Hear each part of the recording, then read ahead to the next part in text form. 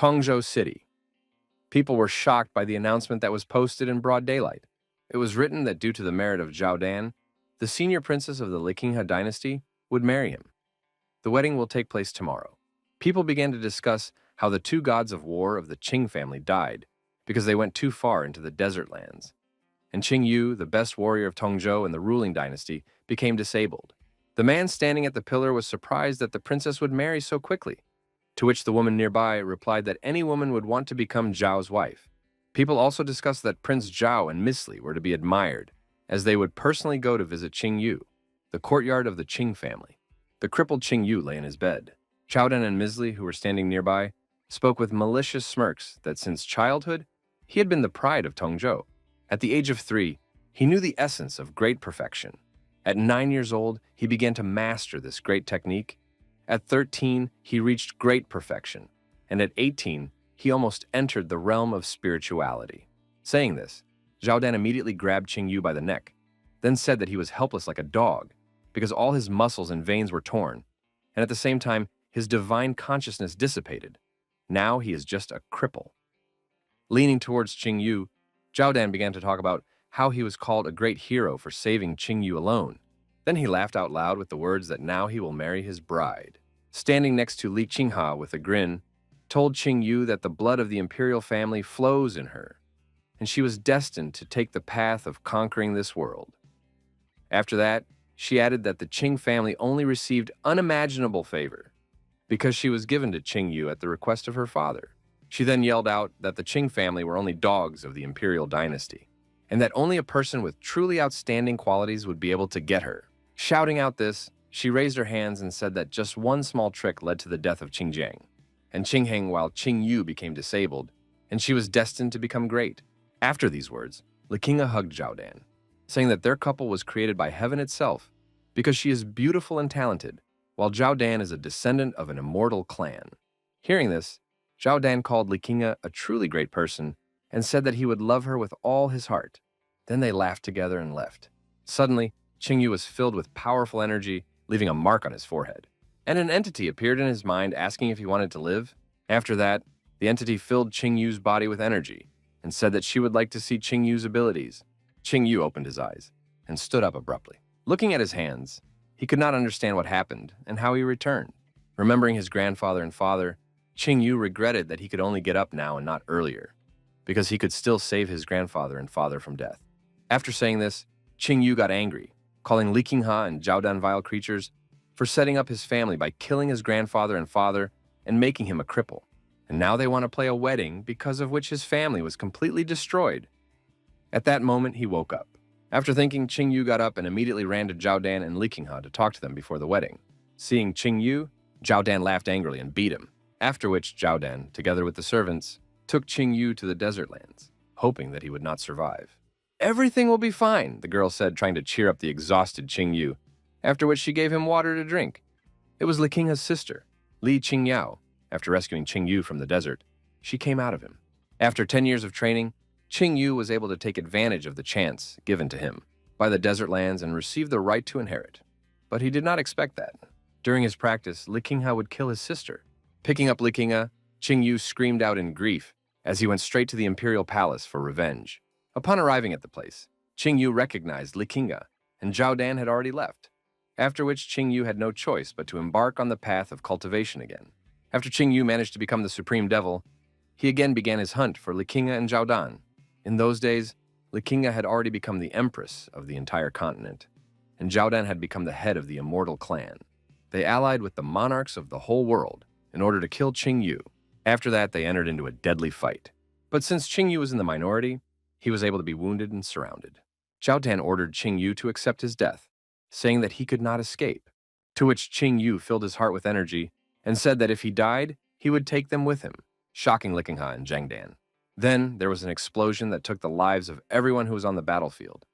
Remembering the events of his past life, Qing Yu vowed that he would take revenge on Zhao Dan and Li Qinghe. After all, a happy accident in the desert lands gave him the Book of Nature, which contained 108 ancient ferocious beasts and 72 ancient divine beasts. Unrolling the scroll, Qing Yu realized that he could awaken one of the beasts, after which he summoned the ghost of Yazi. The ferocious Yazi had an incredibly strong body. His body and bones are stronger than anyone else. Also, with the help of Yazi, Qing Yu would be able to reach the first level of cultivation in the spiritual realm.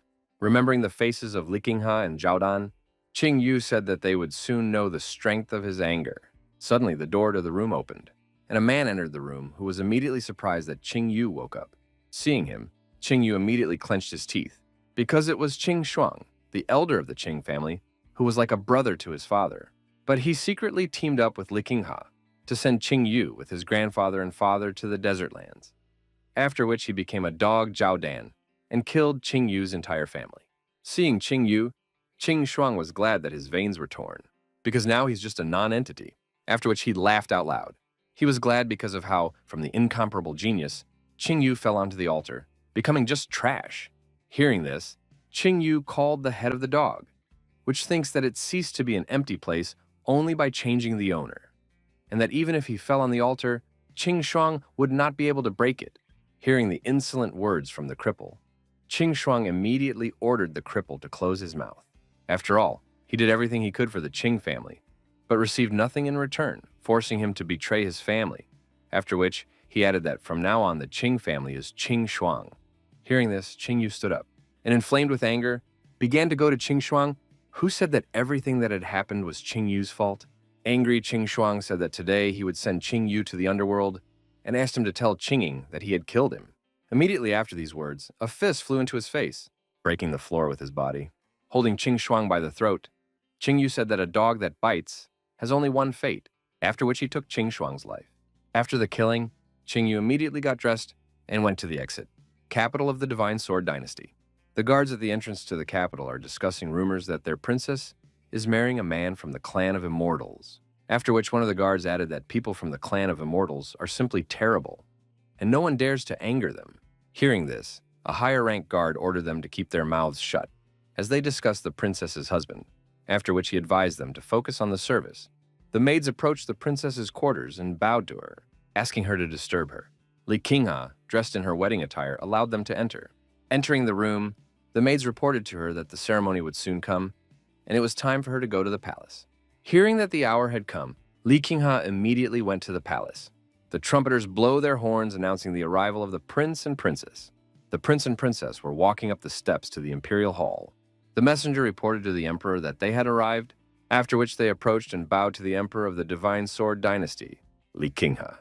The emperor proclaimed that he would entrust Zhaodan, his daughter, to Li Qingha, and that he'd treat her well. Zhaodan bowed to the emperor, then took Li Qingha's hands, and swore that suddenly a spear pierced through the door, killing several guards in the process. Shocked by what had happened, the emperor became angry at the interruption of the ceremony and demanded an explanation from the intruder. Then Li Qingha and Zhaodan were horrified when they saw Qing Yu. Looking at the emperor with a pair, Qing Yu rejoiced at the power of Yazi that he received, because being in the first level of the realm of spirituality, his skills had become several times better than before. He thought about the fact that in a past life, he could not summon a wild beast, while anticipating how terrible he could be if he immediately summoned him. Zhaodan was horrified that Qing Yu's cultivation had recovered, after which the shocked Li Qingha could not understand how it happened, because his veins were torn apart, due to which he turned into a non-entity. Qing Yu was walking up the stairs, while a frightened Zhaodan doubted what was happening. Seeing how scared he was, the emperor thought that, although Zhaodan was a descendant of the immortal clan, he was absolutely hopeless, while Qing Yu's cultivation skills had only improved. The emperor laughed and then, rubbing his mustache, said that he did not expect Qing Yu today. He wanted him to lie down at home. Qing Yu immediately held out a spear to the emperor, looming with the tip of the spear at his forehead, and ordered him to cast aside his hypocrisy. Because if Qing Yu's father had not saved him in the past, he would have become a ghost long ago. He said that his Qing family was ready to do anything for the emperor, and their merits are enormous. After saying that, he asked the emperor, what did he do with his family? After all, Zhaodan and Li Qingha entered into a criminal conspiracy. Upon hearing about the fate of the Qing clan, the guests immediately began to discuss what they had heard. Zhaodan came out in front of the emperor, ordering Qing Yu to be quiet, and immediately emitted purple energy, opening his eye on his forehead, after which he said that he underestimated Qing Yu, but did not expect that his injuries were a sham. And even despite Qing Yu's level of cultivation, he was sure that he would not be able to do anything to him. Qing Yu offered to test Zhaodan's strength, then swung his spear to the side and released golden energy. The guards immediately came to the protection of the emperor. The emperor was sure that Zhao Dan would win, because even though they have the same spiritual realms, the blood of immortals flows in Zhao Dan. Extending his hand forward, the emperor ordered Zhao Dan not to beat Qing Yu hard because he is from the Qing family, which did a lot for the imperial family. In return, he should lightly punish Qing Yu. By destroying his cultivation, Zhao Dan started the fight by summoning the first stage divine weapon, Green Flame. Likinga explained that it was the Zhao Dan family's divine weapon. Hearing this, the surrounding people were delighted with Zhao Dan, and at the same time, they condoled with Qing Yu. Running his hand over the sword, he explained to Qing Yu what kind of sword he was holding, to which Qing Yu replied that he was holding the spear of the god of war of the Qing family, an earthly weapon of the 6th stage, which was soaked in the blood of tens of thousands of human souls and deprived the heads of thousands of people. Hearing this, Zhao Dan shouted in anger that it was just an earthly weapon, after which he raised the sword above his head. Guessing the right moment to strike, Qing Yu, with an animal mark on his forehead, summoned the phantom of Yazi's ghost. Summoning the ghost of Yazi and the spear of the god of war, Qing Yu immediately ordered him to destroy the target. Approaching Zhao Dan, the spear curved and attacked him from behind, surprising at the same time. Zhao Dan got angry at Qing Yu for daring to underestimate him and blocked the spear with his sword. Seeing his sword cracking, Zhao Dan could not understand what was happening, because suddenly his divine weapon was broken by the usual attack of an earth warrior, and then slammed him into the ground, causing him to spit out blood. The surrounding people, the emperor and Li Jiana, were shocked by what they saw. Refusing to accept what was happening, Li Qianhe ordered Zhao Dan to stand up and attack Qing Yu. Qing Yu asked Zhao Dan if the descendant of the immortal clan was so weak. Zhao Dan grabbed the spear with his hands, trying to pull it out, after which Qing Yu pressed him with even more force, asking if he, the very son-in-law of which the entire imperial family is proud. He saw before him only a weak and frail man. Zhao Dan said that he did not know that the Qing family's weapon was not an earthly rank weapon, but a divine one, because it could break his sword. After wiping the blood from his spear, Qing Yu explained to Zhao Dan that the spear of the god of war cannot be compared to a fragile divine sword, because the Qing family washed their relic with blood for centuries. After these words, Qing Yu mentally replied that Yazi's divine power lies in the ability to combine it with weapons, of which there are 2 types, earthly and divine. At the moment, his spear has the power of at least the 2nd level of earthly weapons. The emperor watching this was shocked that the Qing family had a divine weapon. He doubted this because he followed their every move, after which he assumed that Qing Yu received this spear in the desert lands, and decided that he would watch him in order to find out what he still has it hidden. After considering the situation, the emperor told Zhao Dan that he was mistaken in entrusting his daughter, because he could not even defeat Qing Yu. Zhao Dan tried to explain himself to the emperor, but realizing that it would be pointless, he clenched his teeth, after which he screamed. His eyes shone red, while the eye on his forehead completely opened. After releasing all his power, Zhao Dan told Qing Yu that he underestimated, after which he called himself a descendant of the immortal clan and jumped on Qing Yu while calling him an ordinary person. As soon as Zhao Dan got close, he was punched in the face and sent flying. Qing Yu complained about the noise from Zhao Dan, after which he stepped on him with all his strength and said that today he would pay for everything he had done. Qing Yu raised the spear over Zhao Dan, and with a cry of "Die," he was about to plunge the spear. Seeing this, Likinga began to beg her father to save her husband. Seeing how the spear was rapidly approaching him, Zhao Dan began to beg to be rescued, after which a flash appeared. Seeing the approaching enemy, Qing Yu immediately tried to block his blow, after which the guard hit the spear, from which Qing Yu flew off the ground, surprised at the strength of the arrival. Taking advantage of the momentum from the blow, the guard grabbed Zhao Dan and placed him in a safer place.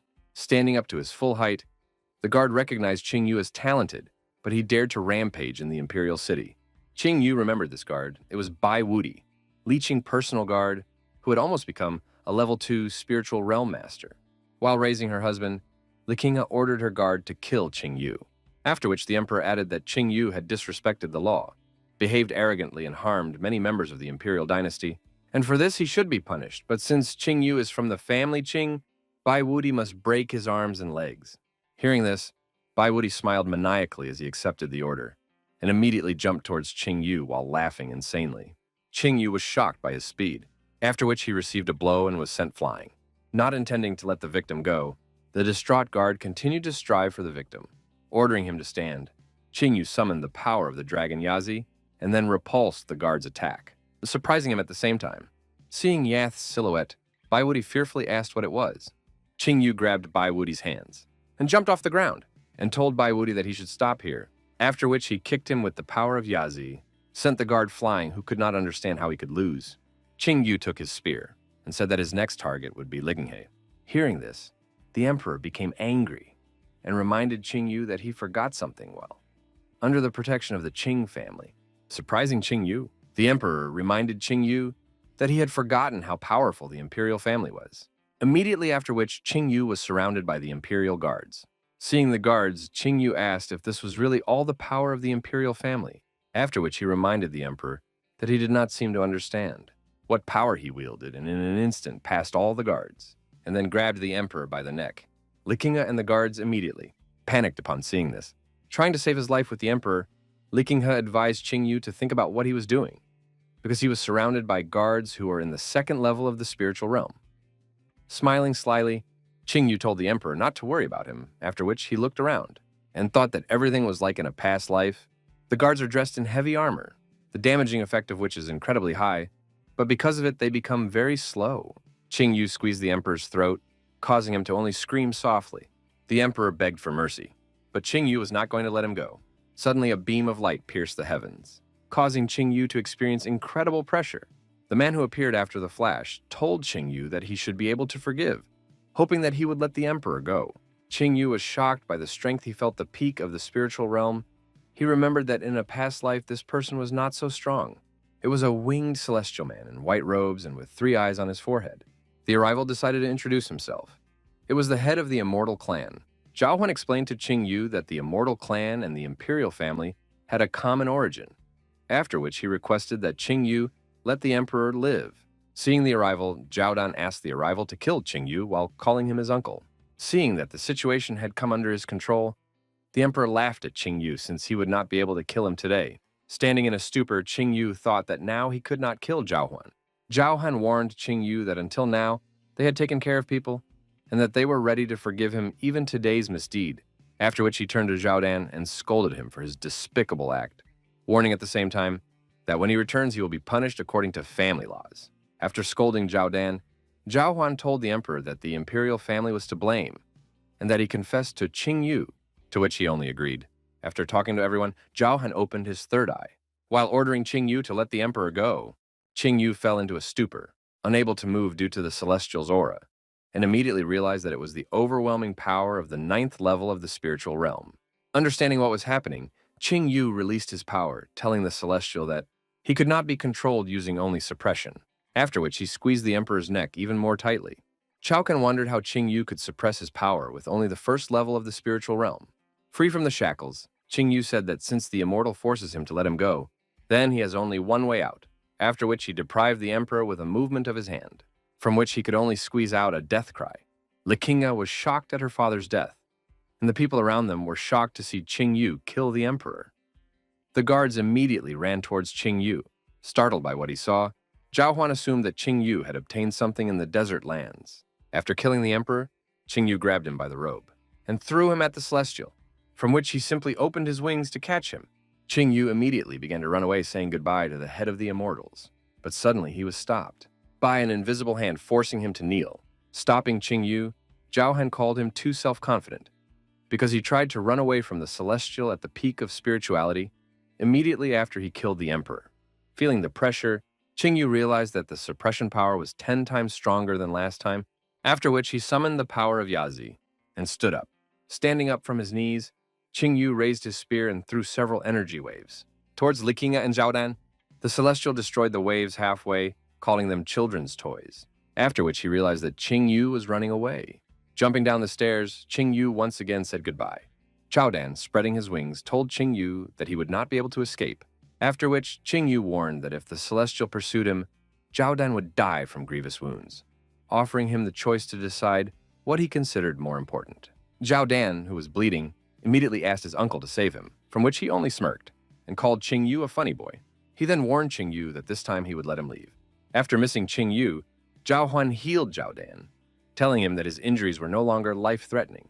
Zhao Dan immediately told his uncle that he would not be able to live in peace if Qing Yu survived, to which Zhao Han replied that he would definitely avenge today's incident. Zhao Han turned back, remembering Emperor Li Jianhe, and smiled, calling him a non-entity. Likinga sat in awe of the celestial, who explained to her that after the death of her father, she should fully support her husband, to which she could only agree with tears in her eyes. Chokan took off into the sky and began to explain to people that today their emperor had died, because of which their empire was temporarily under the control of the immortal clan, after which he ordered everyone to catch and capture Qing Yu. One of the guards wanted to ask the princess what to do, from which she only gritted her teeth and replied that they all obeyed the immortal, which pleased him with how simply they submitted.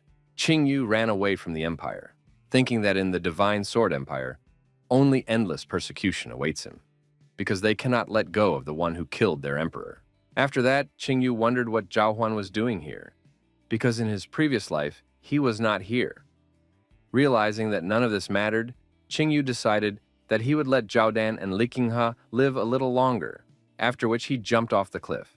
After the assassination of the emperor, a decree was issued throughout the Divine Sword Empire to punish Qing Yu, because he, being a descendant of the Qing family, lost his integrity and committed a terrible atrocity. He killed Emperor Li Jiana in front of his people, after which he managed to escape. The one who succeeds in executing the criminal will receive a part of the city's lands as a reward.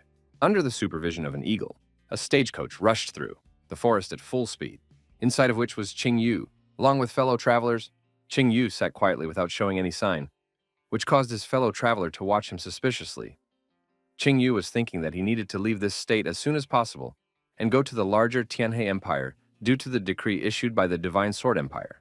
He thought that the Divine Sword Empire had several hundred cities, but it was still quite a small country. But in the Tianhe Empire, there are thousands of cities, many powerful clans and clans. Compared to the Tianhe Empire, the Divine Sword Empire was just a grain of sand. After that, he promised himself that he would soon return and grind Zhao Dan and Li Qinghe to powder. Seeing the strange look of the gloomy passenger, fellow traveler Qing Yu asked her grandfather how he could let such a person into the cart, because his disheveled appearance immediately shows that he is clearly a bad person. Hearing this, the grandfather replied to his granddaughter Yu Hua that although this guy looks sloppy, his body is in excellent shape, and he can make a good assistant, because the road to the Tianhe Empire can be quite dangerous, and with such a fellow traveler, they will be much calmer. Hearing this, Yue Hua asked who would dare to threaten them, since her grandfather was Jin Nanwan himself from the Tianhe Empire. Having accidentally heard the conversation of fellow travelers, Qing Yu was shocked by who the old man next to him turned out to be. Qing Yu remembered stories about Jin Nanwan, a true hero of mankind who defended the borders of the empire from evil spirits. But, unfortunately, when the immortal clan began to help the Divine Sword Empire in a past life, they overthrew the Tianhe Empire in one fell swoop, and Jin Nanwan was killed by Zhao Dan. And now Qing Yu was lucky to be in the same wagon with Chen Nanwan. Seeing how the fellow traveler was looking at them, Yue Hua immediately asked why he was staring at her. Qing Yu immediately turned around and said that it was a stranger, which angered Jin Nanwan. Meanwhile, the cart was pursued by unknown people. The coachman turned to the owner, saying that there were about 100 miles left to the Tianhe Empire. Hearing this, Jin Nanwan ordered him to speed up, because they must get to the empire as soon as possible. After which, he turned to Qing Yu and gestured until nothing happened. Hearing this, Qing Yu immediately realized that Jin Nanwan had said it on purpose, and that he knew from the very beginning what position Qing Yu was in now. Suddenly, several arrows covered in a scarlet, flew at the horse, causing the cart to shake. All the people inside immediately wondered what had happened, after which a huge blade on a chain flew towards the cart and cut the cart in two and returned back to its owner. After destroying the cart, she warned Jin Nanwan that they were ordered to take his head. Jin Nanwan immediately warned the people to be careful, as they were being attacked by the Death Clan assassins from the Tianhe Empire. Hearing this, Qing Yu immediately remembered them. They were quite famous assassins in the Tianhe Empire. The woman who stopped the wagon plunged her blade into the ground, after which she asked Jin Nanwan to obediently accept death. Jin Nanwan, hearing this, began to rub his beard, saying that the Death Clan obviously underestimated him, after which he became more serious and asked if she thought that she could kill him alone. The killer, having heard disobedience, answered the old man that, of course, she was not the only one who came for his head. Something was flying in the sky directly above Jin Nanwan. Noticing this, Qing Yu immediately warned him of the danger, after which he grabbed a spear and blocked the arrow covered with a scarlet aura. Seeing this, Jin Nanwan was surprised because of what was happening. Reflecting the arrow, Qing Yu realized that it was the arrow of the sun god, and then broke it in half. By releasing a wave of energy, and moved a few meters due to the momentum. Qing Yu was exhausted, reflecting the arrow.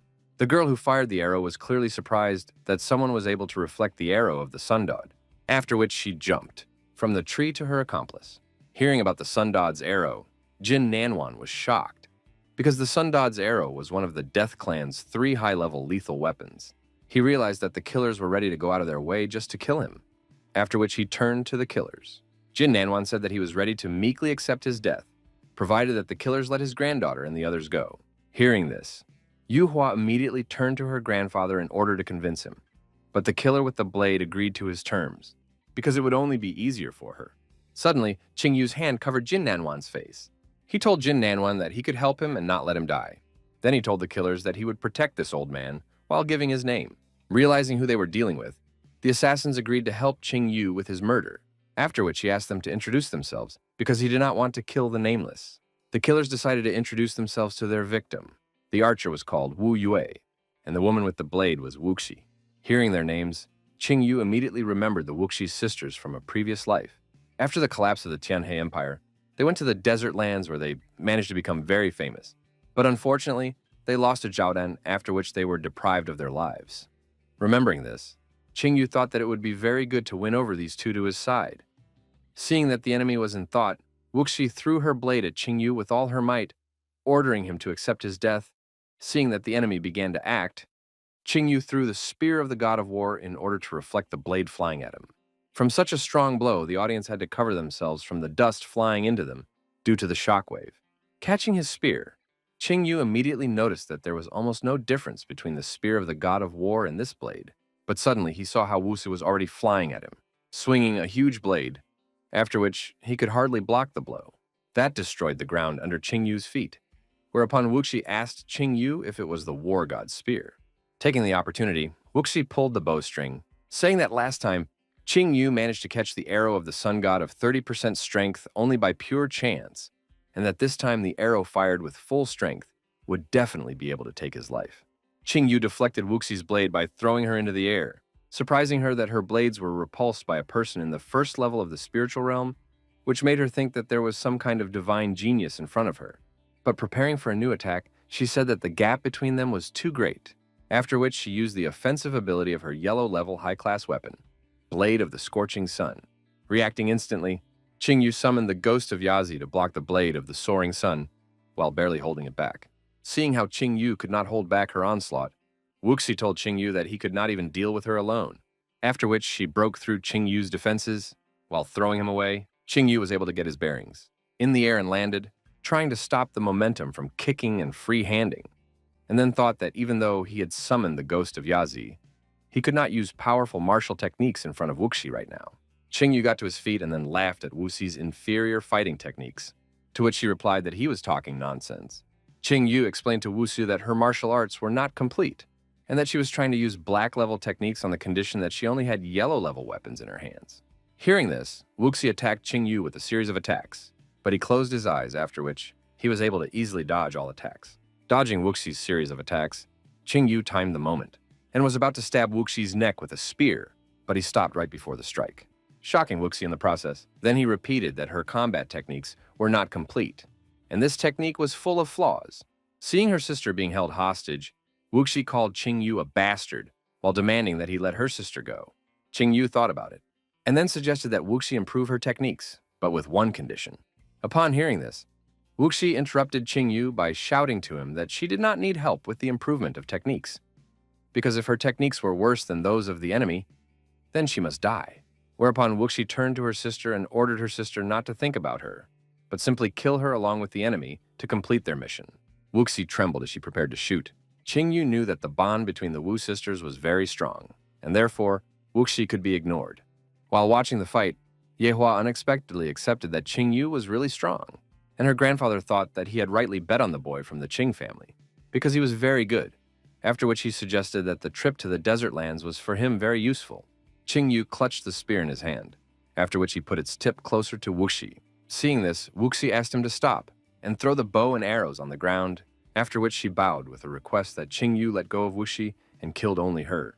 After considering the situation, Qing Yu removed his spear from Wuxi and said that the Death Clan is worthless and shameless, although they raised them. They do everything against the will of the sisters, after which he asked if they really want to continue to stay with them. Holding her hand around her neck, Wuxi asked how Qingyu could have known anything about the Death Clan, to which he replied that of course he knew, and that he knew that their head had been plotting to have an affair with the sisters for a long time.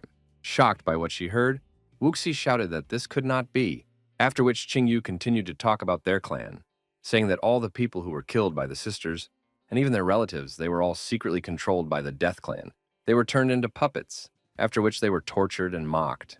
Hearing this, Wuxi replied that this cannot be, and that their head only kills people worthy of death, to which Qingyu suggested that the sisters check everything themselves, thinking that he managed to sow a seed of doubt in the sisters due to the fact that they did not know the truth about the clan. And now their transition to his side is just a matter of time.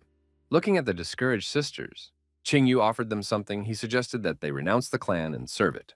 Shocked by what she heard, Wuxi only chuckled, calling it a huge generosity.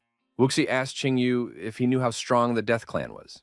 Did he know what would happen if they renounced the clan, leaving the clan only death awaited them? After which she asked if he could protect them. Qingyu hid the spear, and then told them not to rush, and added that he would give them time to think. After which he told the sisters that if they muster up their resolve, they could find him in the largest inn of the Tianhe Empire, where he would wait for them in any time. Angered, Wuxi told Qingyu that he had a chance to kill her, and that now she and her sister would try their best to kill him. The departing Qingyu suggested that they try.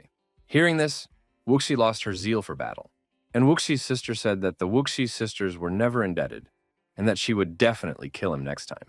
After saying everything to Qingyu, Wuxi told Jin Nanwan that he did not think that when he reached the Tianhe Empire, he could live as carelessly as before, and that the Death Clan would have hundreds more ways to deal with him. Jin Nanwan did not even know what to say after what he saw, while Yuhua blushed in embarrassment and began to twist her hair with her finger while trying to thank Qingyu.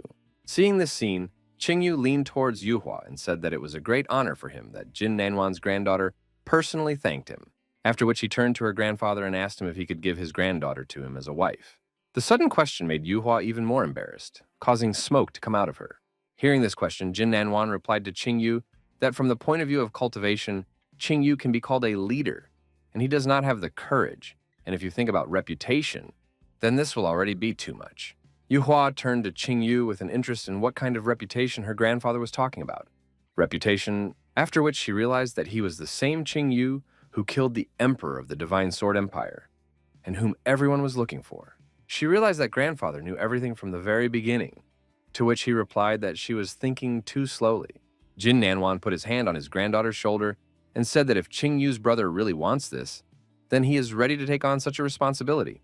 Hearing about the marriage license, Yuhua tried to say something, but suddenly Qingyu coughed and said that he still needs to think since he was just joking, which caused Yuhua to fall to the ground. Ignoring Yuhua, Qingyu told Jin Nanwan to hurry up, to which he agreed. Hearing that it was a joke, the embarrassed Yuhua burned with anger, wanting only to repay him for this. Tianhe City. Qingyu and his companions were approaching the majestic gates of Tianhe City. Upon seeing Jin Nanwan, the people immediately greeted their king, after which they began to discuss him, the men admiring their ruler while the girls discussed Princess Yuhua next to him. A man tried to pass through the crowd. Huang Fei walked through the crowd and immediately greeted his ruler, after which he bowed to him, saying that his father remembered him a lot. Jin Nanwan laughed while rubbing his beard and said that he had not seen his father for a long time either. Huang Fei approached Yuhua, calling her Li Yu, to greet her and tell her that he also missed her very much. Frightened by Huang Fei's pushiness, Li Yu nervously told him that they didn't know each other very well. Hearing this, Huang Fei, not understanding why Li Yu was saying this, told her that everyone around them had been married since childhood, and that they were considered to be engaged. Hearing this, Qingyu told Li Yu that she had good taste, and that Huang Fei was quite talented, to which she shouted that she was not. Hearing Qingyu's words, Huang Fei laughed narcissistically, and told Qingyu that he did not deserve such praise, which angered Li Yu. Angry, Li Yu figured out how to take revenge on him, and hugged Qingyu, blushing at the same time, and calling him her beloved, shocking everyone. Being in an awkward position, Qingyu realized how vindictive Qingyu turned out to be, thinking that Yazi would suit her stronger. Hearing Li Wei's words, Jin Nanwan and his entourage supported Li Yu, causing Huang Fei to be shocked and unable to believe it all. In order to finish off Jin Nanwan, Li Yu added that Qingyu was her lover.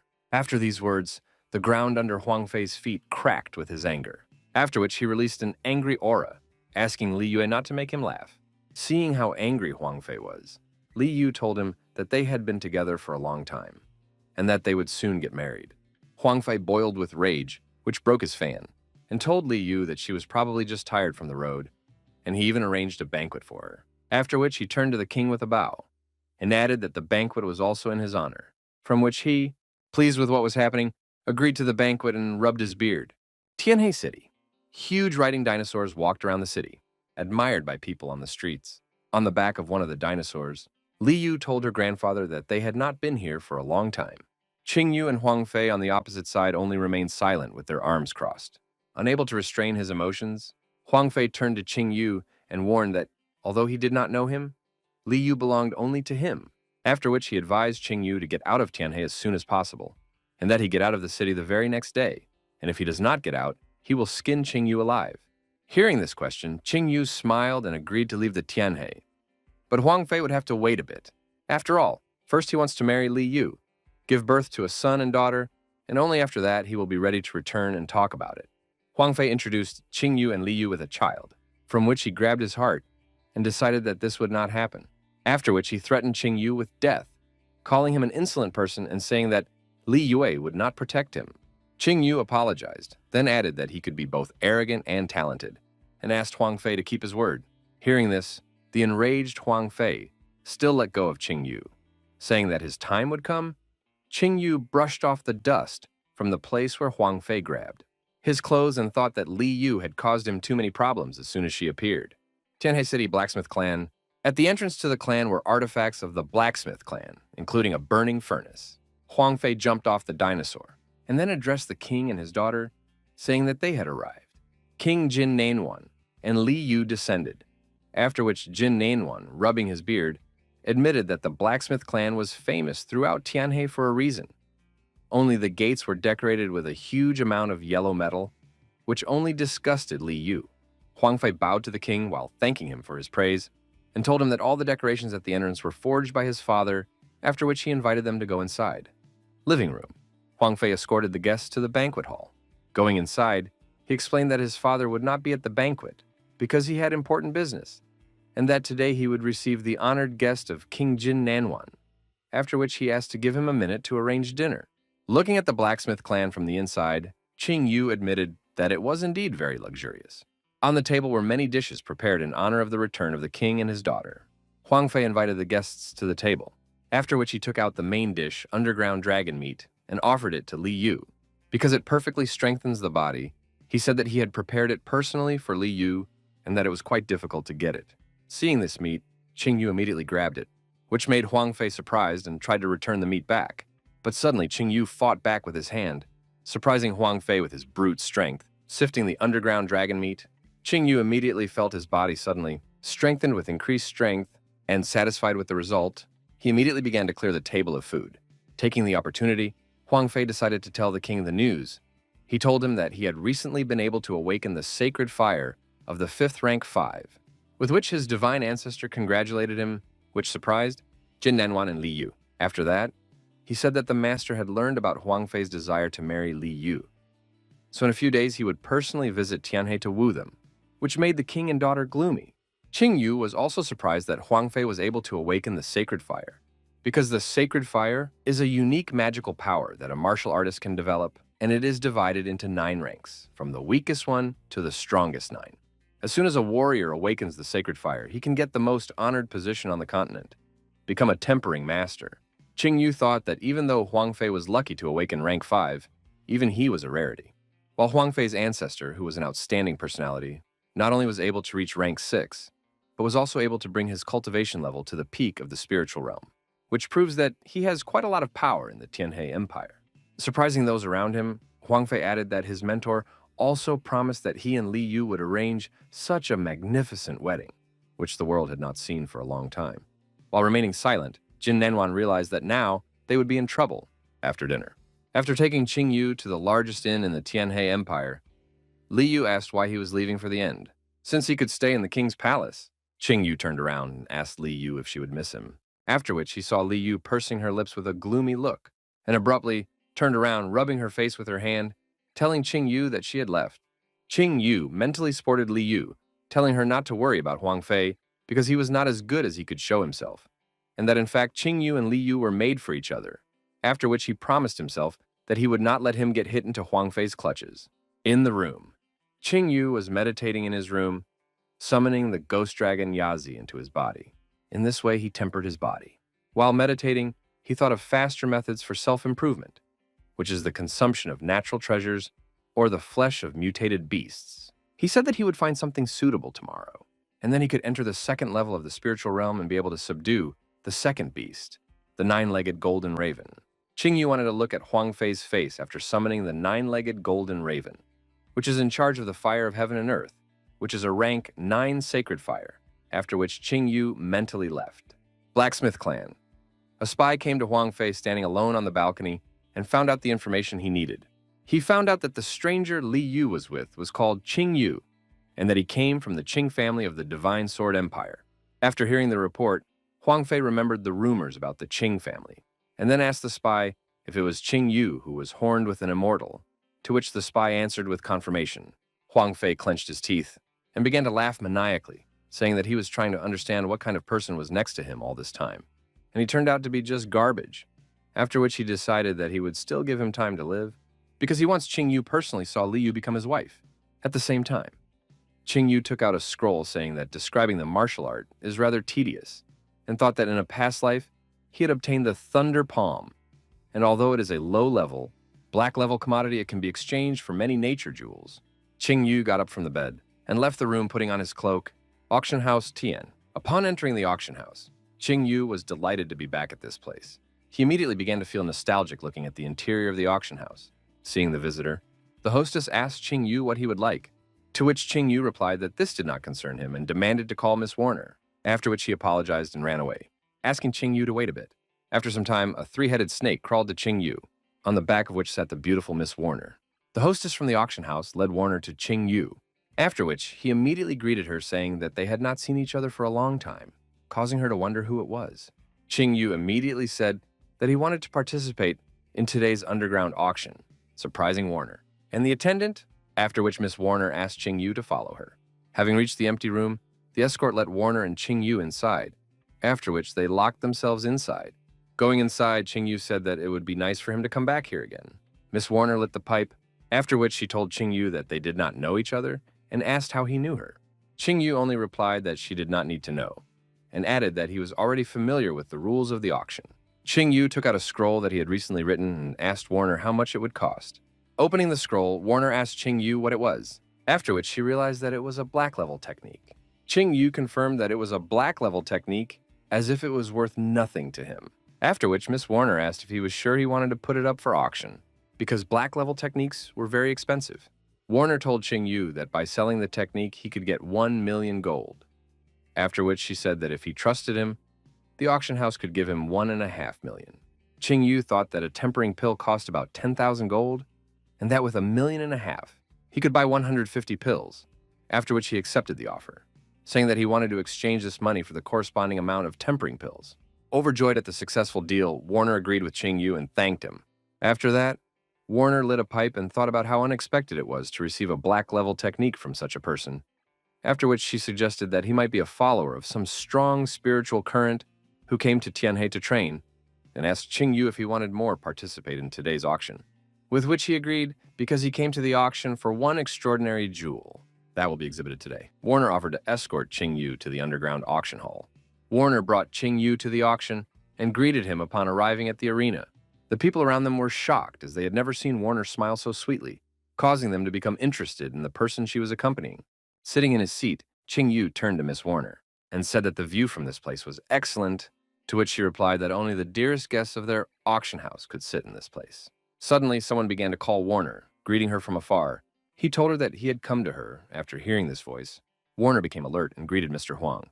Coming closer, with a smile on his face, Huang Xian began to tell Warner that he brought her an excellent product, to which Warner thanked Mr. Huang while covering her face with her hand. Huang Xian said that his father came to her several times with a question about matchmaking, to which she refused all the time, after which he tried to touch her, but Warner jumped aside, laughing, because of which Huang Xian missed. Huang Xian laughed at how easy it was to embarrass Warner, and had already discussed with his father that from today's lot, the entire fee would be considered a ransom for her. Lustfully smiling, he said that even her father could not refuse such an offer, from which Warner lost heart. Watching the scene behind him, Qingyu realized that he was right, that the divine spear would be auctioned today, the damaged divine spear. Huang Qian saw Qingyu sitting and brazenly grabbed his shoulder, saying that this was his private place and that he wanted Qingyu to roll as far as possible from here. Seeing how Huang Qian attacked her guest, Warner stood up for him, saying that this was her guest and that there was no need to be so rude to him. Frightened by what he heard, Huang Qian, holding back tears, told Warner that this place had always been his, to which Qingyu replied that now, this place belongs to him. Hearing this, Huang Qian began to threaten Qingyu, calling him trash who had only reached the first spiritual realm. Qingyu, not wanting to listen to this noise, hit Huang Qian in the face, causing him to move a few meters away and try to say something. Qingyu told Huang Qian that he was pissing him off and that he would go to the next world if he said even one more word. Having reached the limit, Huang Qian clenched his teeth and called Qingyu a freak, after which he released energy and said that no one dares to talk to him in such a tone, and if he wants to die, Huang Qian is ready to help him with this. Seeing what Huang Qian was doing, Warner ordered him to stop. She explained to him that no one is allowed to make scandals in the hall of her auction house, and that this rule applies to everyone. Hearing this, Huang Qian immediately began to try to explain himself by pointing at Qingyu, after which the angry Warner ordered him to shut up. Huang Qian could only fearfully agree with her order, after which he sat down in his seat thinking that he should endure the offense in front of Warner. But Qingyu will be finished. As soon as he leaves the hall, watching what was happening, a man sitting in the back rows, using a jade tablet, reported to his master that Qingyu had a falling out with Huang Qian, Huan family. Huang Fei contented himself with maidservants eating grapes. After hearing from a spy that Qingyu and Huang Xian had a fight, he realized that Qingyu was looking for death, after which he dialed Wang Xuan with a tablet. Huang He told Huang Xian about Qingyu, after which he was delighted, because the person who insulted him was just a pawn of a fading empire, and not someone powerful. Warner took the stage to greet guests at her auction, announcing that there will be many truly incredible items at the auction that are many times superior to all previous lots. Hearing this, the guests cheered for the auction to start soon, for they were already intrigued. Warner signaled with her hand, after which the first lot was brought to her, and she announced that the first lot was a second-class survival pill, after which she opened the box, in which there was a pill exuding pure energy. Warner explained whether it was alive or dead, flesh or bone, regardless of the severity of the wounds. Whoever ate this pill would be able to recover in an instant, and announced the starting price of 10,000 gold. There was an immediate uproar in the hall. A bald man shouted the price of 15,000. He was immediately interrupted by a horned man sitting next to him, shouting the price of 18,000. Qingyu yawned upon seeing the first lot and decided to sleep until something worthwhile appeared, after which he instantly fell asleep. Huang Xian, who was sitting nearby, grimly told Qingyu to continue sleeping peacefully, as this was his last day. Half an hour later, Warner congratulated the man in the front row on acquiring the jewel, then ordered the maid backstage to bring the next lot onto the stage, and announced to everyone the final lot of today's auction. After the announcement, the backstage was opened, and several men carried a rather large box onto the stage. After hearing about the latest lot, Qingyu immediately woke up, wiping his saliva in anticipation. The spy from the forging clan immediately burst into flames, saying that he needed this weapon. Warner began to introduce the lot. It was a first-class divine weapon, a damaged divine spear, after which she added that although it was broken, it was still a divine weapon whose starting price was 1 million gold, after which she offered to raise the bids. As soon as he saw the lot, the spy of the forging clan immediately offered 1.5 million for the lot, after which he explained to those around him that this item was very important for his clan, and that he hoped to show respect from others. Warner immediately realized that the forging and casting clan was again trying to bring down the price for product. Qingyu was about to bid, but suddenly a woman in a raincoat appeared next to him and offered 2 million, saying that she also really needed this thing. Looking at the cloaked figure, Qingyu immediately guessed that it was Wuxi. Upon hearing the bid of 2 million, the forging clan's spy immediately made a fuss, demanding an explanation of how someone dared to outbid his clan's bid, after which he ordered her to roll off the stage. Hearing these words, Wuxi took off her hood, which scared the spy that the Death Clan also wanted to take the damaged divine spear into their own hands. He realized that he could not do anything with the Death Clan and hoped that his master would understand the situation. Wuxi smiled, saying that this thing is now hers. Upon hearing this, Yu jumped up from his seat and bet 3 million, after which he mockingly smiled at Wuxi, who got angry thinking that he did it on purpose. Meanwhile, Huangxian was shocked that a brat like that could have 3 million gold. Warner asked if anyone would give more gold, to which no one could answer. Since no one could beat Yu's bid, Warner announced that the damaged rank 1 divine weapon now belonged to Yu, and then blew him a kiss, surprising him at the same time. Warner then announced that today they will be presenting another lot. This time the final one, the black level martial art technique, Thunder Palm. Only after seeing such a rarity as a black level technique, the people rejoiced in anticipation, after which Warner announced the starting price of 5 million and the start of bidding. The hall was immediately filled with noise. Everyone who had money bet, hoping to snatch the jackpot. The bald man bet 6 million, the bearded man bet 7, after which Huangxian exploded like a volcano, shouted the price of 10 million. The spy of the blacksmith clan also did not sit silently, outbidding Wang Shen with a bet of 12 million. Huangxian got angry at the spy, and then asked for an explanation from Huangxian, to which the spy replied that the young master had sent a message saying that he must get this technique at any cost, and apologized to Wang, after which he outbid his own bet by betting 15 million. Hearing this, Huangxian blazed with anger, telling Huang Fei that he would no longer help him in revenge against Yu. Wuxi called the 15 million bet pathetic, then raised her hand and bet 18 million, but she was suddenly stopped by Yu covering her mouth, asking her not to bet, the reasons for which he will explain later. Outraged by Yu's behavior, Wuxi said that she did not have to listen to him and was going to bet 20 million, but she lowered her hand, after which she agreed with Yu, and was confused thinking why she should listen to him at all. Since no one else raised the stakes, Warner announced that this technique now belonged to the spy of the blacksmith clan. Hearing this, the spy laughed at being able to obtain a black-level technique for his lord. Yu asked Wuxi not to forget what he told her, after which he asked her to come visit, saying that he lives in the largest guest house in Tianhe and left. A moment later, Warner entered Yu's room saying that he was too late, to which he replied that he had come as soon as the opportunity arose, after which Warner thanked Yu. Yu told her that she was a great fellow, because she was able to sell equipment for such a price without even deceiving buyers, after which he asked if he owed her for it. Warner walked over to Yu and whispered in his ear that he could still help her with something. Hearing this, Yu wanted to ask her a question. He took her by the waist and lifted her chin, after which he asked the blushing Warner if she could do him a favor. Warner wanted to ask what Yu wanted to do, but in a fit of passion, she was about to kiss him. Suddenly, Yu held out his hand saying that he would not tease her and simply asked her to bring his thing. Warner immediately took out the ring, then coughed and explained to Yu that it was a warehouse ring that the auction house gave to Yu along with the lot. Yu put on the ring and immediately called it not bad, because it was a medium yellow level storage ring. After that, he remembered something and asked Warner to tell him if Huangxian would invite her to excavate the ancient ruins in the future, while saying that he would also go, after which he said goodbye and left, leaving Warner with the question of what ruins he was talking about. Grand Tiana Avenue. Yu lazily walked through the streets of the city, thinking that in a past life he was already familiar in Warner, but after returning from the ancient ruins. Then she was forced to marry Huangxian because he wove a whole conspiracy against her. But unfortunately, after the wedding, Huangxian showed his true colors and turned his wife's life into a real hell. Although Yu could not pull Warner out of this abyss in his past life, in this life, he promised to give her heaven. Late at night, Yu was meditating in his room. While the pills were swirling around him, he was thinking that ordinary warriors at the first level of the spiritual realm can only take 1 tempering pill. Talented people can take about 3 at a time. Warriors who have reached the peak can drink 10 pills at a time. But Yu, possessing the power of Yazi, has no equal in physical strength, can take 150 pills at once at a time.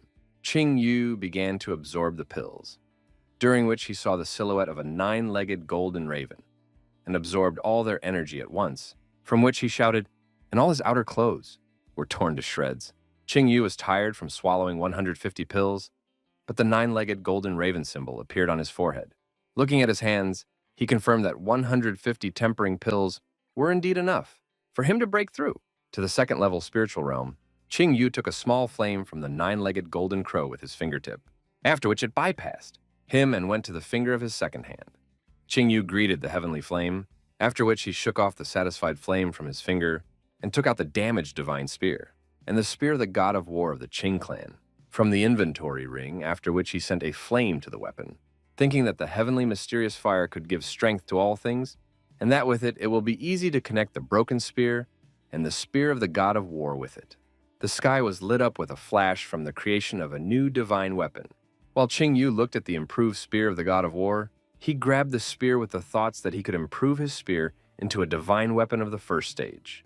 And he said that now he was close to the 5th level of the spiritual realm in strength surroundings. The people carrying the palanquin suddenly stopped. When they saw how the sky above Tianhe suddenly lit up with a flash, seeing the light through the curtains of the palanquin, the old man sitting inside opened the curtains while thinking about the flash. This flash made him think that a divine weapon of the first stage had appeared in Tianhe. And if there really was, if there is a divine weapon of the first stage, then he must think of a way to take it for himself. After which he laughed in anticipation of profit. Clan of Death, the lavishly decorated Death Clan, was adorned with such dark things as burning skulls with glowing eye sockets that seemed to glow with life. Wumyu and Wuxi bowed to their master to greet him. The head of the Death Clan, Hua Xijin, called the Wu sisters their misdeeds. They could not kill King Jinnan, and also failed to buy the necessary thing at the auction, which made him wonder what he should do with them. Wuxi put her hand on her heart and asked the head to punish them by making him laugh. Lifting Wuxi's chin with his finger, Huasiren reminded them that he had raised them since childhood, and then asked how he could punish them after such a thing. After these words, Huasiren told the sisters that they had a new task, and that he hoped that this time they would not screw up. Wunwai and Wuxi immediately agreed to the task with a gloomy expression. Hearing that his servants were ready for the task, Huasiren began to explain that the person who had previously ruined all their plans was Qing Yu, who was from the Qing family of the Divine Sword Empire, and that he was forced to leave the empire for the Tianhe Empire because he killed Emperor Li Jianhe, because of which the Immortal Clan issued a decree to capture Qing Yu, and he entrusts this matter to the Wu sisters. Hearing this, the sisters immediately bowed and set off towards the goal. As soon as the sisters left, Huasiren flared with anger, calling the sisters nothingness, saying that they could not even complete such simple tasks, and that he had raised them all these years in vain, after which he grabbed his face and said that if they failed the task again, then he will have to find new pets. The next day, Li Jianhe stood in front of the inn waiting for Qing Yu in the early morning. Leaving the inn, Qing Yu yawned, after which he asked what she wanted from him at such an early hour. Li Jianhe approached Qing Yu and told him that from today, he will live in the palace because this inn is not suitable for him. Hearing this, Qing Yu asked if she missed her fiancé, to which Li Jianhe began to justify herself by saying that he had to go to the palace because of the acquisition of divine weapons, and a quarrel with Huang Fei and Huang Shen, adding that at least individually they did not scary, but together they can get Qing Yu. Qing Yu patted Li Jianhe on the head, asking if she was afraid for him, and said that as long as she was here, none of those guys would dare to climb on him. Li Jianhe cutely became enraged at the strokes, and immediately shouted that the problem was with the Death Clan that had intercepted the mission of the Divine Sword Empire, and that they had already sent people to kill him. Qing Yu put his hand on Li Jianhe's shoulder and asked why she was worried about him if he was not afraid, and asked her to show him Tianhe. Li Jianhe said out of desperation that she did not even know what to say to him in order to convince him. While walking along Tianhe, Qing Yu and Li Jianhe ate sweets together, watched the circus performers, and enjoyed the walk. While walking across the bridge, Li Jianhe noticed someone she knew. She immediately recognized Warner from the auction house, who had become very pretty since their last meeting. Qing Yu suggested that Li Jianhe first look at himself, driving her into colors with this. Approaching Warner, Qing Yu and Li Jianhe greeted her, to which she reciprocated. Seeing her friend, Li Jianhe happily said that they had not seen each other for a long time, asking since when she was so distant, and that she could still call her Yuka. Hearing this, Warner laughed, after which she still called her Yuka. Seeing Qing Yu and Li Jianhe's company, Warner asked if she bothered them by daring to come here, to which he replied how could he be worried about meeting such a beauty, after which he asked her the real reason for her visit. Warner said that since Li Jianhe was also here, she should agree that Qing Yu should be especially careful with the Death Clan, to which he replied that it was just nothing. Hearing that Qing Yu was not worried about the possibility of meeting the assassins of the Death Clan, Warner was preparing to leave so as not to distract the two, but suddenly Li Jianhe hugged her, offering to take a walk with them and suggesting that she show them Tianhe. Since Li Jianhe has been here for a long time, I haven't been and don't remember much. Qing Yu agreed to Li Jianhe's suggestion, then hugged both Li Jianhe and Warner tightly, causing them to blush and laughing said that they definitely need to go together. Because of the hug, Warner began to think about Qing Yu even more, after which they went for a walk. Shanghai Oriental Market. Seeing Li Jiana and Warner walking in the city embracing the guy, people began to discuss what was happening. They wondered what kind of man he was. He dared to hug such beauties, after which some people remembered how they saw him recently received with honors in Tianhe.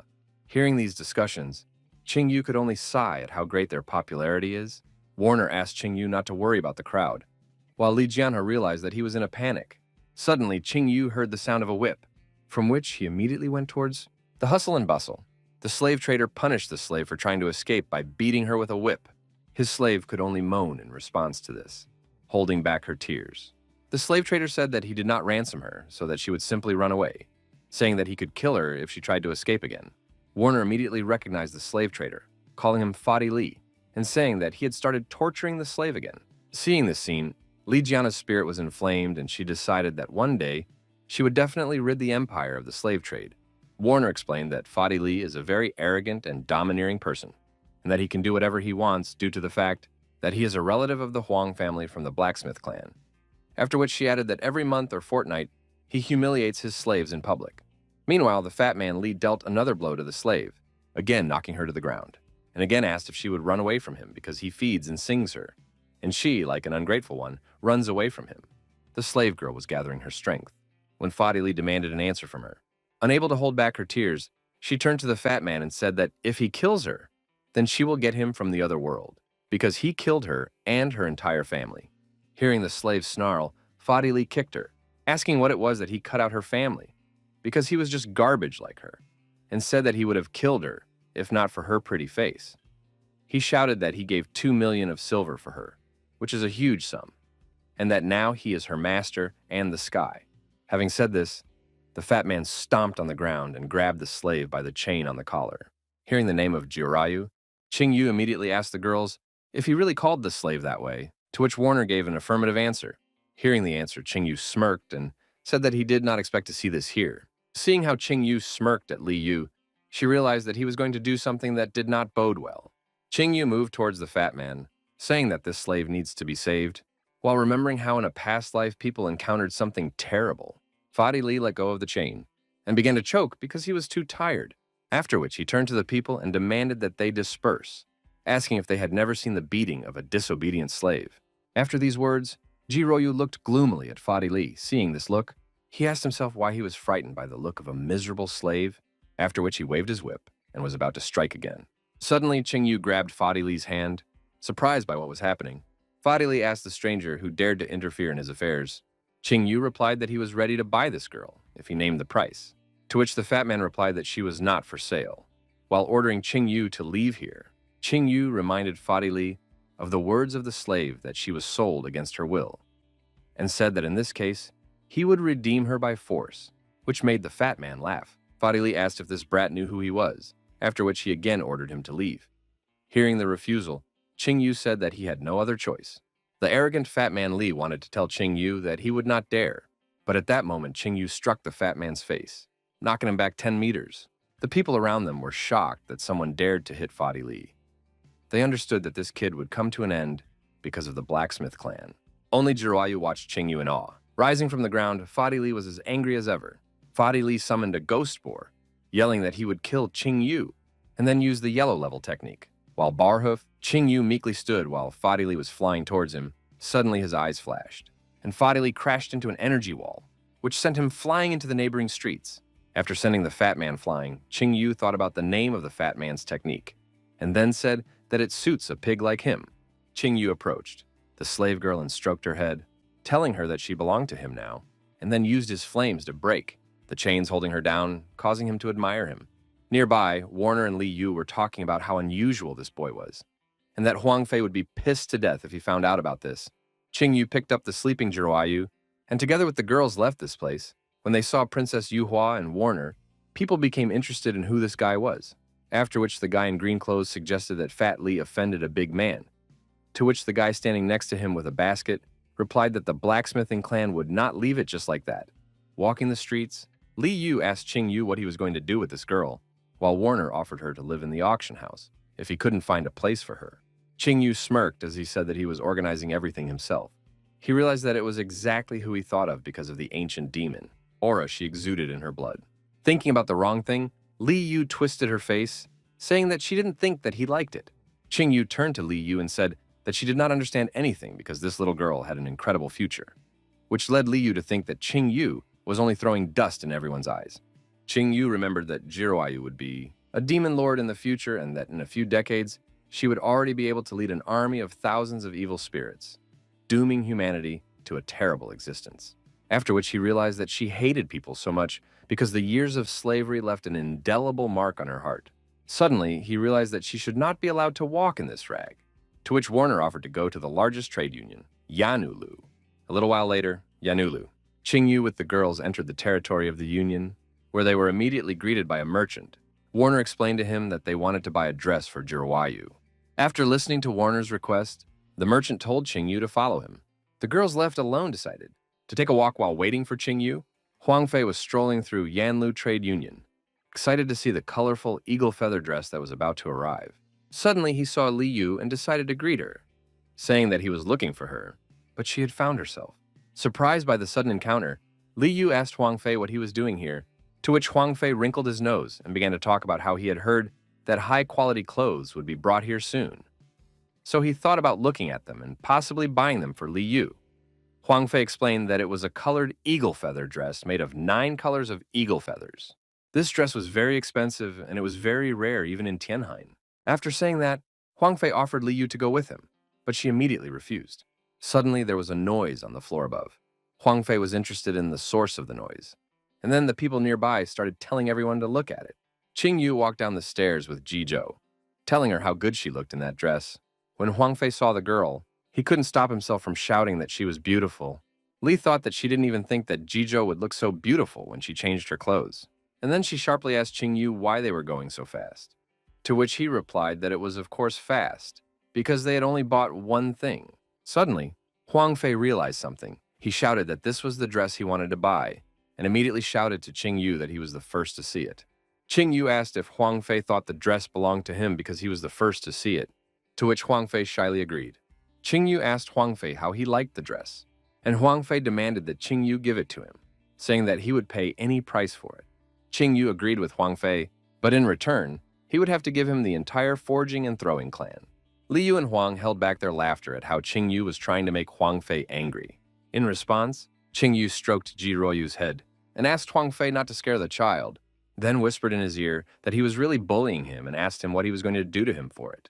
Upon hearing this, Huang Fei lost control of himself in anger and called out his 5th-rank flames and shouted at Qing Yu that he had overstepped his bounds. Suddenly, the fight was interrupted by a man running into the hall and calling out for Huang Fei. He irritated Huang Fei cursed at the newcomer, and then Fadi Li started begging Huang Fei for help.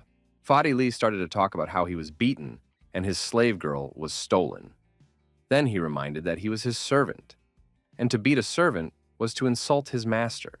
Huang Fei wanted to interrogate Fadi Li further, but suddenly Qing Yu put his hand on Huang Fei's shoulder and said that he was the one who beat up Fadi Li. When Fadi Li saw Qing Yu, he immediately swore at him and began to explain to his master that it was Qing Yu who beat him up and then stole the slave girl. Hearing this, Huang Fei was outraged by Qing Yu's action. He said that he still remembered the incident when he met Yu and said that he didn't want to humiliate him then. But now, Qing Yu had decided to humiliate him again. Then Huang Fei apologized to Li Yu for what he was about to do. He wanted to kill Qing Yu. Li Yu immediately reminded Huang Fei that he could not disrespect the royal court on a whim. Then Huang Fei asked her if she really wanted to move out of the palace for Qing Yu, to which she replied in the affirmative, saying that Qing Yu was her fiancé. Huang Fei's anger boiled over, but he still managed to control himself, thinking that everything was fine because his mentor would be back soon, and there was no way the palace could protect Qing Yu from him. After holding back his emotions, Huang Fei said goodbye to Li Yu, and was about to leave. Fadi Li decided to remind Huang Fei that he would lose face if he left like this. So Huang Fei vented his anger by punching Fadi Li and ordered him to leave, then left, leaving Fadi Li imprinted on the wall. Li Yu tried to warn Qing Yu that Huang Fei's ancient ancestor would soon appear and that Qing Yu wouldn't be able to handle him. But Qing Yu didn't let her finish, saying that everything was fine and that he would be able to handle it. Qing Yu offered to buy whatever they wanted from Li Yu and Huang. Since they were here, the girls were immediately happy with the offer, but Qing Yu suddenly said that Li Yu would pay for it, which made them turn to stone. Tianhe, and after saying goodbye to Qing Yu and Ji Royu, Huang said that it was time to leave. Liu Yu decided to remind Qing Yu that he shouldn't do anything bad to Ji Royu. After hearing this from Li Yu, Qing Yu asked if he looked like a bastard and then patted Ji Royu's head. So Li Yu hummed loudly and decided to leave. In the room, Qing Yu was organizing his things while Ji Royu was sitting on the bed. Ji Royu awkwardly asked Qing Yu why he decided to ransom her, to which Qing Yu replied that she was alive and asked her why she was asking unnecessary questions, adding that there were still many good people among the humans. After unpacking, Qing Yu wished Ji Royu good night and said that he would sleep in the next room and went out and closed the door behind him. Blacksmith clan. Huang Fei cursed himself as he ashamedly stood in front of his father. Huang Ting, the head of the forging and smithing clan, reminded Huang Fei that he had been taught many times to stay calm no matter what, and told Huang Fei to look at himself, because it was a real shame to be angry at a stray dog. Huang Fei bowed to his father and said that what he had taught him. Huang Ting asked his son to take his time, saying that his mentor would arrive in 3 days, and then he could go to Tianhe. And when the time came, Li Yu would fall into his hands. But what was more important was the upcoming sacred fire competition. Huang Fei raised his head and promised his father that he would definitely win. Upon hearing that his son was ready for the competition, Huang Ting laughed and said that with the support of his mentor, he would definitely be able to take first place. And after that, they would definitely surpass Tianhe dynasty. Huang Fei happily agreed. Deep night. Qing Yu was sleeping peacefully on the bed when suddenly the assassins came into the room and put their blades on him, so Qing Yu asked why they were inactive. Then the assassin took the blade with both hands and prepared to strike. Qing Yu suddenly got up from the bed and stretched. He asked the assassins if they were comfortable wearing these veils at night. Then they took them off. Wuxia asked if Qing Yu was awake, and he replied that he couldn't sleep with 2 unrealistic beauties standing next to him. Wuxia immediately put her blade to Qing Yu's throat and said that if that was the case, he should understand why they were here. Upon hearing this, Qing Yu ordered her to stop this farce and said that they were not assassins.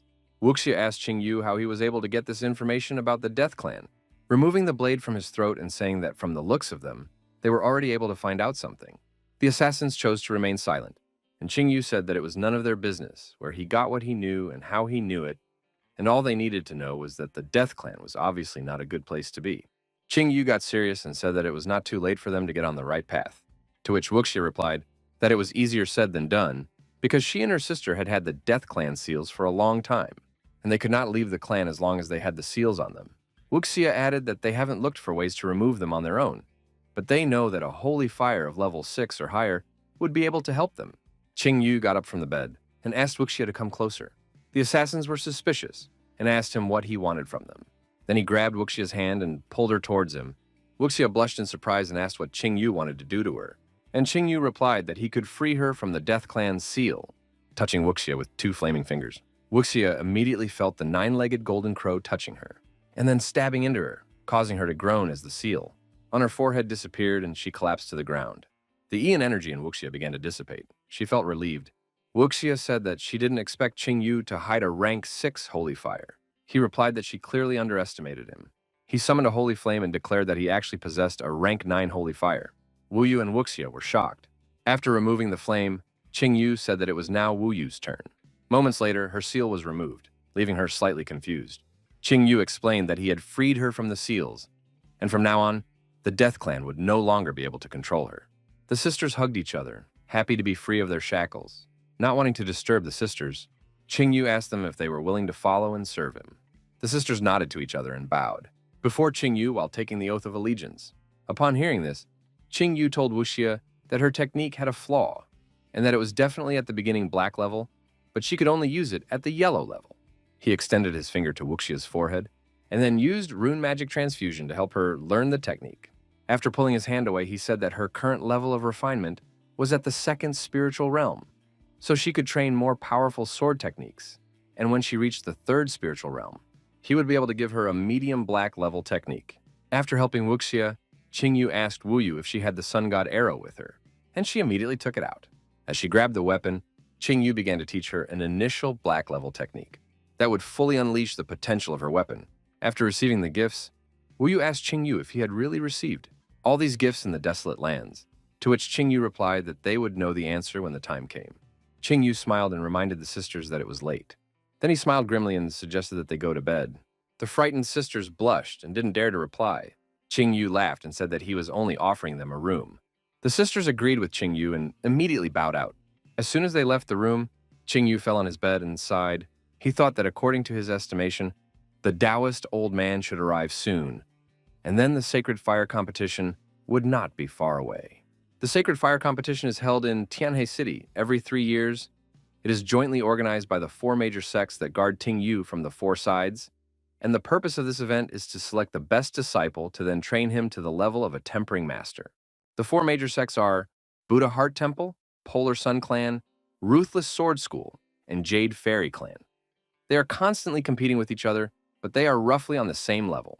Qingyu remembered that, once upon a time, the Taoist old man had also gone through this competition and emerged victorious, allowing him to achieve incredible success. The 4 major sects themselves had a profound heritage, and their cultivation base was even more profound. With their guidance, any disciple could reach unprecedented heights. For this competition, the 4 great sects have jointly produced a single pill, the Power Unleashing Pill, which will go to the winner of the competition.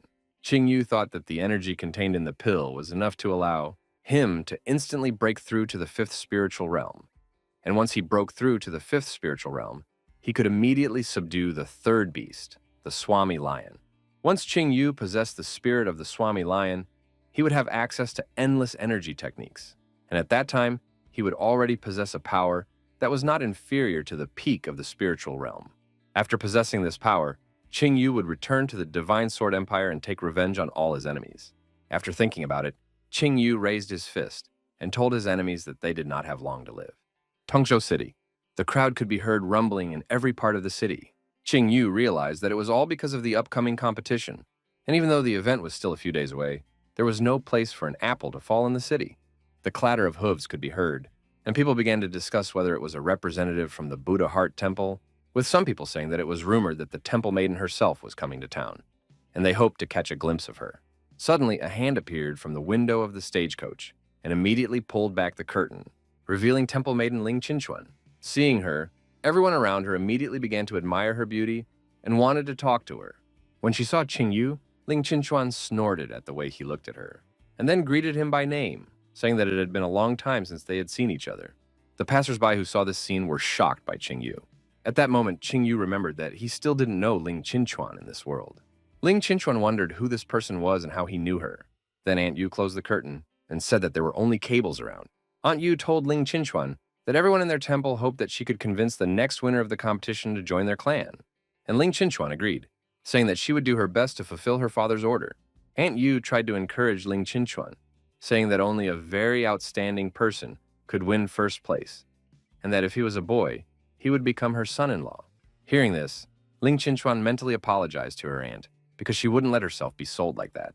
Ling Qinchuan interrupted her aunt to say that she understood and suggested that she visit Prince Xingnan first.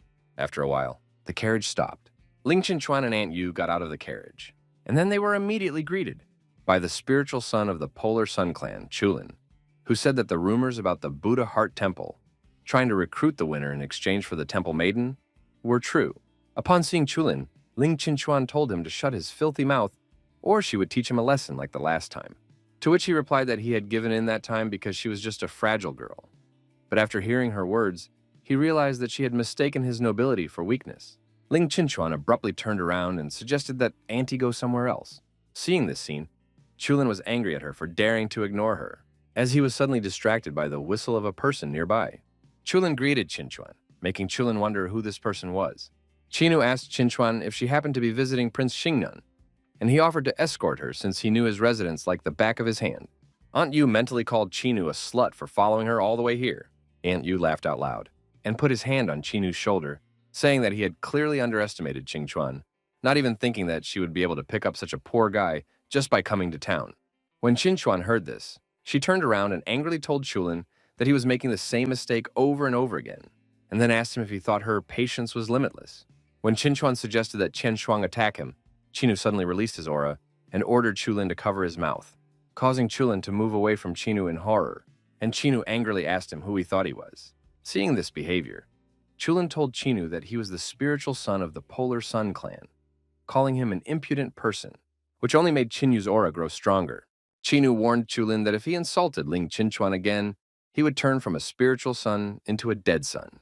Chulin could only step back in horror, unable to understand who was standing in front of him and why a level 1 puppy was able to scare him so much. After thinking it over, Chulin came to his senses and told himself that he was the spiritual son of the Polar Sun Clan, and that he could not be afraid of anyone, and he decided to wash away this shame. Chulin shouted at Qingyu that he would not kill him in front of the residents out of respect for Prince Jiannan, and demanded that Qingyu kneel down and beg for forgiveness. An enraged Qingyu gestured that he didn't like that and ordered Chulin to strike first. Chulin summoned a flaming weapon and charged at Qingyu at full speed to kill him. Qinchuan asked Qingyu to be careful, since Chulin possessed a 5th rank of holy fire. But Qingyu just smiled. Chulin slashed at Qingyu, satisfied that he was able to teach him a lesson, when suddenly his flame spat on the ground as if it was completely helpless and began to gurgle in front of Qingyu, after which he stomped on the flame. Qingyu asked Chulin why he was so weak and if he had bought his holy flame from the bazaar.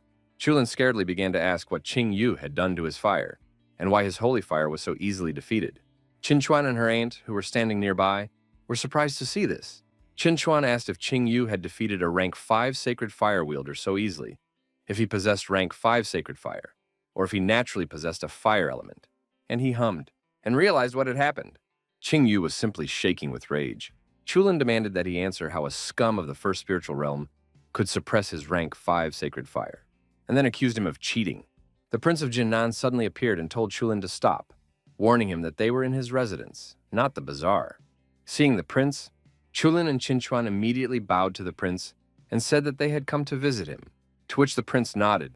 Seeing this, Qingyu immediately realized that Jinnan had been watching them all along, but only decided to intervene now, while Jinnan pondered over Qingyu's strength, thinking that being in the desolate lands would allow him to acquire a high-level holy fire, and realized that he had made the right decision the day they met. Jinnan greeted Qingyu and motioned for him to enter the mansion. Seeing Qingyu chatting with the prince, Chulin began to tremble with anger. He immediately separated, while thanking the prince for the warm welcome, and immediately bowed out. Qinchuan looked at the departing Chulin and called him an idiot. Reception hall. Jinnan explained to Qingyu that he had called him to tell him what was coming, and Qingyu guessed what the prince wanted to talk about and replied that he already knew about the sacred fire competition. The prince confirmed Qingyu's guess and said that the court had a quota for participation in the competition, and he offered it to Qingyu. Qingyu bowed to the prince in gratitude for the quota, and immediately Qinchuan asked him if he wanted to join the Buddha Heart Temple, to which Qingyu replied that they would revisit the matter if he won the competition, to which Qinchuan could only agree. Qinchuan turned to her aunt, who immediately took out a ring and asked the prince to accept it as a humble offering from Buddha Heart Temple. Prince Jinnan took the ring and thanked Aunt Yu for her generosity. After handing over the ring, Aunt Yu leaned over to Qinchuan and whispered to her that Qingyu had been able to win Prince Jinnan's favor and also possessed a high level of holy fire, advising Qinchuan to be proactive and build a good relationship with him, to which she agreed with a slight blush. Qinchuan asked Qingyu to take a walk around Tianhe City with her, as she had not been here for many years. Qingyu accepted Qinchuan's request. When Prince Jinnan realized what was going on, he told Qingyu that since the girl invited him, he should go with her, but he should return to the residence for dinner. Then he added with a smile that his fiancée would cook personally. Qingyu immediately mentally called Jinnan an old devil for such a prank.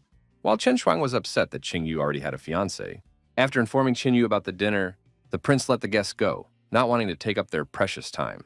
As he watched the people leave, the prince said to himself that if the Buddha Heart Temple was going to use the Temple Maiden to lure talents, then he would use his main advantage, since his Liyu was not inferior to Qinchuan. And then he laughed out loud.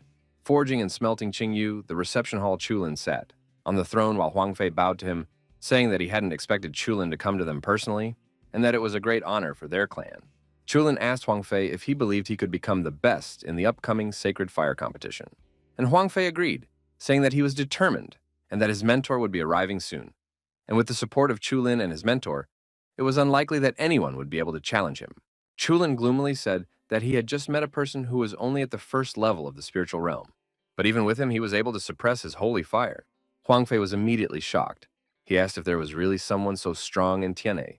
Then Chulin made a picture of the stranger and asked if Huangfei knew him. Huangfei immediately recognized the person who was poking him. Seeing his reaction, Chulin realized that he knew him. Huangfei replied that it was Qingyu.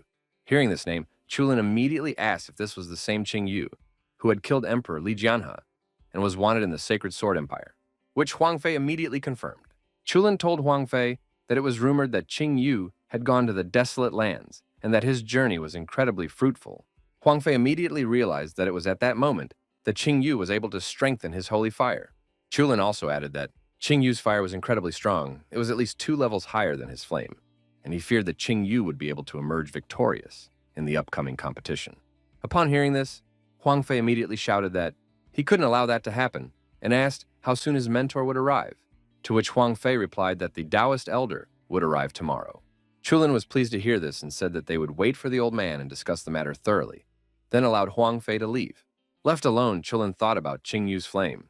He thought that if he could take away Qing Yu's flame and appropriate it for himself, he would be guaranteed to take the place of the head of the polar sun, and Huang Fei and his mentor would only serve as a stepping stone for him. Tongzhou City. As Qing Yu and Qin Chuan walked through the streets of the city, amidst the roar of the crowd, the ring on Qin Chuan's finger suddenly sizzled. When she picked up the ring, she saw a message that said Qing Yu. After reading the message, she immediately went to Qing Yu and offered her condolences for what had happened. Qin Chuan replied to Qing Yu that even though the immortal clan was very powerful, it was better not to cross their temple. Qing Yu thanked Qin Chuan for her words, then said that it was a matter of personal revenge, so he would do it himself. But first, he would like to get the support of their temple. The blushing Qin Chuan was about to ask what Qing Yu meant, but he stopped her and said that she understood correctly, causing her to gasp and turn completely red. Suddenly, some of the passers-by recognized the temple maiden from Buddha Heart Temple, and the guy the whole town was talking about. They were jealous of the fact that he changed beauties every day. He'd already been seen with Princess Yu and Warner from Doog House. Unexpectedly, Qing Yu was surrounded by a crowd discussing him and Qin Chuan.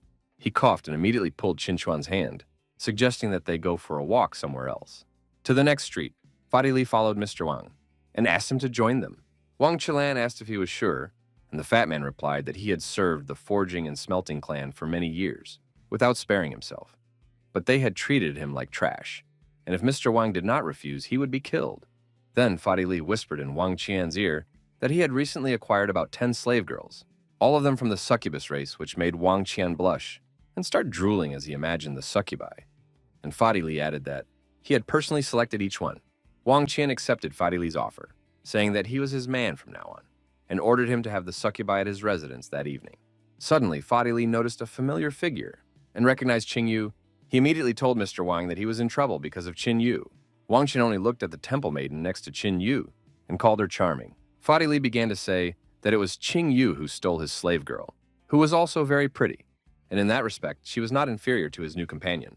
He told Wang Qian that he had found out why Qing Yu had no one to count on in the city, and it was all because of Prince Jiannan. After hearing this, Wang Qian understood why Huang Fei would not risk dealing with him, even though he wants the prince's granddaughter. But he is afraid of angering the prince, which Huang Fei does not care about from a high bell tower. He went to Qing Yu and told Fadi Li that he was his man now and would not let anyone hurt him. Qing Yu was walking with Qian. When suddenly Wang Qian and Fadi Li blocked their way, Fadi Li greeted Qing Yu and then asked if Huang Fei's dog had decided to change masters, which made the fat man angry. Wang Qian decided to explain to Qing Yu that Fadi Li was now his servant, and that Qing Yu had stolen his slave. And if Huang Fei was weak enough to ask for it, Wang Qian would not hold back.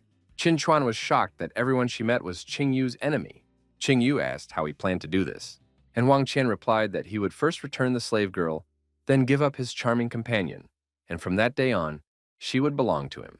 Upon hearing this, Qin Chuan boiled with rage and threatened to kill Wang Qian, but she was stopped by Qing Yu, who suggested that Qin Chuan be patient and give him a chance to handle it himself. After calming Qin Chuan down, Qing Yu asked Wang Qian what he would do if he refused. Hearing of Wang Qian's disobedience, Wang Qian got angry and told Qin Yu that he would behead him. Qing Yu agreed and started kneading his neck, saying that his joints were stiff. Wang Qian began to prepare his attack, telling Qing Yu that he had chosen his own death, and that he would be tested with the newly learned black entry-level technique of Thunder Palm, which he used to summon a thunder aura. That knocked down Fadi Li and changed the weather. Qin Chuan warned Qing Yu that the Thunder Palm was a very powerful technique and offered to deal with Wang Qian, but Qing Yu refused, asking her not to bother, saying that he could easily handle it since it was only an entry-level black technique.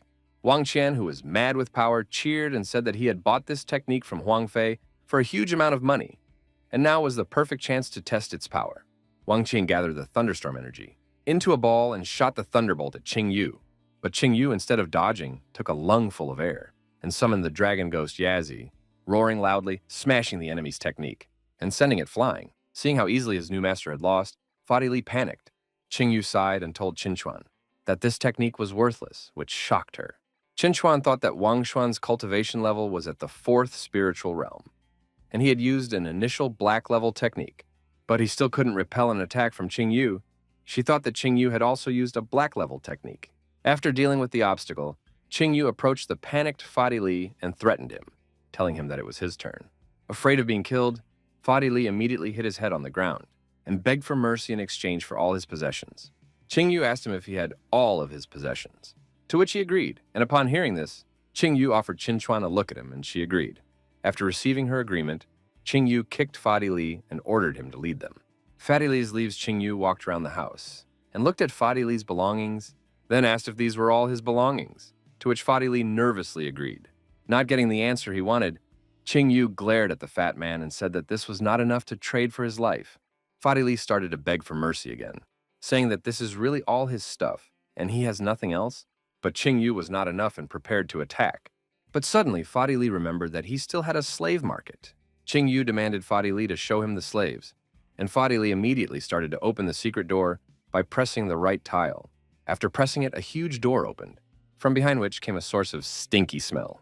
Qinchuan immediately covered her nose from the foul smell, and Qingyu asked the fat man, what kind of freak would he be to keep someone in such a horrible place? Although he knew the fat man was foul, but at this moment, he surpassed Qingyu's expectations. Qingyu grabbed Fadi Li's clothes and dragged him into the room, while asking Qinchuan to be more patient. Inside the hall, there were many cages. Qinchuan was shocked by the condition of the slaves. Emaciated and mutilated, they waited in fear for their fate. Suddenly, one of the slaves tried to attack Fadi Li, but was stopped by the shackles. He wanted to take revenge on Fadi Li for exterminating his kind and making him a slave. Qinchuan was furious and wanted to punish Fadi Li for all his evil deeds. But Fadi Li begged for mercy and promised that he would never do such things again. Qingyu said that it was hard to even call him a person now, and dragged him away. Suddenly, Qingyu stopped at one of the cages, saw the frightened succubi inside, and asked Fadi Li if the succubi belonged to him. Fadi Li immediately started bragging that this was his latest acquisition, and these succubi were first-class goods. Qingyu told the fatty that he was satisfied with it, and the fatty asked if he could leave now, and Qingyu agreed, saying that he would not kill him. Fadi Li was happy with his newfound freedom and was about to leave. Suddenly, Qinchuan stabbed him in the chest, saying that Qingyu's mercy didn't mean that she would just let him go. Wiping the blood from her hand, Qinchuan told the fat man that a person who abused slaves like that deserved nothing but death. Qinchuan asked Qingyu what they would do with the slaves, and Qingyu replied that they were all very unhappy people, and that he would ask the courtesan Nan to decide their fate. Qinchuan accepted the decision and called Qingyu merciful. After a while, the prince's subordinates under Li Yue's command ran into the marketplace. Li Yue ordered her subordinates to release all the slaves immediately. After giving the order, she told Qingyu that Fadi Li had gotten off too easy, and that he should have been locked up in this place until he redeemed himself. To which Qingyu replied that killing one fat man would not change the overall situation of slave abuse, and reminded her that her main goal was to completely abolish the slave system. Qingyu asked Li Yue to keep Mrs. Lum company, warning her that he would not be here for dinner, and then left. Upon hearing this refusal, Li Yue was immediately flushed with anger. She was furious that he would not taste the food she had so diligently prepared, and said that she would not forgive him for such a thing next time. Seeing this scene, Qinchuan was relieved that Qingyu and Li Yue's relationship had not turned into something serious. So Li Yue touched her and asked her why she was blushing. Qinchuan immediately started to deny that she was blushing, making Li Yue wonder what was going on. Tiana drawing court. Surrounded by many talismans, Qingyu was meditating to prepare for the sacred fire competition. He wanted to use every moment to advance his cultivation before the competition. Divine Spear Clan. The head of the Divine Spear Clan, Wang Tiqian, greeted his guest and said that he was honored that Mr. Liu had paid a visit to their humble abode. Liu Zhilan of the Ruthless Sword School asked to stop idle chatter and asked if the Divine Spear Clan could provide a worthy candidate to participate in the sacred fire competition. Wang Tiqian panicked and didn't know what to say when he saw that Liu Zhilan had lost faith in them, saying that they were becoming more and more worthless with each generation. He said that the Polar Sun Clan had already recruited a disciple from the Forging and Casting Clan, and the Jasper Fairy Clan had bet on the Moonlight School, while the Buddha Heart Temple was still unclear. Liu Zhilan took out a holy flame and said that he would give it to their clan. Seeing this, Wang Tiqian was puzzled for a moment, but after a second, he was overjoyed and started drooling because he had received a rank 6 holy flame. Liu Zhilan confirmed that it was a 6th-rank sacred flame, and said that he called it a soul-devouring flame, and that he hoped his fire and support would help their disciple become a competitive fighter. Wang Tiqian fell to his knees and started to thank his benefactor when Wang Xian suddenly ran into the room. Wang Xian sobbed and asked his father to stand up for him. Liu Zhilan saw this and decided to keep silent. When Wang Xian noticed the guest, he asked his father who it was, and Wang Tiqian ordered him to stop squealing like a pig and introduced him as Mr. Liu Zhilan of the Ruthless Sword School. Leaving his son confused, Liu Zhilan left the flame and went away, hoping that these two would not disappoint him. As soon as the guest left, Wang Xian began to question his father about the flame in front of him. Upon hearing this question, Wang Tiqian slapped his son's head and called him an ass, explaining that it was a 6th-rank holy flame. Wang Xian stared at the flame in shock. Then his father told him that the Ruthless Sword School had decided to bet on their clan, and said that Wang Xian must learn this fire immediately to win the sacred fire competition. Wang Xian drooled at his newfound power and began to laugh out loud. He was confident that even though he couldn't defeat Chen Bia with the Thunder Palm, he could defeat him with the 6th level of holy fire and his innate fighting talent. He was confident that he had reached a whole new level. Then he promised Qing Yu that his days were numbered. When Wang Tiqian noticed his son's condition, he asked who had betrayed him. But Wang Tiqian replied that it didn't matter and immediately left on his way, laughing out loud.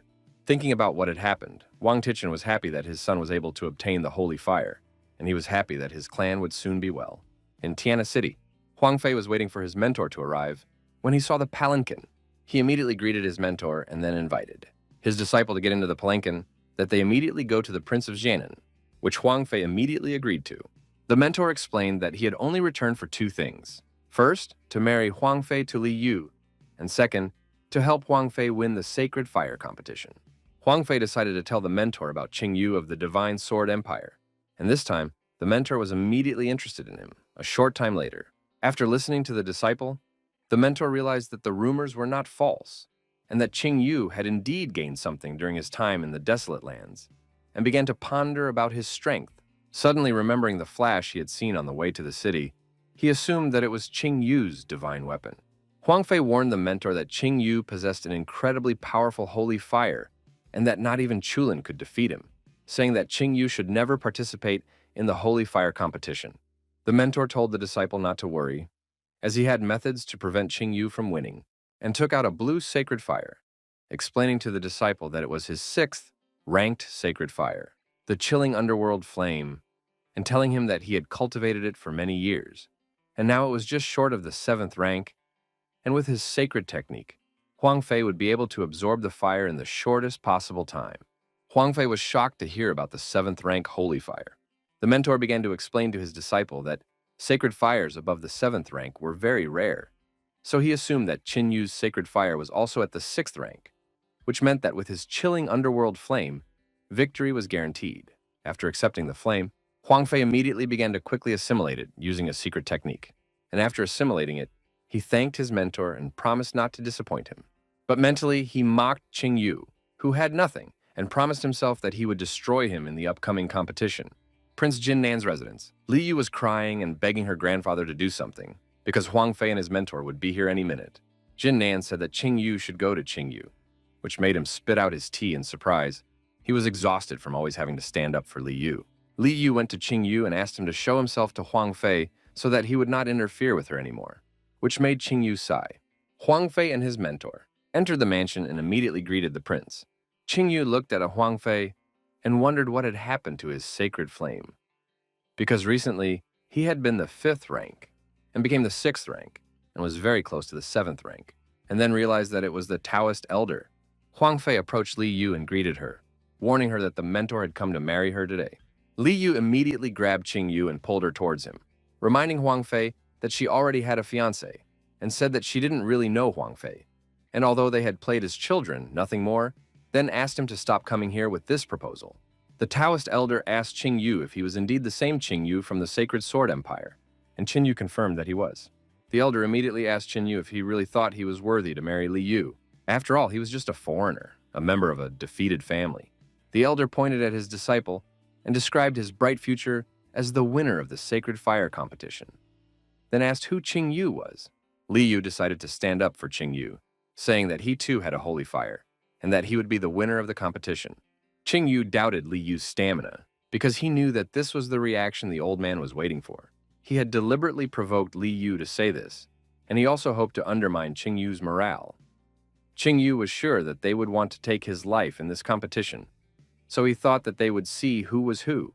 The Taoist elder was happy that Li Yu had fallen for his words, and said that if Yu could miraculously win the competition, then of course Huang Fei was no match for him, and then asked what would happen if Yu lost. Li Yu immediately refuted the elder's words that Yu might lose. Then Huang Fei offered Li Yu to marry him immediately if he were to win the sacred fire competition. He was sure that she would not dare to refuse, since she was so confident of her victory. Of course, Li Yu could not control her impulse, and immediately accepted the bet. She turned to Yu and asked if he had heard their conversation, because he had to win, or else she would end up in the clutches of that monster. Satisfied with the bet, the Taoist elder warned that everything would be settled after the competition, and then hurriedly left. Looking at the backs of those who were leaving, Li Yu began to complain about how they had annoyed her, and then asked Yu to teach them a lesson during the competition. After hearing this, Yu decided to warn Li Yu that Huang Fei was no longer the same as before. He was rank 5, but now he was a strong rank 6, close to rank 7. Li Yu said that this weakling was nothing, after which she realized what Yu had said, and was afraid of the possibility of marrying Huang Fei, and immediately demanded an answer from Yu as to why he hadn't warned her before. Yu sighed and said that he was no longer confident of winning, and that Li Yu would still have to become Huang Fei's bride. Deeply affected by what she heard, Li Yu sat down and began to cry for how impulsive she had been. Prince Jiannan laughed at this scene, and asked Yu to stop bullying Li Yu, because he had long suspected that for Yu, there was no difference in the level of an opponent's holy fire, whether it was 6th level or 7th level. Seeing the crying Li Yu's face, Yu immediately woke up, and pretended that everything was fine. In the night of the same day, Yu was absorbing the herbal pills. When he finally opened his eyes, summoned the spirit energy of Dragon Spirit Yazi in one hand and the 9-legged golden raven in the other, and combined them to form a yellow and purple ball. Suddenly it exploded and began to be absorbed into Yu, before bursting into a blue flame. After finishing his meditation, Yu sighed. He had reached the 3rd spiritual level just in time. Tomorrow would be a momentous day. Then he fell onto the bed exhausted. The sight of the sacred fire competition. The spectators were rejoicing. In anticipation of the competition, Prince Jiannan Wang was eager for the competition to finally begin, while Qinchuan confidently hoped that Yu would win, and the Taoist elder sitting on the highest seat was completely confident in his disciple's victory. The spectators were excited for the competition to begin, while some were angry because they didn't possess the holy fire. Huang Fei looked at the people around him and mentally called them a bunch of talentless cockroaches, who naively believed that they had a chance to win, because he was sure that he would emerge victorious, while the others were destined to crawl before him. After looking at the confident Huang Fei, Wang Shen asked Huang Shen if he thought he could win the competition, but instead of answering, Huang Fei asked Huang Shen what he was doing here since he had no holy fire, to which Huang Shen smugly replied that he would have to see his holy fire soon, and then a spark of enmity flashed between the two. At that moment, Yu entered the ring and saw their common enemy, Huang Fei, and Huang Shen immediately switched to him, making a temporary peace because of their common enemy. Yu mentally called the 2 of the medians, then greeted them and said that he hoped to see how they would perform today, and that they would not embarrass themselves too much. Angered by these words, Huang Shen and Huang Fei began to threaten Yu, saying that he would not live to see the end of the day, and that they would see who would smile last. One of the representatives of the 4 major sects began to praise the assembled talents, but she singled out Yu in particular. Suddenly, her ward recognized Yu and immediately jumped towards him, landing slowly with an umbrella coming closer. Li Shen, when sure that it was indeed Yu. When Yu saw her friend, he immediately greeted her, saying that he hadn't seen her since she went to cultivate in the Jasper Fairy clan 3 years ago. He complimented her, saying that she had blossomed into a graceful maiden. But in return, she also said that he had changed a lot since the last time they met, admitting that she hadn't expected to see him at the Sacred Fire competition, to which Yu replied that there was no way she could miss such an event. Li Qinyu suddenly became sad and offered her condolences to Yu for what her sister and father had done to his family, betraying the Xian family after they had done so much for the good of the empire. He stroked Li Qinyu's head and asked her not to worry. After all, it wasn't her fault, it was just between them. The Jasper Fairy Lady realized that it was Yu who had killed Emperor Li Qinyu, thinking about the fact that he had been friends with her ward since childhood. She realized that they had a chance to lure Yu into their clan if he won. Thinking how nice the Jasper Fairy Clan girl was talking to Qing Yu, the people around her started to talk about him, calling him the Chief Lavalier of Tianhe City. And some even bet that they would see him today, at least in the company of 3 beautiful maidens. Suddenly, Qing Yu was approached by one, or who jokingly told Qing Yu that no matter how he met him, he would always have a beautiful maiden with him. Qing Yu laughed and asked Wanner not to exaggerate. The embarrassed Qian raised her umbrella and said goodbye to Qing Yu, saying she had to go. Flying off, she wished him good luck in the competition. Qing Yu asked him not to worry about him, promising that he would never let go of the victory. The representative of the Jasper Fairies told her ward that if Qing Yu won the competition, their clan could only count on her. Suddenly, everyone was surprised. When another person entered the ring, everyone immediately started talking about Chuhani from Moonlight School. According to the head of Moonlight School, she was their best nugget in the past 100 years. Although she was only 16 years old, she had already reached the 5th level of the spiritual realm. With the 6th rank of Holy Fire, some people hardly recognized her. After all, she had been in seclusion for 3 whole years. And before that, she was just a little snotty girl. Chuhani walked up to Qing Yu, causing Huangfei and Huang Xuan to burn with rage as all the beauties walked up to him. Chuhani told Qing Yu that her destiny was tied to the Xian family, and that they would definitely meet again. But if their meeting happens in this arena, she will not spare him. Qing Yu grinned at the departing Chuhani and thought about how funny she was. After a while, most of the participants had already gathered in the arena. Suddenly, a few demonesses arrived and began to greet everyone. Qing Yu looked at the red demoness and wondered about her identity. The red demoness walked over to Qing Yu to greet him, which made Wanner wonder how many people Qing Yu knew. Qing Yu knew this demoness from his previous life, as she was the winner of the competition in his previous life.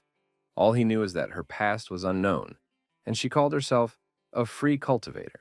From his memories, Qing Yu guessed that she had already reached the 8th level of the spirit world, and her holy fire was no lower than the 8th level.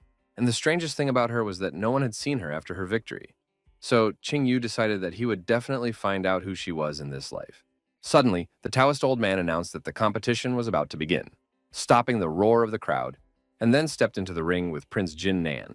The prince asked for silence and announced that today would be a great event for the Tianan Empire, where the winner of the Sacred Fire competition would be announced.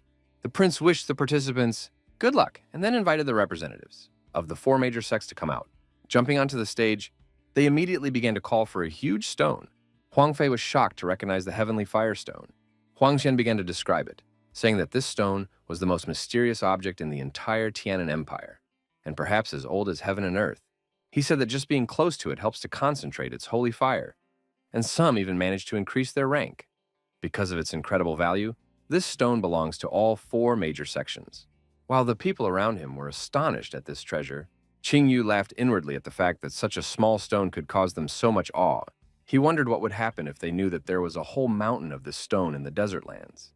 Qin Chuan came out and made a speech, saying that everyone here knew about this stone, and that it was a true shrine for every sacred fire wielder, explaining that there were 4 major sects that had the right to possess it, and that they passed it around every 3 months. But if the winner of the Sacred Fire competition joined one of the sects, then that sect would have sole possession of the stone for the next year. The crowd cheered when they saw the stone.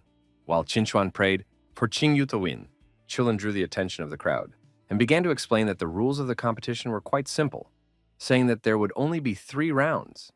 In the first round, the participants would duel, and the winners would advance to the second round. But before that, they all had to draw lots. Chulin called out a large number of tablets, and everyone took turns taking them.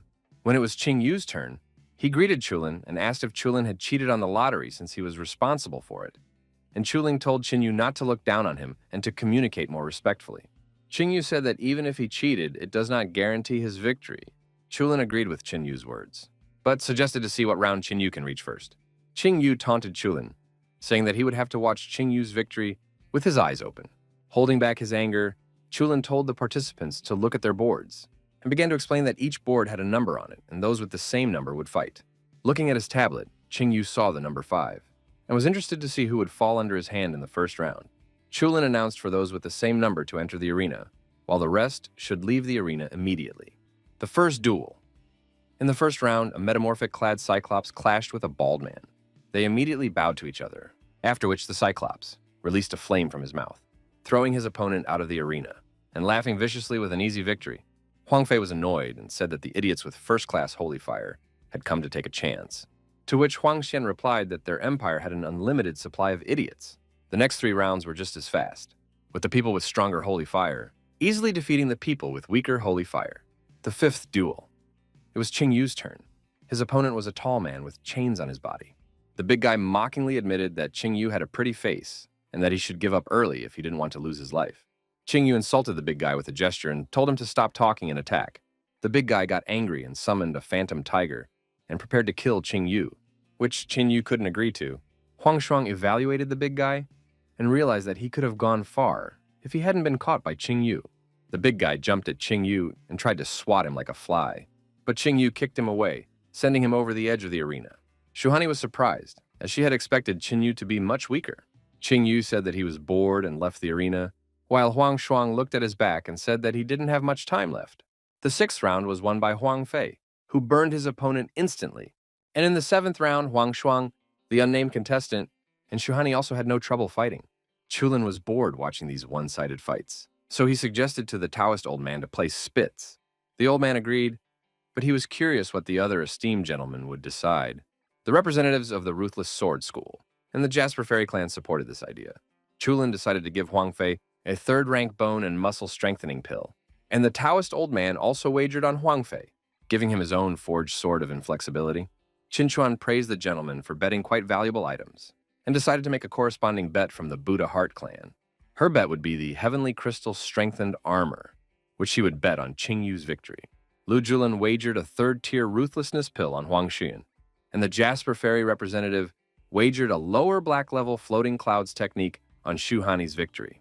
The spectators marveled at the wealth of the 4 major sects, as they were willing to wager such valuable items for fun, while some residents hoped to join the Corps of Engines if they were not accepted into one of the major sects, as it would be better than their current lives.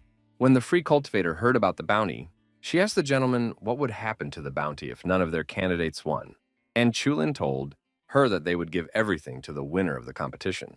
The girl began to think about it and said that according to her estimation, the winner would be, pointing her finger at Qing Yu, she announced to everyone that only he and she had a chance. Qing Yu was shocked. Suddenly, all the arrows were aimed at him. Huang Xian started shouting that Qing Yu would have had a chance if Huang Xian had not been involved, but they were out of luck, and now he was determined to win. Some of the people gathered in the arena announced to everyone around that they also had a chance. Chulin climbed onto the fighting part of the arena and announced that he was going to move on to the 2nd round, and that he was going to do so on a every man for himself basis. Everyone immediately surrounded Qing Yu, causing Qing Yu to conclude that many of them had already been bribed, making him think that they were naive fools. Chulin continued to explain, saying that the 2nd round would last until a single incense burned out, and the last 4 contestants left standing would advance to the 3rd round. He then added that if the 1st round had eliminated the weakest, then the 2nd round would be a true test of fire, and that all contestants would only be allowed to use the power of their sacred fire. Cold weapons and hand-to-hand combat were forbidden. As Chulin announced the start of the 2nd round, the crowd cheered in anticipation of the spectacle, and everyone around Qing Yu immediately summoned their flames with the intention of killing him. Qing Yu invited them to attack if they thought they could cause him even a little trouble. The opponents immediately attacked Qing Yu, and one of them shouted that his mouth wouldn't close before he died, causing many flames to shoot at Qing Yu at once. Li Yu was panicked because Qing Yu was being attacked by the crowd. While Li Qingyao had warm feelings for him and was worried about him, all the fires hit Qing Yu. Each of his opponents had a rank 4 holy fire, and they had been practicing this joint technique for a long time for this moment, believing that if he didn't die from it, his skin would at least peel off. Standing in the middle of the fire, Qing Yu taunted his opponents, saying that he couldn't feel his skin peeling off, and that he didn't feel the results of their training very well. And now that they were finished, he offered to start surprising them, and summoned a pillar of flame. The Taoist old man was satisfied with his calculations, as he only saw a rank 6 holy fire. Li Yu, on the other hand, cheered all over Qing Yu after recognizing the 6th rank flame. Qing Yu asked Huang Xian and Huang Fei why they were sending small fish at him if they were so eager to kill him. Furious, Huang Fei and Huang Xian immediately summoned their holy fires. Huang Fei replied to Qin Yu that even if he had a 6th ranked fire, there would always be bigger fish, and Huang Xian showed his 6th ranked fire. Li Yu was shocked that even Huang Xian had a 6th rank holy fire. At that moment, Chulin realized that the Ruthless Sword School was also claimed. Huang Fei and Huang Xian told Qing Yu that even prayers wouldn't help him fight the 2 6th ranked sacred fire wielders, and immediately launched. A joint attack of red and blue flames. Without changing his face, Qing Yu admitted that he was just warming up, then asked why they all thought that his holy fire was only 6th rank, and immediately became serious, summoning the silhouette of a giant golden nine-tailed raven to devour Huang Fei and Huang Shen's flames. The Taoist old man was terrified as he tried to figure out what rank Qing Yu was. This was not a 7th class fire or even an 8th class fire. This was a 9th class holy fire. Chulin was shocked by the 9th rank fire after all. Even the fire of the head of the Polar Sun clan was barely approaching the 8th rank. Everyone in the arena was shocked by what they saw. Huang Shen and Huang Fei couldn't believe it, while Prince Jin Nan was glad that he hadn't made a mistake in betting on Qing Yu, because even in the history of their Tianhe Empire, there were no more than 10 9th-rank divine fire marshals, and the weakest of them had long since surpassed the peak of the spiritual realm. The prince realized that among those currently alive, not only in the Tianhe Empire, but even on the continent itself, there was no one stronger than Qing Yu. The prince laughed out loud and said that he was surprised to find a 9th-class sacred flame fortune changer living in his city. Qin Chuan thought about how she used to think that her mentor was the strongest person in the world, but he was only an 8th-ranked sacred fire. And closed her eyes, she began to imagine Qing Yu's great future, and that one day he would replace her head. Li Qinyao looked at Qing Yu in awe, thinking that this was the fire Qing Yu had found while wandering the desert. Her father had rejected Qing Yu in order to be related to the immortal clan, and as a result, he himself died at his hands, depriving the empire of the divine sword, the main talent of the celestial empire. Looking up at the sky, Li Qinyao asked what her father was feeling right now as he watched them. Qing Yu had exposed Huang Shen and Huang Fei in public, saying that they were plotting against him, but unfortunately for them, they didn't even realize how pathetic they were in front of the 9th-rank holy fire, and attacked them with the flame, smashing them to pieces. Qing Yu didn't want to kill them now, after all. They could still be of use to him, and their deaths would only come after the ancient relic was activated. Qing Yu concluded that the competition should be over, since now that everyone was convinced that he possessed a 9th-rank holy fire, there was no point in the 3rd round. Qing Yu began to gather fire in his hand, creating a huge fireball. The onlookers wondered what he was doing, while the free cultivator realized that he was going to use heavenly suppressing fire. At that moment, she realized that she had not come to the human world for nothing. After summoning a huge amount of fire, Qing Yu used miracle fire suppression, causing the fireball to explode, sending flames into Qin Yu's opponents, who saw this and immediately tried to escape, but it was too late. Prince Jinnan was satisfied with the result of the competition, because in the history of the competition, there had never been a case where a contestant burned out all of his opponent's flames in the 2nd round. All of Qing Yu's opponents were lying outside the arena. Chuhani, who had managed to dodge, only saw Qing Yu as a madman. At this moment, the free cultivator, who had taken no damage, realized that her father was right when he said that the world of mere mortals could be fun and interesting, and she hoped that when they met again, Qing Yu would be even stronger. Qing Yu was the only one standing on the arena, and he announced that since he was the only one left, it was likely that he would be the winner of the competition. The representatives of the 4 great clans were shocked at the quick end of the competition. Huang Fei wanted to curse Qing Yu for taking the holy flame away from him and making him the winner. Huang Fei went crazy and started shouting that Qing Yu should live at the bottom of society in the Sacred Sword Empire, instead of being a great warrior in their Xianhai Empire. He shouted that he would kill him no matter what it took, because Qing Yu was and would always be a lowlife of the first spiritual realm. Suddenly, Huang Fei's muscles swelled, and he burst into a blue flame, ready to become the victor by any means necessary and sure that no one would be able to stop him. He attacked Qing Yu from behind, and prepared to kill him with a single blow. Qing Chuan tried to warn Qing Yu of the threat. Qing Yu said that he wanted to give him a gift of life, but since Huang Fei refused the gift, Qing Yu summoned the Yaji dragon, and immediately struck Huang Fei, who was surprised by the sudden stunt, knocking him into the wall. Bleeding, Huang Fei couldn't understand why he couldn't win. Finally, enraged, he shouted that scum like Qing Yu should only crawl at his feet, and that he would not rest until he took Qing Yu's life. Calling Huang Fei scum, Qing Yu threw the god of war spear at Huang Fei, and the spear pierced Huang Fei and stuck him in the wall. The old Taoist was immediately able to identify the divine grade weapon, and confirmed his thoughts that this outbreak was because of Qing Yu, and he was furious that Qing Yu possessed both a divine grade weapon and a 9th-rank holy flame. Chulin was furious with Qing Yu and threatened him for killing the Polar Sun Clan disciple. Qing Yu returned the spear and asked if it was okay for Huang Fei to try to kill him, and Qing Yu had to put up with it, threatening Chulin that he would be killed if he kept yapping like that. Chulin called Qing Yu a madman, but still dared to fight him. Suddenly, a hand appeared in front of him, and Qing Chuan told Chulin to stop, since Qing Yu was now under the protection of the temple, and if he wanted to fight him, he would have to ask the temple's permission first, or else he would become their enemy.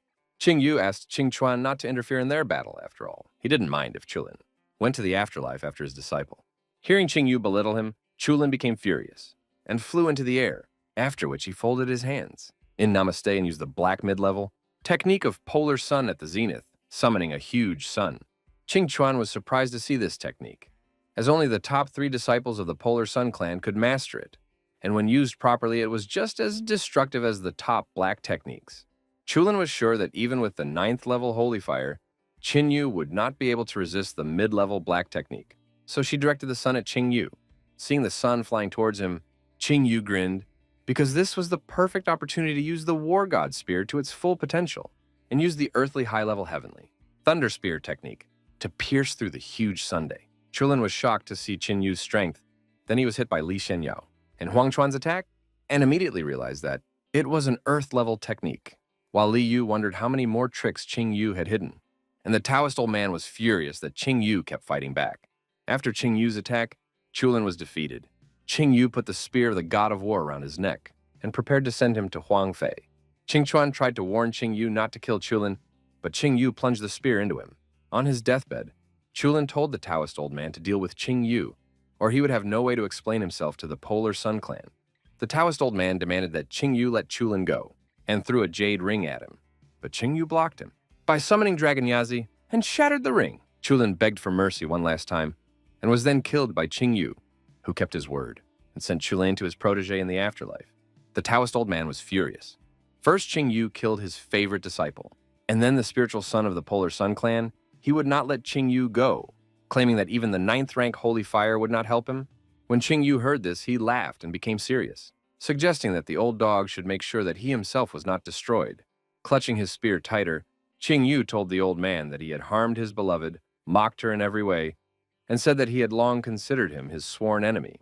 Qing Yu immediately understood why he had resented the Taoist old man all this time, and then wondered who the girl he called his beloved was.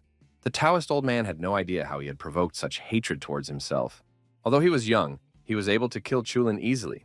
The old man realized that with his 9th level sacred fire and earth level techniques, Qing Yu was extremely talented. However, he had long since reached the peak of the spiritual realm, and killing Qing Yu was like crushing an ant for him. Lu Zhulin realized that the old man had really decided to kill Qing Yu. After all, the combination of the divine weapon and the top-level black technique was far enough to deal with Qing Yu. The old man whipped Qing Yu, but Qing Yu summoned the powers of the Dragon Yazi and the golden 9-legged raven, and tried to deflect the attack with his whip. The Taoist old man told Qing Yu that he was too weak, and broke through the spear attack, sending him into the air, sure that Qing Yu was incapable of doing anything. After Qing Yu regained his balance after the attack, Qing Yu asked Prince Jinnan to throw him a power release pill. The prince reacted immediately, and threw the pill to Qing Yu, who caught it. Qing Yu immediately ate the pill, and his aura began to strengthen. The Taoist old man laughed at Qing Yu's plan. After all, it would take many years to master the 4-component power release pill, and Qing Yu was foolish enough to expect a breakthrough as soon as he swallowed it. Suddenly, the old man felt a shock, and Qing Yu was able to break through and gain the strength of a Swanee lion. The old man couldn't understand how it was possible to absorb the pill so quickly. And now that Qing Yu's strength was at the peak of the spiritual realm, he couldn't believe such a rapid development. Qing Yu aimed his spear at the Taoist old man, using the powers of the 3 spirits at the same time, and offered the man a taste of the spear once more before attacking him. The old man immediately reacted to Qing Yu's attack, and used his purple whip as a shield, barely withstanding Qing Yu's attack. The shockwave from the attack was felt by all the spectators. Even Prince Jinnan was surprised by such a huge force, but when he opened his eyes, he was shocked.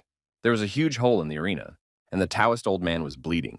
The old man couldn't stand it. He fell to his knees, and then Qing Yu came over to him. At the same time, Qing Chuan was becoming more and more amazed at Qing Yu's strength. After all, he was able to make a breakthrough during the battle and defeat the Taoist old man at the peak of the spiritual realm. The prince could not believe what he had seen, but Lu Zhulan was glad that he had not accidentally snacked in front of this demon. Otherwise, the entire ruthless sword school would have been doomed to death. Qing Yu stood in front of the wounded old man who was in a desperate situation. The old man admitted his defeat. He offered to give Qing Yu anything he wanted as long as he did not kill him. But Qing Yu replied that he only wanted his death. Suddenly, Qing Yu's body became heavy, and symbols appeared on the ground. forming a magic circle around Qingyu. Seeing this, Li Shenyu was excited about what was happening. Seeing Shenyu trapped inside the magic circle, the old man began to laugh madly, realizing that Qingyu was the main talent of the continent, yet he was so inexperienced.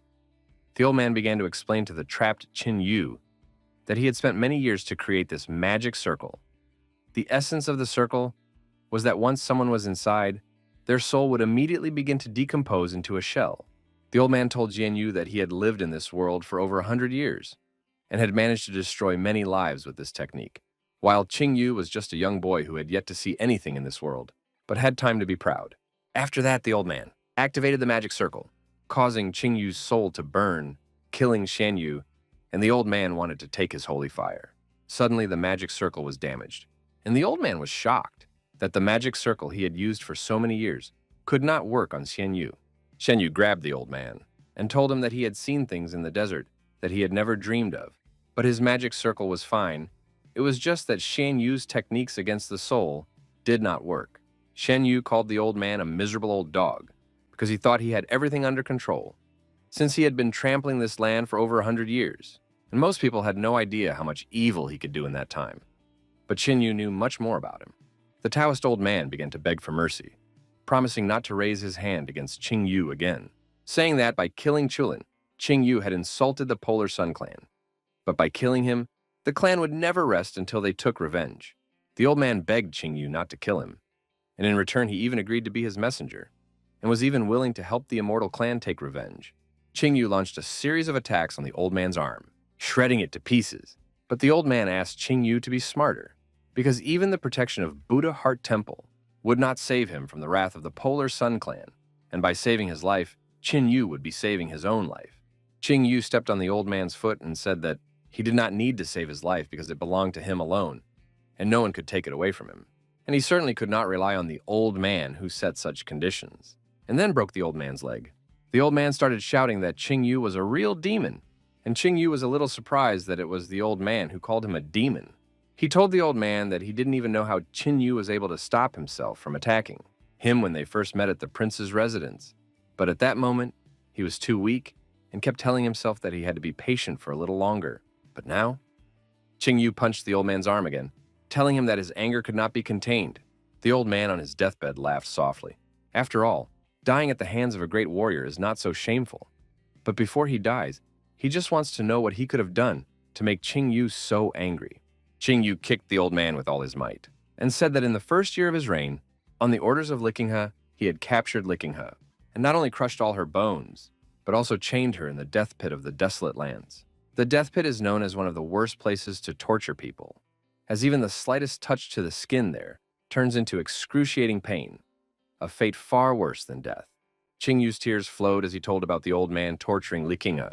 The old man panicked, not knowing what Qingyu was talking about. After all, Likingha was still alive. He cried out with all his might that he was innocent and begged not to be killed for no reason. Qingyu gathered the holy fire in his hand and sent the old man straight to hell, leaving no ashes behind. The arena was silent, and Li Yue, his grandfather, Likingha, and Wanner were happy that Qingyu had won.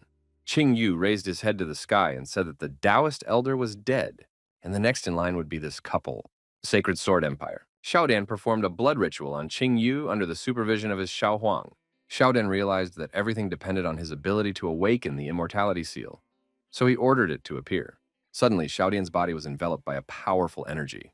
That surprised even Xiaohuan. After completing the transformation, Xiaodan sighed as his body glowed with energy. Xiaodan began to rejoice, shouting that he had awakened the immortal seal, and Zhao Huang praised Zhao Dian, suggesting that Zhao Dian take Liqingha A as his wife, since her blood could awaken the immortal seal, and as a faithful wife, she would obey unconditionally.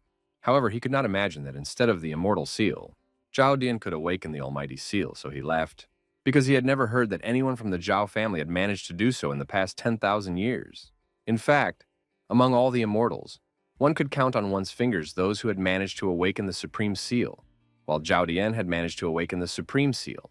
Zhao Huang was glad that he could finally return to the immortals, since they would no longer have anything to do with the ordinary layman.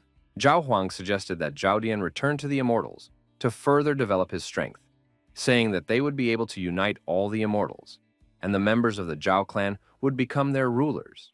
Zhao Dian replied to his uncle that he should follow the rituals, because the one who awakens the supreme seal should become the head of the family.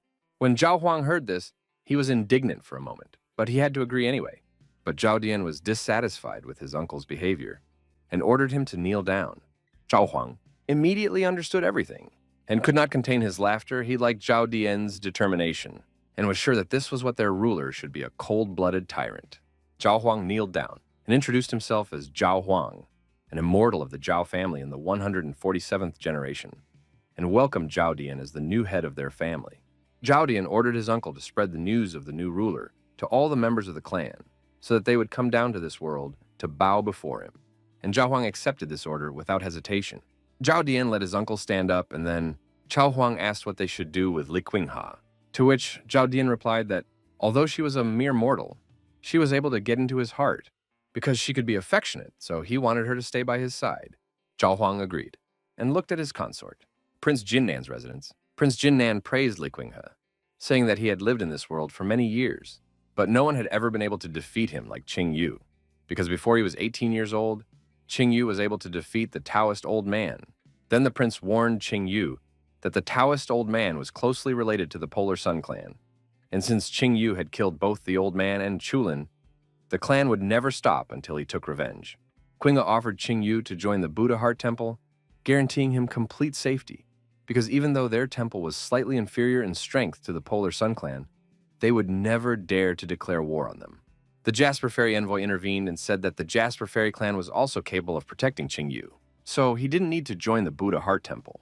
Qinghe asked Bai Feifei what she was implying, and Bai Feifei replied that Li Qinghe was their best student and would most likely be their next chief. And most importantly, she had grown up with Qing Yu and was his loyal friend, so she was sure that this was a good reason to choose her Jasper Fairy clan. After that, Feifei spoke to Qing Yu on behalf of the chief, and promised that if he joined their clan, Li Qinghe would be appointed as the deputy chief of their clan for 3 years, and Qing Yu himself would take the position of manager, which was the same as a deputy in terms of authority. Qing Yu and Qin Chuan got angry with Bai Feifei and offered Qing Yu similar terms from the Buddha Heart Temple. In the middle of this argument, Prince Jinnan realized that he couldn't give any advice in this situation and left the decision up to Qing Yu. Qing Yu made up his mind and told the envoys that he would not join any of their clans, shocking them, and then added that he would still go to Buddha Heart Temple to train for a while. Upon hearing this, Qing Yu realized that the heavenly stone would still be the sole possession of their temple, and since she was happy with Qing Yu's decision, she thanked him from the bottom of her heart. She had to accept the fact that he would not set foot in their clan after all, given his talent. They would only shackle him when he deserved better. Disappointed by Qing Yu's choice, Bai Feifei immediately apologized and decided to leave. Looking at the departing envoy's back, Qing Yu remembered the grudge from his past life. In the past life, when the Taoist old man came to the Qi clan and demanded that they give him Li Qinghe, they gave her up without any objection, so Qing Yu decided that his clan would no longer exist in this life. Prince Jinnan called Qing Yu over and held out a ring, explaining that it contained all the stakes of the 4 great clans. Qing Yu closed the palm of the prince's hand and said that he didn't need it, which surprised the prince. So Qing Yu offered to keep the ring as a memento of his great army and wished the prince to live out his old age without poverty. Hearing about the great army, the prince lowered his gaze to his old hands, and tears flowed from his eyes. He began to cry, remembering his army. Qing Yu bowed to the prince and began to recount the exploits of Prince Jinnan's great army, which had won hundreds of battles and made the sky red. 9 of the prince's sons and 40 of his grandsons had died defending the human race on the borders of the empire. Qing Yu admitted that he knew that the prince had given away almost all of his wealth to help the relatives of the fallen warriors, and the prince himself had almost lost his once productive cultivation after suffering a concussion. Qing Yu recognized that the prince was a true hero, so he wanted to express his gratitude to him on behalf of all the survivors of his great army. The prince thanked Qing Yu for his kind words and was about to say something to him, but Qing Yu interrupted him and told him not to worry and vowed that no matter how high he reached in his cultivation, he would always protect the human race and deal ruthlessly with its enemies for the sake of the world's prosperity. Divine Spear Clan, Ancestor Worship Temple. Wang Tiqiang and Huang Xian knelt in front of their ancestral altar. Wang Tiqiang slapped his forehead on the ground and apologized to his great-grandfather for his infirmity and for never being able to restore their clan to greatness. The wounded Huang Xian tried to apologize to his father, but his father slapped him and ordered him to beat his forehead on the ground and repent. Huang Yin immediately began to beat his forehead on the ground. justifying to his great-grandfather that it was not that he was weak, but that his opponent was inhumanly strong, so Huang Xian could not do anything. Wang Tiqiang began to threaten his son for daring to make excuses in front of the ancestor, and was about to strike him when suddenly the shrine lit up with blue fire, forming the image of their ancestor. The ancestor was ashamed that his descendants had degenerated and become so pathetic, and Wang Tiqiang and Huang Xian were shocked to see the ancestor. The ancestor sighed and said that he couldn't take it anymore, saying that Huang Xian had the Wang bloodline in him, so he would be able to open his spiritual consciousness, after which he would be obligated to revive the clan and restore it to its former greatness. The ancestor raised his hand to his chest and called out the tablet, telling his descendant that it was a unique token of their clan that would open the way to the mountain abode where he had cultivated during his lifetime. After handing over the tablet, the ancestor instructed the descendant to go to that place and gather all his treasures for the prosperity of his clan, after which his spirit dissipated. Huang Xian grabbed the tablet and immediately started bragging to his father about their ancestor giving him the tablet. Wang Tiqiang recalled the stories his grandfather had told him, that during his great-grandfather's time, their clan was one of the greatest on the continent. No one could compare to him back then, but one day, he had insulted the immortal clan, causing their clan to instantly fall into decline. Wang Tiqiang suggested that if his son could retrieve the treasures from the mountain dwelling, they would have a hope of rebirth. Huang Xian smiled because unlike Qing Yu, who had found something in the desert lands, Wang Xian had the legacy of a great ancestor. Suddenly, someone behind them began to applaud. The stranger said that he did not know that the Divine Spear clan was founded by the descendants of a once great family, and he must have bet on them for a reason. Huang Xian and his father immediately turned around and saw Chulin's face. Huang Qian immediately fell down in fear as he was a ghost, after which Chulin took off his hood and said that he was quite alive. Huang Xian asked how he had survived, since he had personally seen Qing Yu take his life. Chulin laughed and revealed that a year ago, the Polar Sun clan had 18 sons, and he was the last of them, but now he was the 5th son. And now the Polar Sun clan had 5 sons. Chulin asked if they could guess where the other 13 sons had gone, and he told them that he had made his way up through flesh and blood, and when he killed the 8th son, he found the imaginary death technique on his body. After the story, Chulin asked Huang Xian if he wanted to kill Qing Yu, to which Huang Xian replied that he would not be able to rest until he did so. Chulin told Huang Xian that he now had the perfect opportunity to do so, suggesting that he lure Qing Yu to the mountain retreat where they would kill him, and also promising that he would not touch the Wang family's legacy, as he only wanted Qing Yu's 9th rank sacred fire. Huang Xian asked Chulin how he was going to kill Qing Yu, since even the Taoist old man was no match for him. But Chulin only replied that he had his own methods. After killing the Taoist old man, Qing Yu's next step might be to return to the Divine Sword Empire. So there was no time to lose, and therefore, if we fail to lure Qing Yu to the mountain abode tomorrow, the Wang family will not like the consequences. Saying that this, Chulin immediately disappeared from the temple. Afraid of the sentence, Huang Xian asked his father what they should do, to which he replied that they had no choice but to go to Qing Yu tomorrow and invite him politely, as the success of this case would depend on their fate. Tian He-in, Wuxi and her sister, Wen Yu bowed to Qing Yu and sincerely congratulated him on winning the Sacred Fire competition, after which they were even more interested in the Great Wasteland, because Qing Yu had found something there that helped him defeat the Taoist elder. Qing Yu told them that the events of the competition were nothing to worry about, but more importantly, he was going to the Divine Sword Empire tomorrow to take revenge on his enemies. So, Qing Yu stood up and whispered to the sisters that he had a job for them, the description of which surprised them.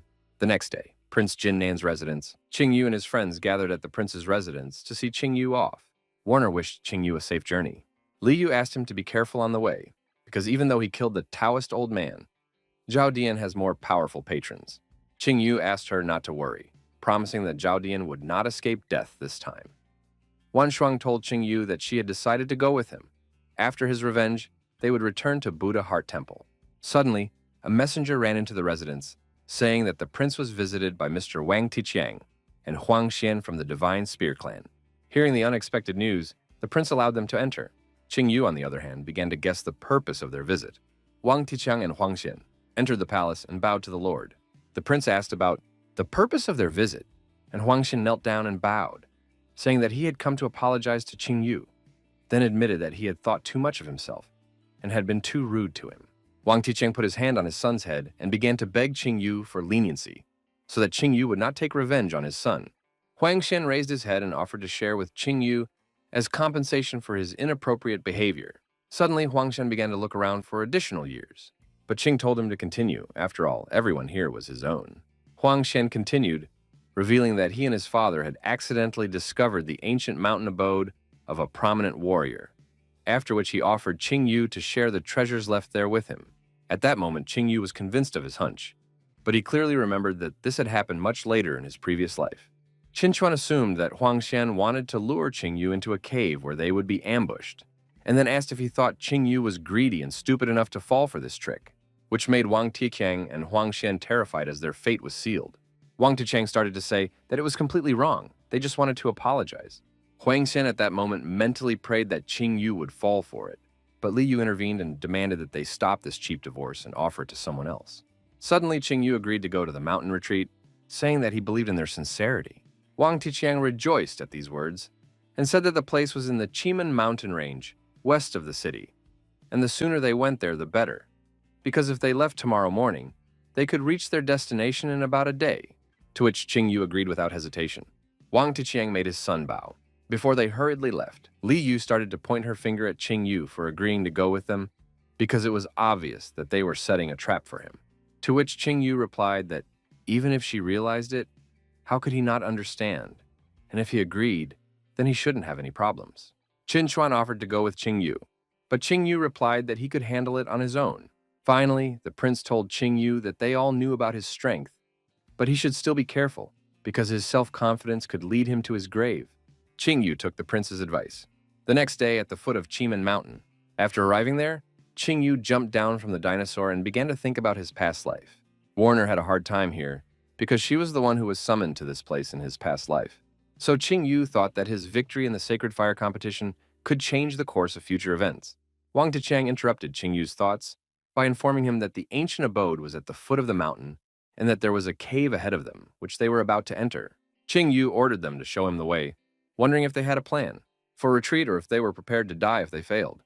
At the foot of the mountain, Wang Tiqiang informed Qing Yu that they had arrived at their destination, and then struck the mountain with a shout, causing the passage inside to open.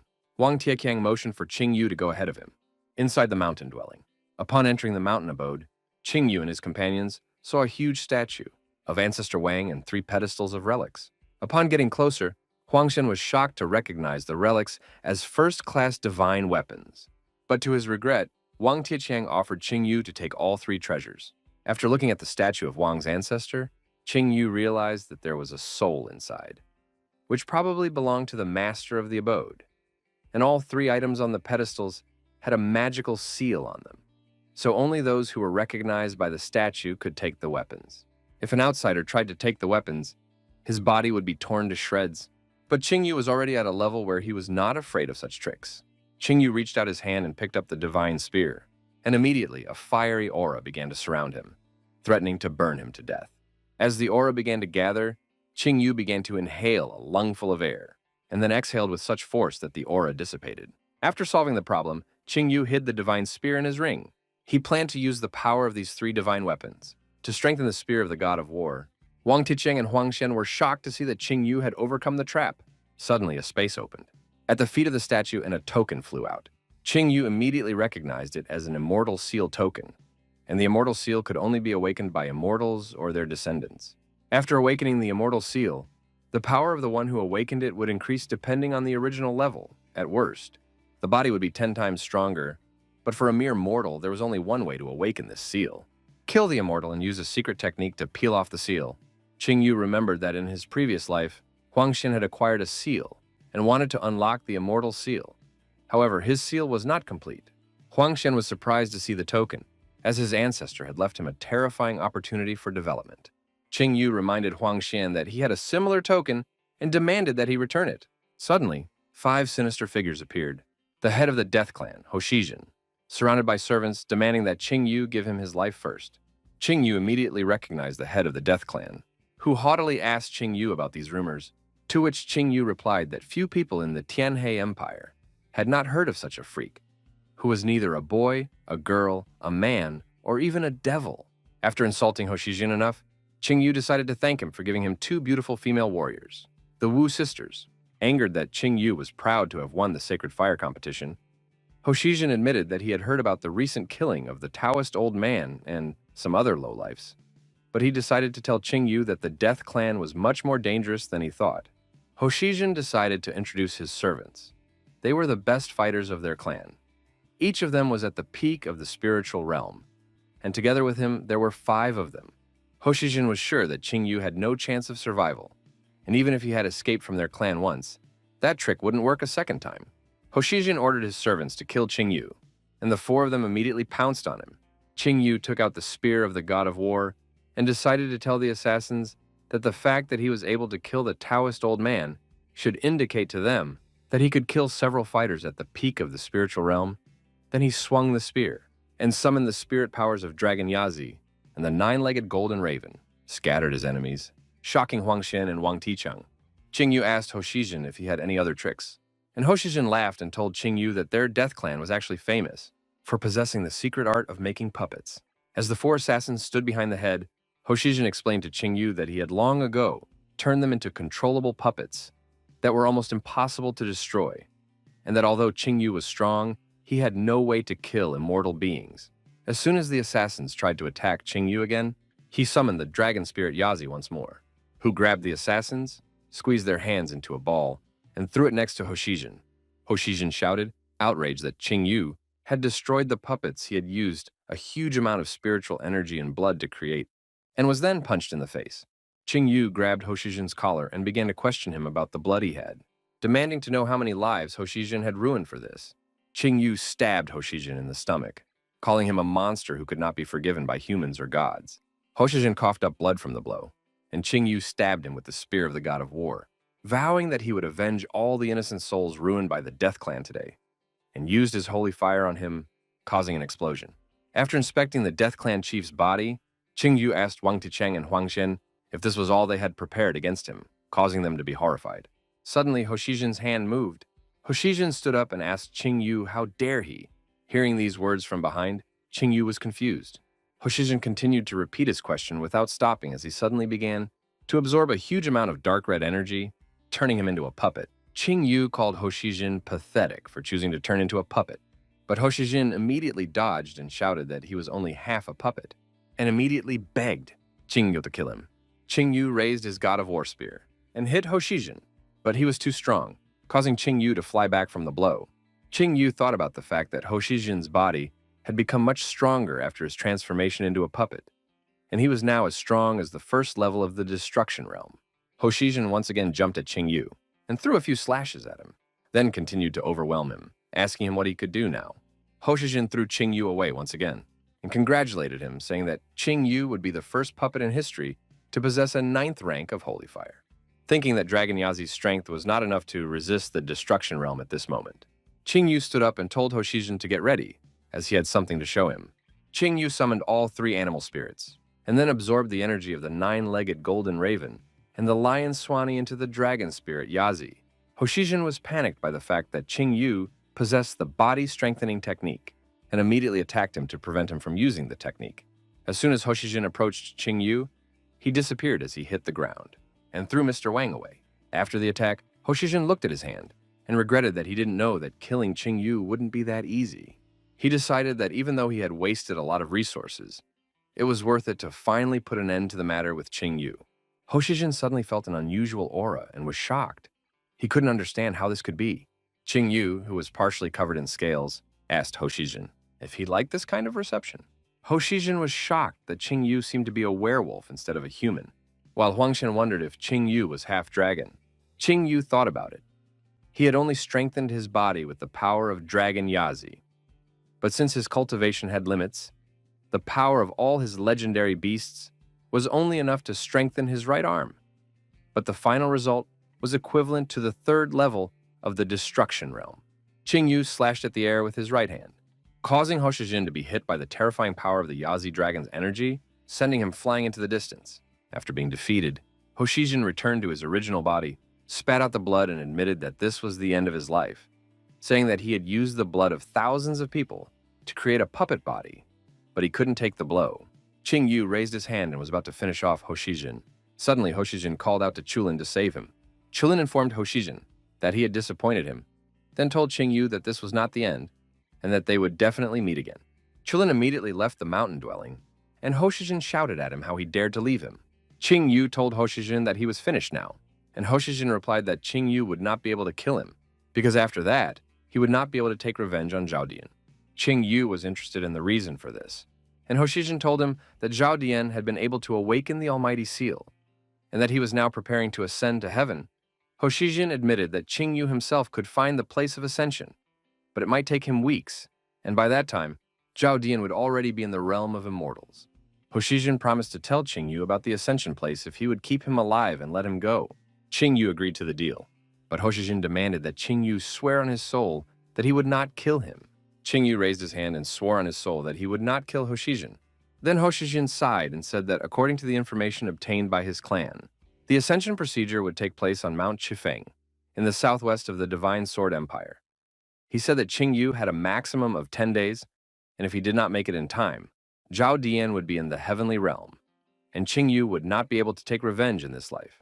Qing Yu thanked Hoshijin for this valuable information, and decided to kill him quickly. Hoshijin reminded Qing Yu that Qing Yu did not keep his word, and he had already pledged his soul, and if he broke his vow, the heavens would surely rain down their punishment on him and blow Qing Yu's soul to smithereens. Hoshijin asked if Qing Yu was really willing to defy heaven. Qing Yu squeezed Hoshijin's hand, took his life, and threw his body to the ground. Qing Yu said that he wouldn't keep his word in front of such scum. Suddenly, a bolt of lightning shot down from the sky and landed on Qing Yu. Huang Can rejoiced that the heavenly punishment would incinerate his enemy.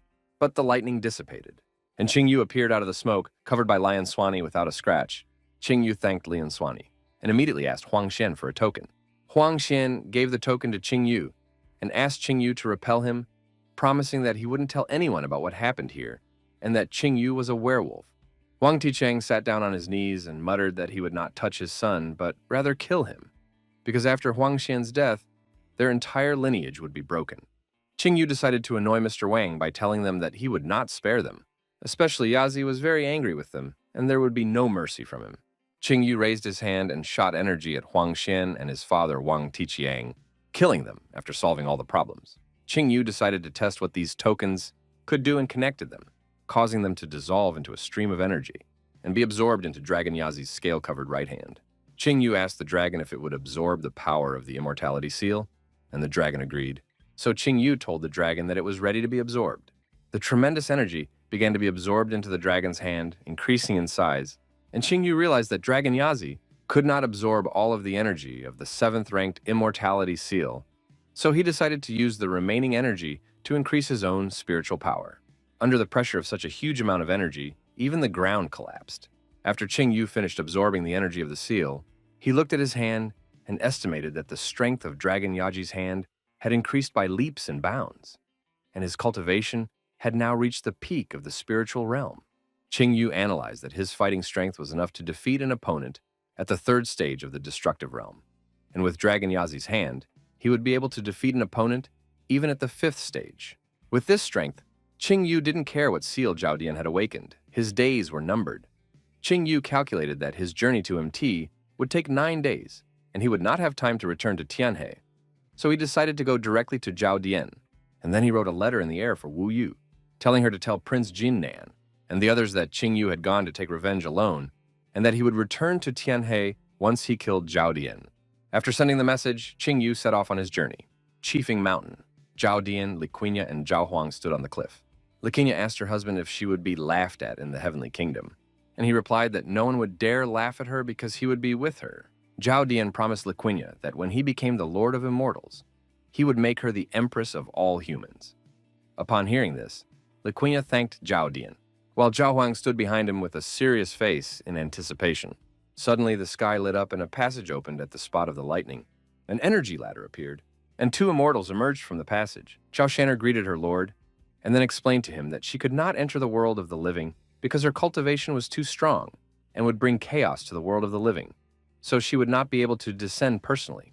Upon hearing this, Zhao Huang told his nephew that Zhao Shanner was talking nonsense about chaos, and that this upstart was just trying to intimidate them from the doorstep.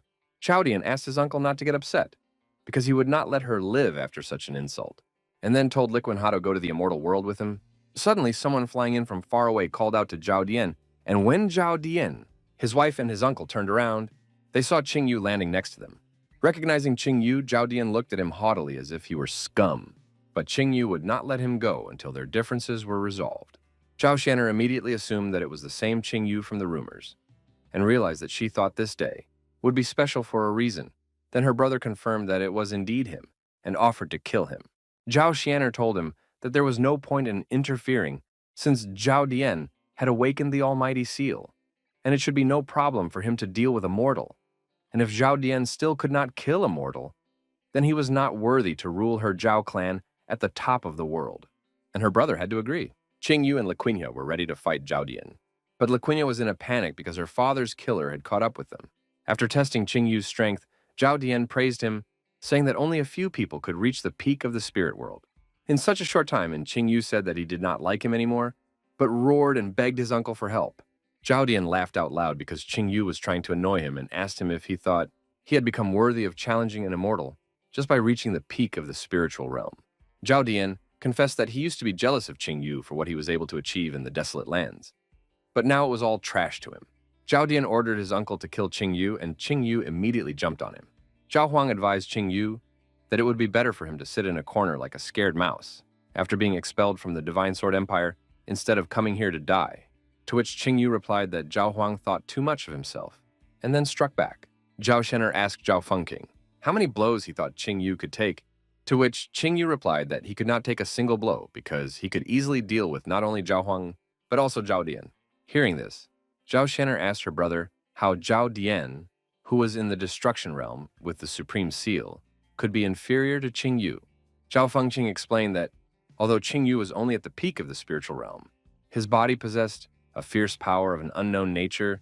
Then he suggested that Qing Yu had probably found it in the desert lands. And most importantly, he could even handle Zhao Xian'er. Zhao Dian stepped onto the stairs and explained to Liquinia that Zhao Huang had put all his power into his punch, so he had no doubt that Qing Yu was already dead. Then he said that they should go. Suddenly, Qing Yu asked Zhao Dian from the cloud of smoke why he was in such a hurry to leave. Zhao Huang, whose neck was grabbed by Qing Yu, called his opponent a scoundrel because he was at the destructive realm stage and was hiding his strength by deceiving him.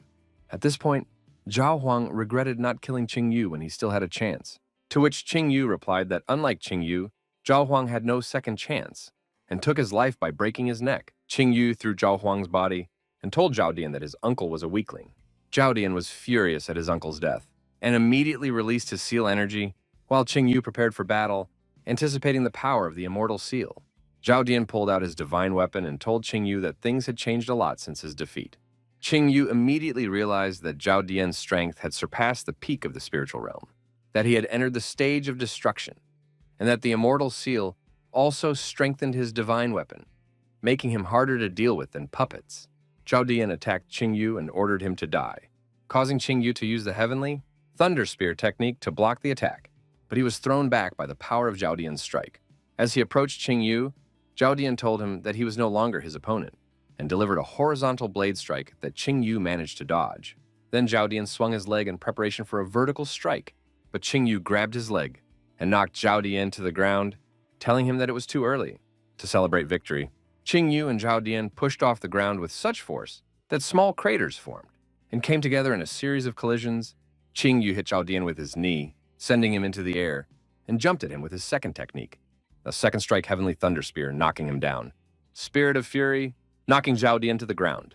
Qing Yu ordered Zhao Dian to get out, as he couldn't die easily from such a blow. Zhao Dian began to release even more energy, then tauntingly told Qing Yu that not only could he not kill him, but he would not be able to harm a single hair on his body, admitting that he knew from the beginning that Qing Yu had no chance. But he had no idea that the omnipotent seal would be so effective. After some thought, Qing Yu realized that he had never heard of the omnipotent seal, but he assumed that the omnipotent seal was superior to the immortal seal. At this moment, Zhao Dian was immediately behind Qing Yu, who had no time to react to this jump, and dealt him a series of punches on his back, then struck his chest with his fist, boasting that he could not withstand even a single blow. The force of this blow caused the ground to be covered in cracks. Zhao Dian shouted that while Qing Yu's strength was running out, his body was constantly flowing with power, and Qing Yu replied that he was disgusted by the sight of Zhao Dian. Zhao Dian muttered that Qing Yu was only pitying him, but admitted that he could have a great future if fate favored him, as his destiny was only to become a stepping stone on the path to greatness. Zhao Dian created a small palm-sized energy ball, which then grew to a huge size and threw it at Qing Yu. Zhao Dian asked Qing Yu not to be upset about his impending death, as being a stepping stone on the path to greatness was a death for a mere mortal, and Qing Yu was more fortunate than the other lowlifes in this world. Zhao Xianer and Zhao Fengfeng watched the battle between Qing Yu and Zhao Dian. After seeing Zhao Dian kill Qing Yu, Zhao Xianer was disappointed in Qing Yu and told her brother that his predictions had not come true.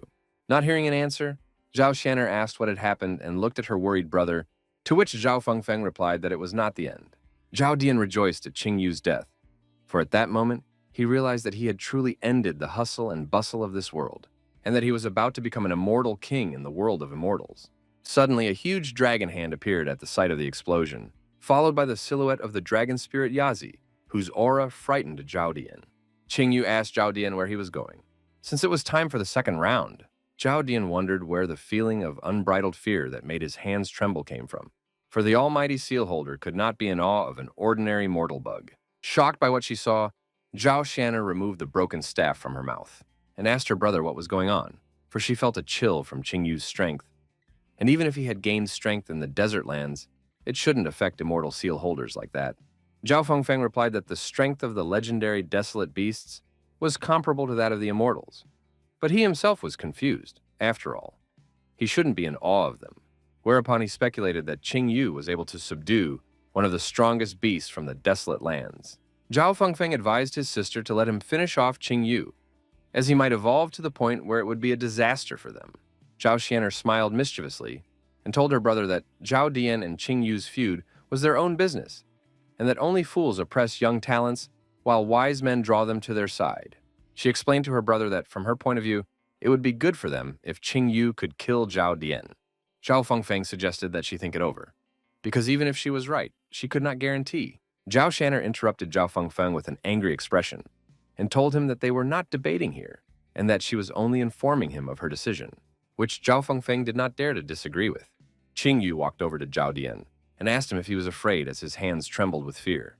Furious Zhao Dian picked up his sword again and asked Qing Yu who he thought he was, if he thought he could scare an immortal. After all, the Supreme Seal was the pinnacle of development, and everyone should kneel before the face of the holder of the Supreme Seal. Zhao Dian lunged at Qing Yu, saying that he was no exception, and punched him in the cheek with his fist, then began to deliver a series of blows with his blade, shouting in vain that Qing Yu could never defeat him. Zhao Fengfeng, who watched the battle, was embarrassed as Zhao Dian acted like a buffoon, while Zhao Xianer chuckled softly as she thought about what she would offer Qing Yu to win him over. Enraged, Zhao Dian shouted that he would win, and was about to stab Qing Yu in the chest, blood splattering. Zhao Dian smiled contentedly, but suddenly he coughed up blood in shock as he realized that it wasn't him who had pierced Qing Yu with his blade, but Qing Yu who had punched a hole in him and grabbed his core.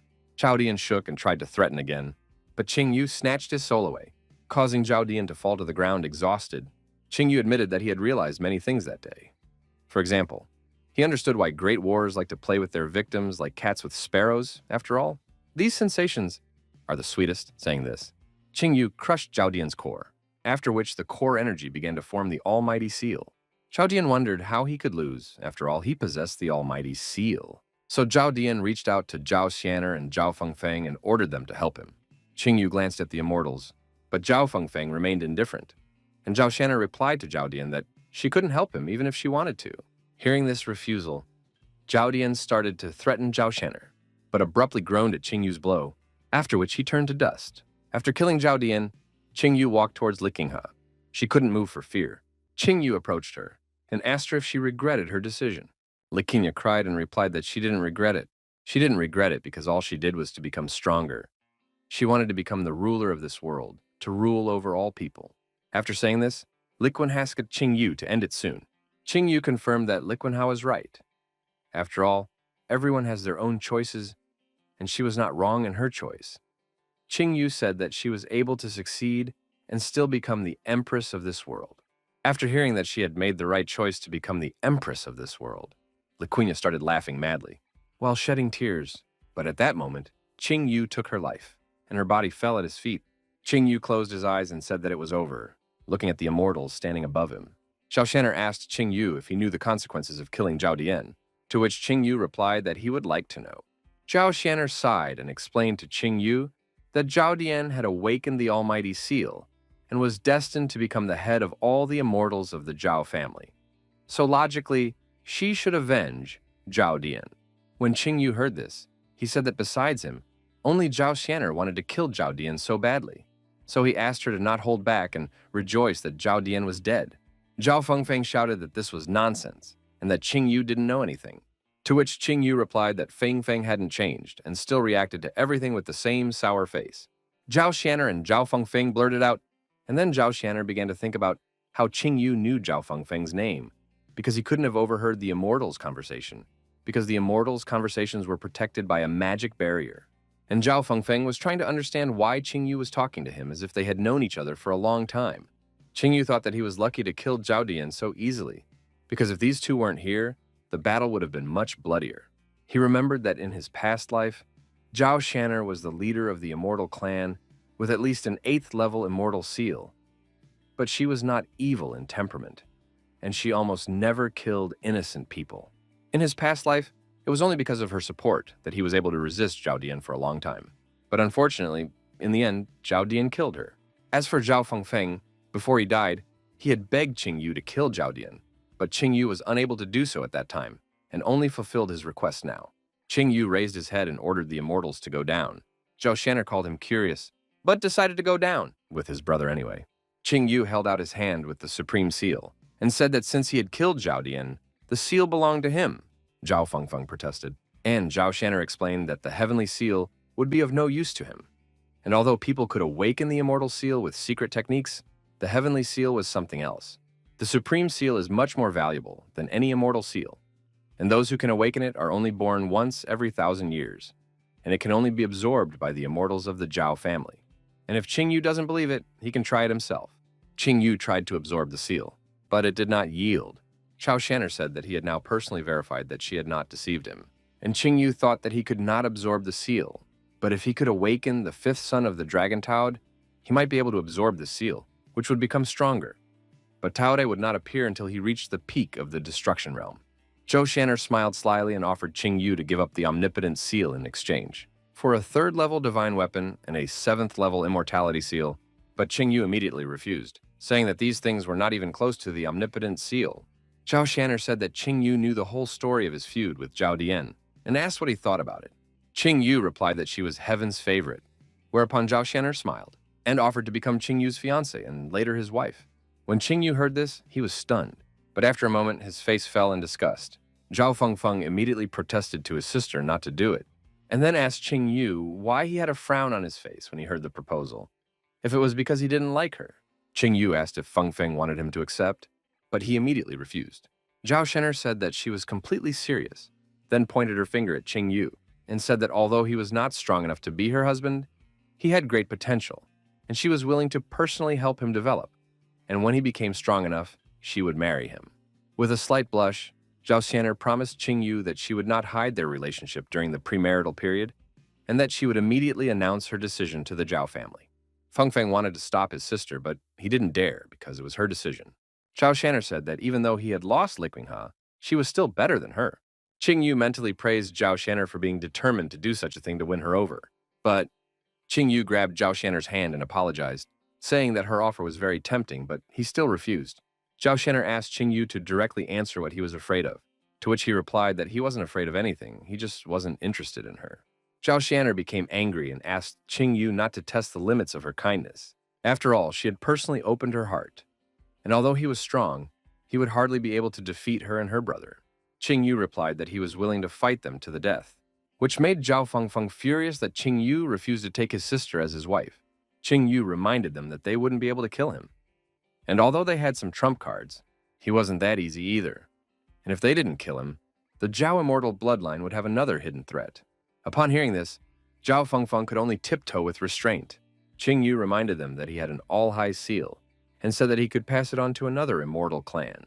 Zhao Fengfeng thought this was a threat, but Qing Yu replied that he was not threatening but merely explaining the balance of power. Zhao Xianer told Qing Yu and her brother to stop fighting, and asked what Qing Yu wanted in exchange for the omnipotent seal. Qing Yu said that first, he wanted a 4th-level divine weapon, and second, he wanted 10 9th-level divine pills.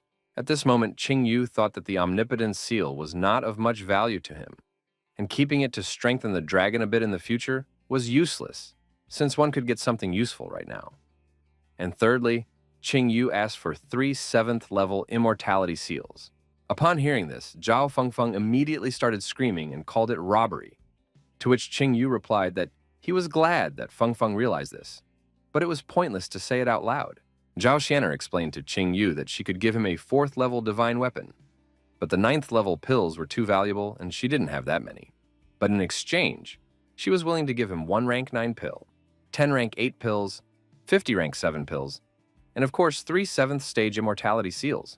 Zhao Fengfeng wanted to warn his sister that it wasn't worth it, but she asked him not to worry about it since these things were plentiful. She asked Qing Yu if he agreed to the deal, to which he said yes, and they raised their hands to seal the deal with a handshake, but Qing Yu missed Zhao Xianer's hand.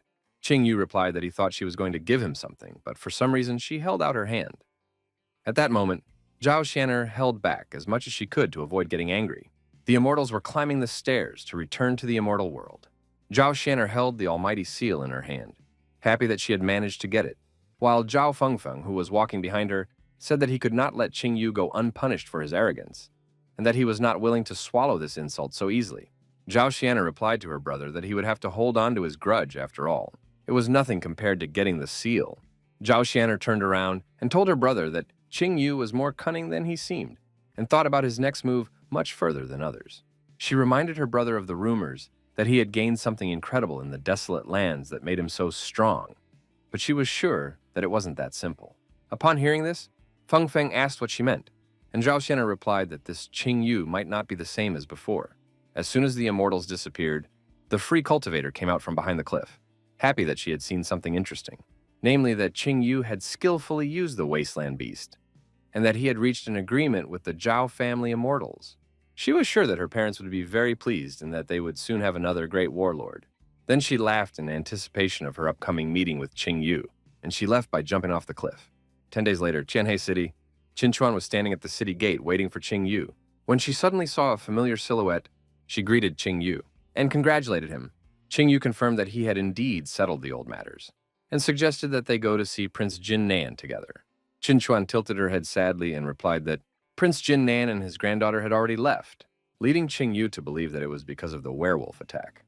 Qin Chuan gave Qing Yu a letter from Li Yu, in which Li Yu congratulated Qing Yu for killing Zhao Dian and said that she wanted to prepare something festive to celebrate his arrival.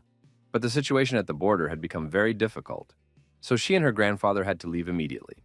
She wrote that she had decided to join her grandfather's great army, and although Qing Yu didn't know it, she could wield a spear without being inferior to him.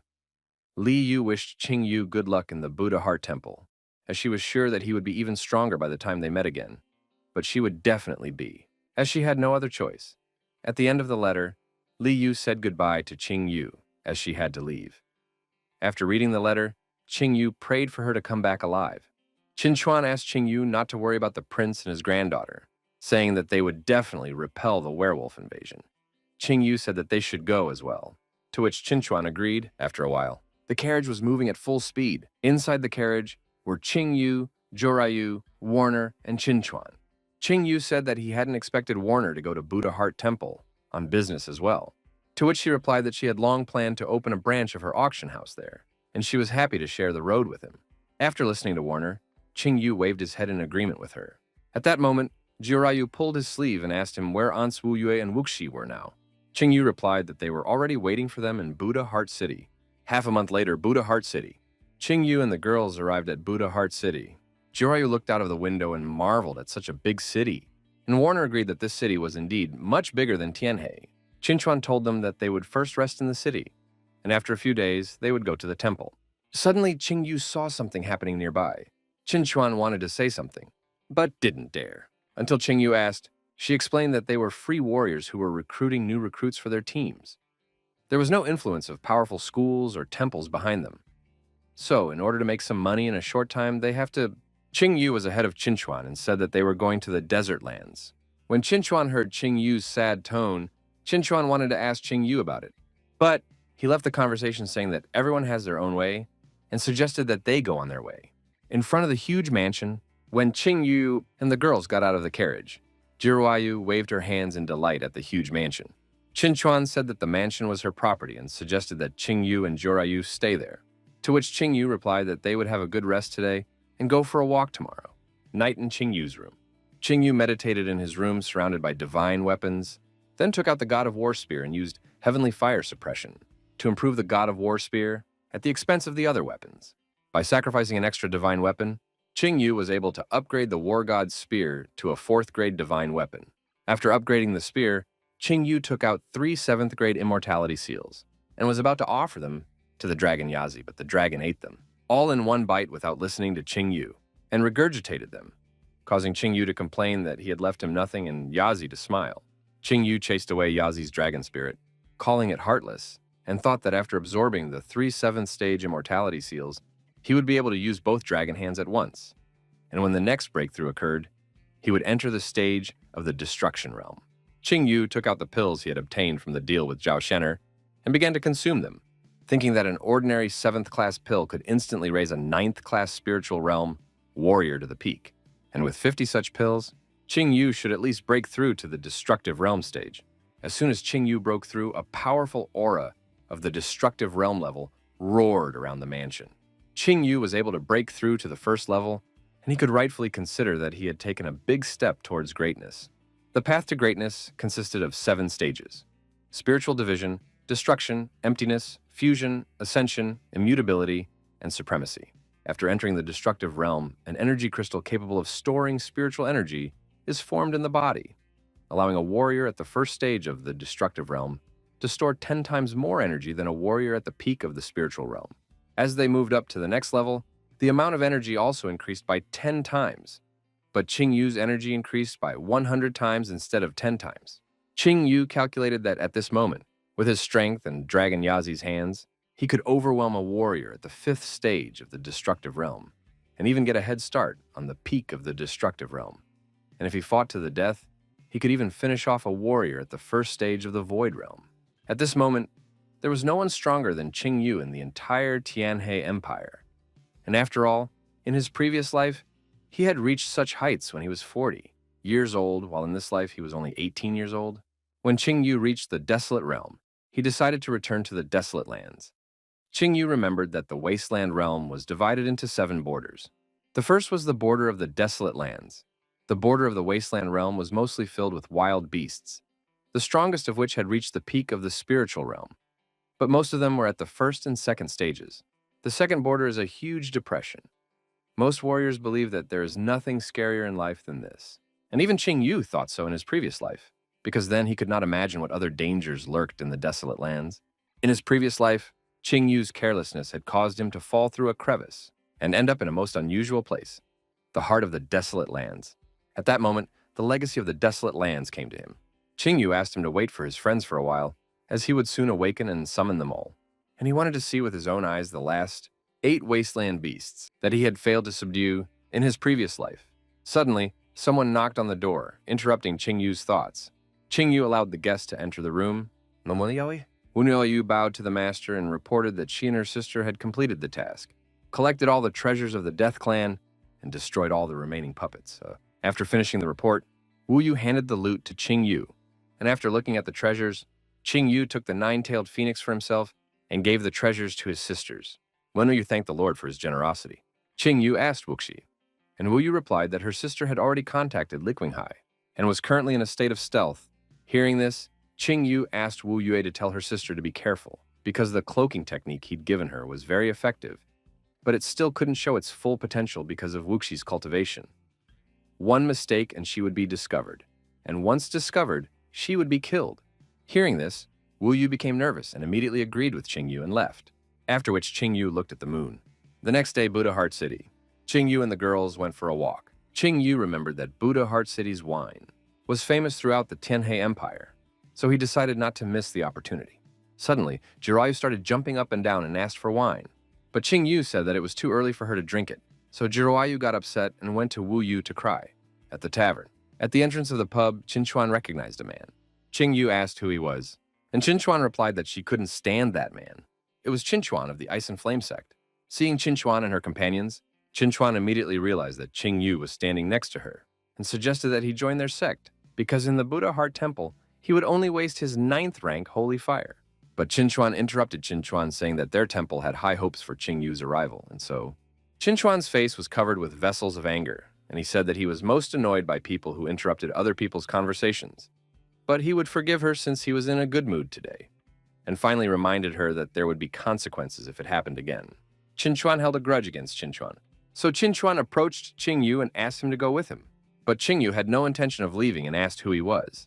Qinchuan turned around and replied that he had forgotten that Qing Yu was from the village, then said that he was the chief disciple of the Ice and Flame sect. Qing Yu said that he had heard of this sect, to which Qinchuan replied that Qing Yu was not completely ignorant, since he had heard of their sect, and ordered Qing Yu to go with him because there was already a position worthy of Qing Yu in their sect. He said that a talented young man like Qing Yu would only be wasting his time in the Tianhe Empire, and by joining their sect, he would be able to rise to the position of an administrator in just a few years. Qing Yu replied that he was judged too lowly, and that he had heard that their sect was subservient to immortals, and even gave their wives and daughters to them just to please their masters. After saying that, Qing Yu apologized, because he did not want to become a part of the Puppet Master sect. Qinchuan laughed at the way Qing Yu wiped Qinchuan's nose, and then Qinchuan finally became furious and prepared to kill Qing Yu. But suddenly Qing Yu put his hand on Qinchuan's shoulder and told him that their sect had no moral core, and that being a member of their sect was like living on one's knees. Besides, the thing he hates the most are the willless wimps who worship immortals. And Qing Yu used the power of the Yaji dragon to force Qinchuan to his knees. Qinchuan couldn't understand how he, who was at the 3rd stage of the destruction realm, could be kneecapped by a small child. At that moment, Qing Yu let him go and went to the tavern with the girls, telling them that this snail was not worth giving up plans to drink wine. Qinchuan, who was on his knees, biting his lip to the point of bleeding, vowed that he would destroy Qing Yu. On the 2nd floor of the inn, Qing Yu enjoyed the wine and praised it in front of Qinchuan, saying that it was worthy of its fame. Qinchuan assumed that Qinchuan had already rushed to report the matter and advised Qing Yu to go to Buddha Heart Temple as soon as possible. But Qing Yu told her that there was no need to worry about a second-rate sect. Qinchuan mentally prayed that her father and mentor would be able to handle the situation. Suddenly, someone on the street started shouting about perversion. Qinchuan was immediately horrified that someone in their city was molesting girls and apologized to Qing Yu, saying that she would be back soon. But Qing Yu decided to go with her. The entrance hall of the inn. A crowd of people gathered around the man and the girl, discussing what had happened. The girl, who covered her ass, called the man a shameless impertinence for offering her a drink and finally touching her ass. The satisfied man, with a third-person handmark on his face, replied to the girl that the uncle was a very responsible man and that this was his method of divination, and he could not afford to be careless in his work, as every detail was important. He went over to the girl and took her by the chin and told her that her uncle was not deceiving her, and that the uncle would never dare to insult such a beautiful girl, because the uncle had been a noble man all his life and had no intention of straying from the righteous path. His uncle only helps beautiful girls to find their destiny so that everything will go well in their lives. His words made the girl herself doubt that he was a pervert. But the man replied that he often encountered misunderstandings, and it hurt him. But even after that, he did not give up his work, and steadfastly continued to carry the heavy burden of being a fortune teller. Qinchuan boiled with rage when he heard that the man had stunned the girl, and Qing Yu, who admired him, called him cool.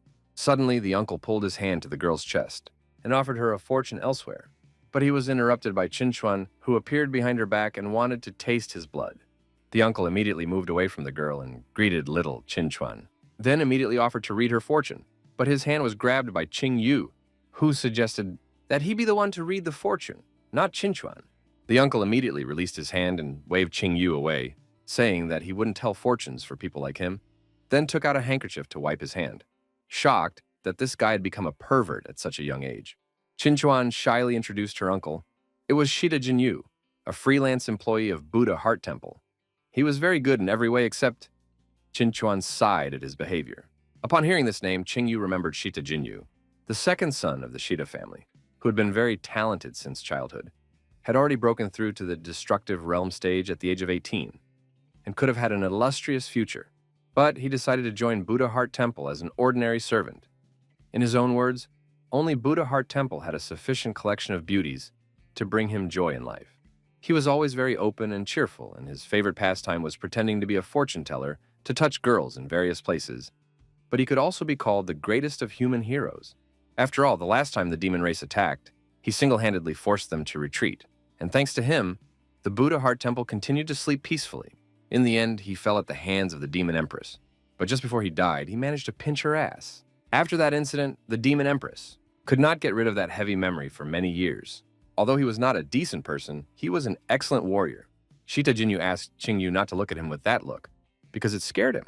Qinchuan reminded Shita Jinyu that his father and mentor had strictly forbidden him to molest other girls, and threatened to report the incident as soon as she returned to the temple. Shita Jinyu immediately began to beg for mercy, pleading for another chance, but Qinchuan refused. Unexpectedly, Qingyu asked Qinchuan to forgive Shita Jinyu on the condition that it would not happen again. Out of respect for Qingyu, Qinchuan agreed to forgive Shita Jinyu and immediately offered to return to the wine. On the second floor, the tipsy Shita Jinyu called Qingyu his brother and talked about how joining the Buddha Heart Temple was the right decision, and lustfully groping the air with his hand, he began to say that his brother would soon see what kind of white-skinned female disciples would beg. At that moment, Shita Jinyu felt Qinchuan's murderous aura and decided to stop, then asked if that horned girl was Qingyu's slave. Qingyu asked what he wanted to say, and Shita Jinyu advised him to be careful with her, as she could bring a lot of trouble in the future, and Qingyu could not help but agree. Qingyu mentally praised Shita Jinyu for realizing what kind of family Jirowayu was, and immediately Shita Jinyu began to giggle lustily, scaring Jirowayu, and said that when she grows up, she will be an indescribable beauty, and judging from his experience, she will be pursued by many cables, causing them a lot of trouble because not everyone is as decent as Uncle Shita. After saying that, Qingyu was disappointed in Shita Jinyu and realized that he had overestimated him. Qinchuan got to the point. She asked Shita Jinyu for help, more specifically for his family. Qingyu was interested, so Qinchuan went on to talk about the situation with the Ice and Flame sect. After listening to Shita's story, Zhengyu agreed that they were serious opponents. But not for his family, he asked them to stay out of it, saying that he would handle it himself.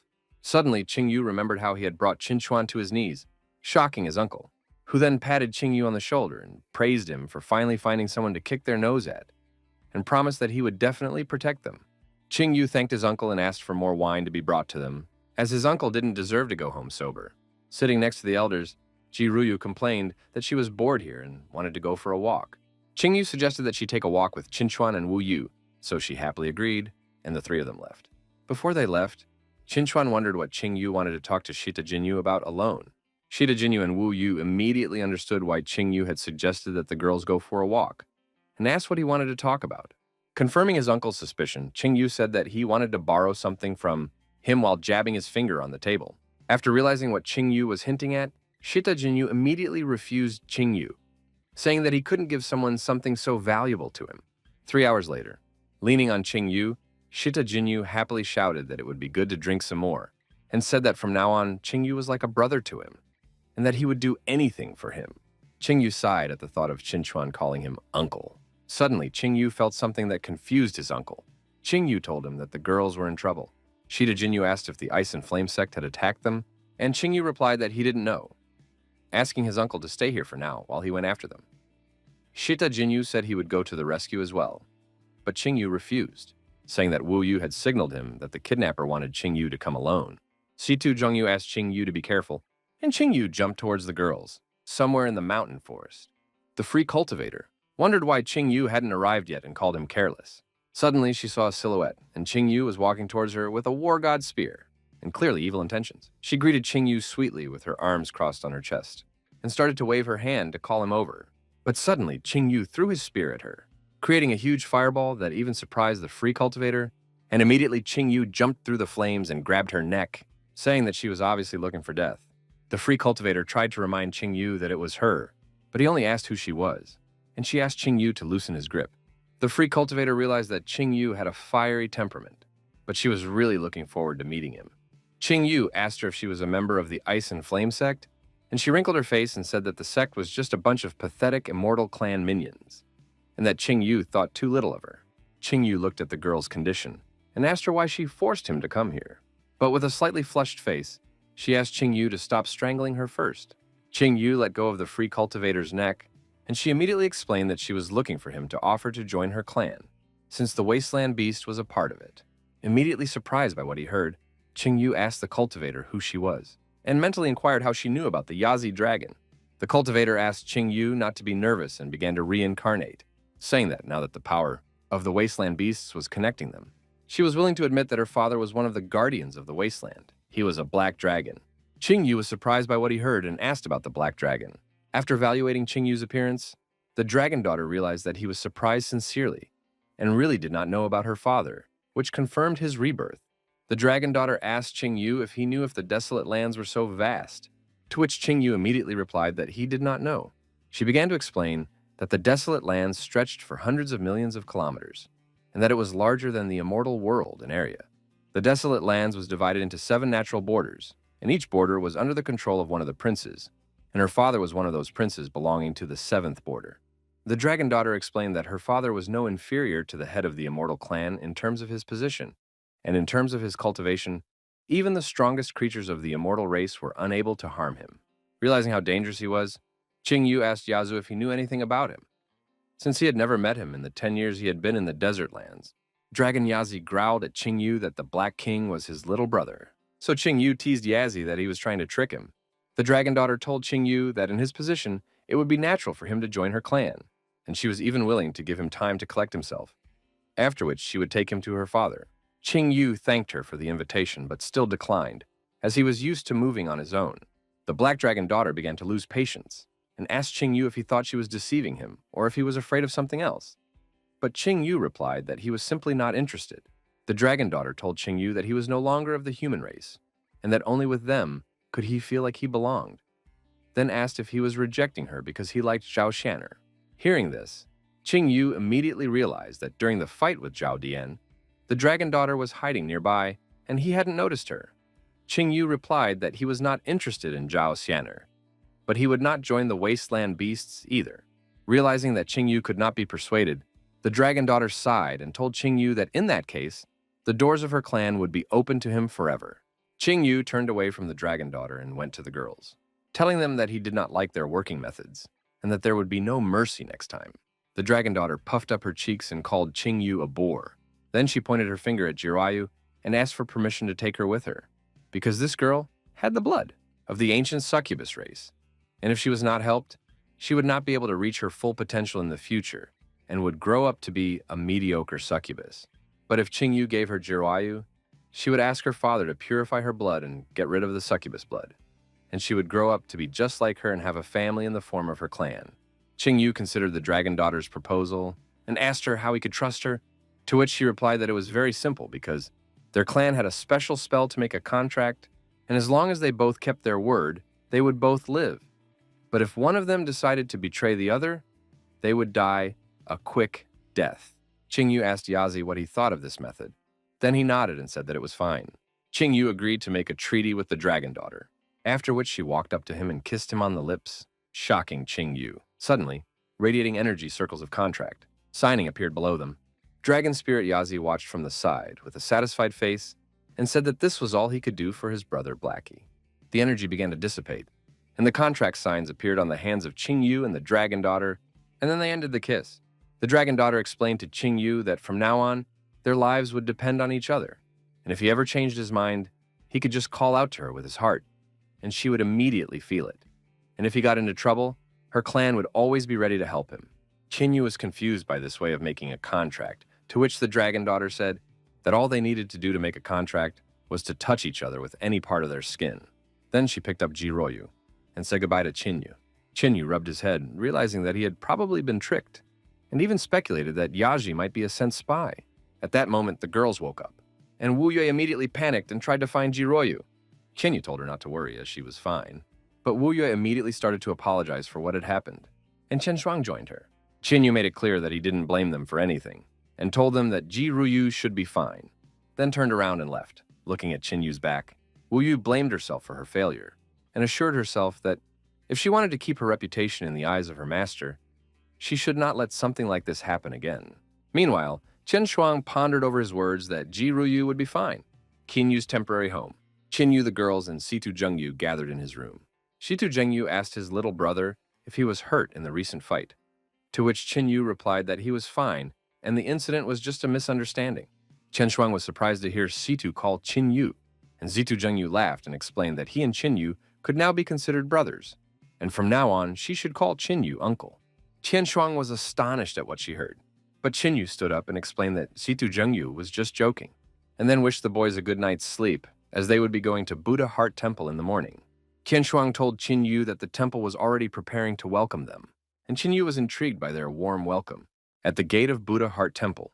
At the gate of the temple, many people were waiting for Qinyu to arrive. The old man excitedly stated that the 9th-ranked Holy Fire Warrior should definitely be lured to their side, which was agreed upon by the 2 thugs who called him father, while the angry man behind them cared little about the Holy Fire. Suddenly, a stagecoach appeared on the horizon, and the old man immediately realized that it was Qinyu, and ordered them to get ready. Qinyu pulled back the curtain and asked Qian Shuang why Zitu Zhengyu had run off somewhere, to which she replied that his mentor Taining was at the meeting, and every time he saw Shitu, he wanted to beat him. Qinyu sighed and said that he wasn't even surprised. As soon as Qinyu stepped out of the carriage, Taining immediately greeted him, walked over to Qinyu, and put his hand on Qinyu's shoulder, saying that he had a good figure and a strong body, which meant that all the potential was there. And his children told Qinyu that if he, who possessed the 9th rank of Holy Fire, began to study blacksmithing, he could achieve incredible things, and he even had the potential to become a great master blacksmith. Hearing this, Qinyu laughed softly. He was sure that if they knew what his 9th heavenly destruction fire was capable of, they would not be having so much fun. Qian Shuang greeted Uncle T and said that his enthusiasm was pouring out of him, to which he replied that there was nothing wrong with that. It was not every day that one would meet such a talent. Then he explained to Qian Shuang that her father and mentor were supposed to meet them as well, but they were distracted by some business, to which she replied that there was nothing wrong with that. The man behind Taining's back laughed as he walked up to Qinyu and welcomed him as the newest member of Buddha Heart Temple. Qian Shuang then introduced him as Bai Feifan, one of her temple brothers and the most talented novice, and although he only possessed the 7th rank of Holy Fire, his success in forging was amazing, and he also excelled in brewing elixirs, which was something he had no peer in, and most importantly, he had already reached the peak of the spiritual realm in his cultivation. He was also very friendly, and she hoped that Qinyu would be able to befriend him. Bai Feifan embarrassedly put his hand on his head and told Qian Shuang that she was praising him too much, and it was not worth burdening a travel-weary guest, to which Qinyu agreed that it was very tactful of him. Qinyu thought about the fact that when he saw Bai Feifan, he realized that he smelled like the polar sunset. Bai Feifan told Qinyu that they were having a banquet today to celebrate his arrival, and that as an elder, he would be honored to teach him everything he knew. Qinyu thanked Bai Feifan, and he offered to call him simply Brother Bai. Qian Shuang was pleased that Qinyu and Bai Feifan were getting along so well, and was sure that they would soon become good friends. Whereupon Taining laughed out loud and explained that it was only natural for everyone to live together in their temple, and then invited Qian Shuang to go inside, while the brothers looked at each other behind their backs. Inside Buddha Heart Temple, the maidens of Buddha Heart Temple greeted Qinyu, which made Qinyu feel embarrassed and mentally agreed with Shitu Zhengyu's choice. Bai Feifan explained to Qinyu that their temple has always been characterized by inner tranquility and mild rules, and although they don't live under strict restrictions, but he has something to deliver. Leng Qianshuang is the personal disciple of the clan chief, and her father Leng Ningpo is the strongest warrior of their temple. He wanted to say that whoever marries Leng Qianshuang will control the temple in the future, and there are countless people who dream of that. Therefore, Qinyu should be more careful in what he says, and does so as not to get into trouble carelessly. When Qinyu asked if Brother Bai was also dreaming about it, he said no, saying that she was like a little sister to him. All the more reason for him to do his best to forge and brew elixirs.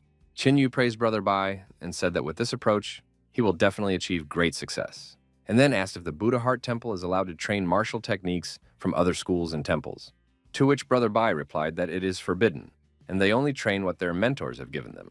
But he can continue to develop martial techniques that he started to master before joining their temple. Qinyu was satisfied with what he heard, thinking that Brother Bai was a rather curious character, while Bai Feifan himself began to suspect that Qinyu had figured him out, whereupon he explained that the main hall was ahead, suggesting that he follow him. The temple attendant came into the main hall and greeted the chief teacher, the temple maiden, and Brother Bai, then reported that everything was ready for the banquet to begin. After sitting down at the table, Qian Shuang asked where the other masters and novices were, to which he replied that some of them were on their way, while others had left with the temple chief, but they should arrive soon as well.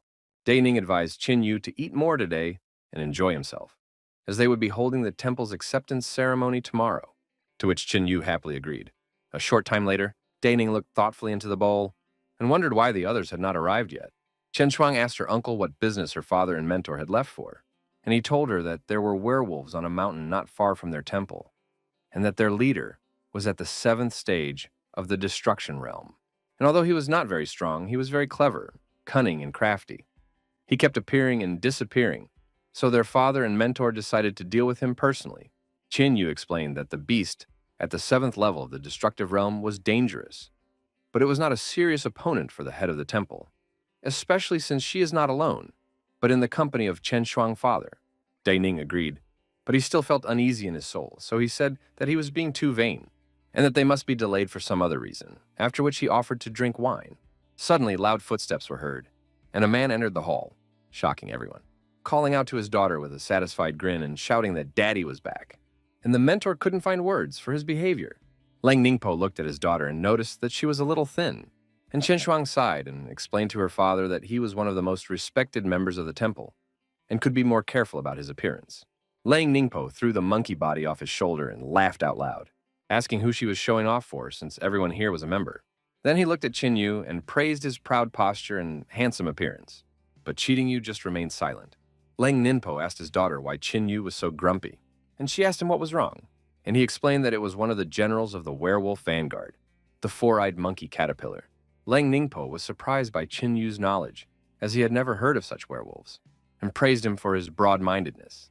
He explained that, although he was fast, he was not good at fighting, which made him think that he was too weak for a general. Mentor Chen Shuang approached Qin Yu and told him that they had arranged today's feast in honor of his arrival, and suggested that they enjoy the feast instead of thinking about that dead creep. Chen Shuang introduced the mentor, who was the head of their temple, Fu Yao, and Qin Yu greeted her.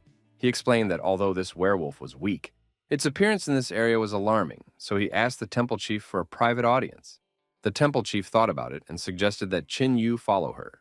Tuckning rubbed his head and asked Chen Shuang what could have made her new friend so confused, to which she replied that judging from Qin Yu's face, it was something serious. Bai Beifan sat gloomily at the table and thought about the fact that Qin Yu had already muddied the waters on the first day. In the temple chief's office, the temple chief explained to Qin Yu that it was just the two of them, so he could talk freely. And then Qin Yu said that the four-eyed monkey caterpillars were very intelligent, observant, agile, and cunning, and that they were one of the few intelligent creatures in the werewolf ranks. That's why they are sent out before the main army arrives to scout the situation and gather information to provide the werewolf army with information before the battle. Fu Yao asked if Qin Yu was referring to the werewolf invasion. Qin Yu thought about the fact that in his past life, before the large-scale werewolf invasion, people sometimes noticed the four-eyed creatures watching them, but they didn't pay much attention to them, thinking that they were just randomly lost ordinary beasts. It wasn't until people realized that larger creatures were coming after them that they began to realize what was going on. And then an army of them came, and the delayed realization of the problem led to a great loss of life. However, in his past life, the monkey caterpillars had appeared much earlier than now. Qin Yu confirmed that the threat of invasion was real and said that they would grow like grass out of the ground, in countless numbers to take over the territories currently occupied by humans, and when they came, the entire Buddha Heart Temple would be covered in blood. Fuyo asked how he knew all this, to which Qin Yu replied that he was not trying to deceive her. He explained that after the first appearance of the monkey caster, it would not take a month for the main forces to arrive, and her temple should start preparing in advance. Fuyo asked why she should believe that, and Qin Yu said she shouldn't, but it was up to her. Fuyao thought about Chen Shuang's words, how Qin Yu always amazed her with his insight, and agreed with him, then offered to go with her. She took out a stone and opened the locked door. After a while, Fuyao summoned all the temple mentors, senior mentor Tening, second mentor Leng Ningpo, third mentor Mo Linfeng, and fourth mentor Zheng Qingfeng. Fuyao ordered Qin Yu to tell them everything he knew about the werewolf invasion in detail, and Qin Yu agreed, then began to tell them everything while showing their progress on the map, in the forest near the Buddha Heart Temple. Bai Feifan was sitting there, thinking that Qin Yu was too cloudy, and assumed that he was talking to the head to betray him. Suddenly, he sensed something and asked Chuling not to come here whenever he felt like it. Chuling came out from behind a tree and asked the second spiritual son not to be upset because his mentor had given him a cloaking spell, so that no one would notice his aura appearing here, and then joked that Bai Feifan's psyche was too shaky for a second spiritual son. Bai Feifan demanded that Chulin tell him why he had come, or else he would kill him on the spot, and Chulin immediately said that he understood the reason for his nervous behavior. After all, he was afraid that Qin Yu would be able to reveal his true identity. But there was no need to worry about that. Chulin explained that he had received information from their fourth mentor, that Qin Yu was not communicating with the temple chief about him, but about another more important matter. Bai Feifan asked what the matter was, and Chulin told him that it was a werewolf invasion. They would soon appear at the Buddha Heart Temple, which would give their Polar Sun clan a unique opportunity. After all, they would stand aside during the invasion, and when the temple fell, they would simply take everything that belonged to them. Bai Feifan grabbed Chulin by the neck and angrily explained that this temple was his territory, and by recruiting people here, he was trying to challenge them. Chulin said that the fall of Buddha Heart Temple was all Bai Feifan's doing, and that all he wanted was Qin Yu. Bai Feifan assumed that Chulin wanted to take the 9th rank of the sacred fire, and Chulin explained that he did not have the talent for alchemy and blacksmithing that he did. And he was not a great fighter like the first spiritual son, but by obtaining Qin Yu's sacred fire, he still had hope of taking his rightful place in the sun, and he would not miss that chance. Bai Feifan asked Chulin why he would allow another serious opponent to appear, and Chulin replied that Bai Feifan could care less about him, and immediately swore to the heavens that he would leave the Polar Sun Temple as soon as he could obtain the 9th-ranked holy fire.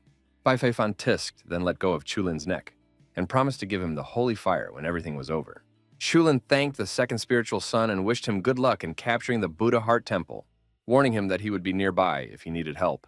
As soon as Chulin left, Bai Feifan immediately decided that a scum like Chulin did not deserve a rank 9 holy fire and decided to take him on personally.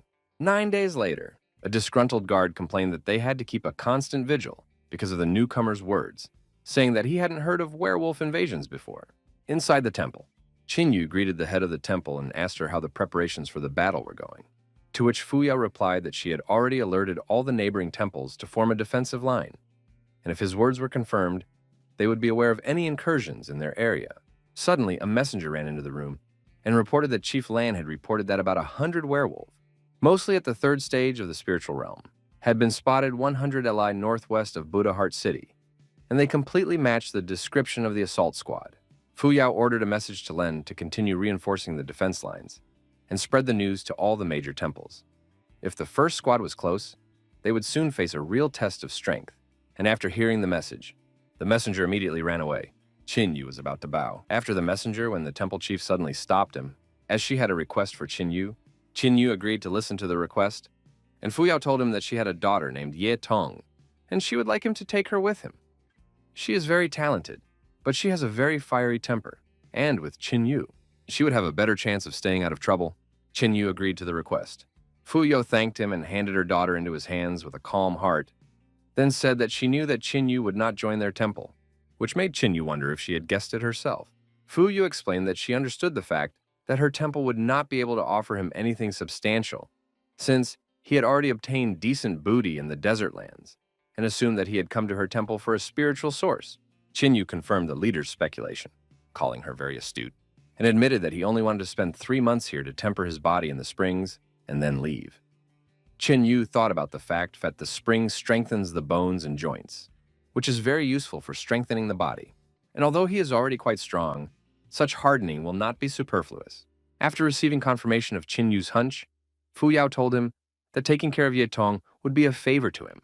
Qin Yu said that he would teach her a martial art before he left, and if Ye Tong could learn it completely, she would no longer have to worry about her daughter's safety in the future. Fu Yao was happy to hear this news, and said that she would ask Ye Tong to come to the training arena, and Qin Yu agreed and bowed out immediately.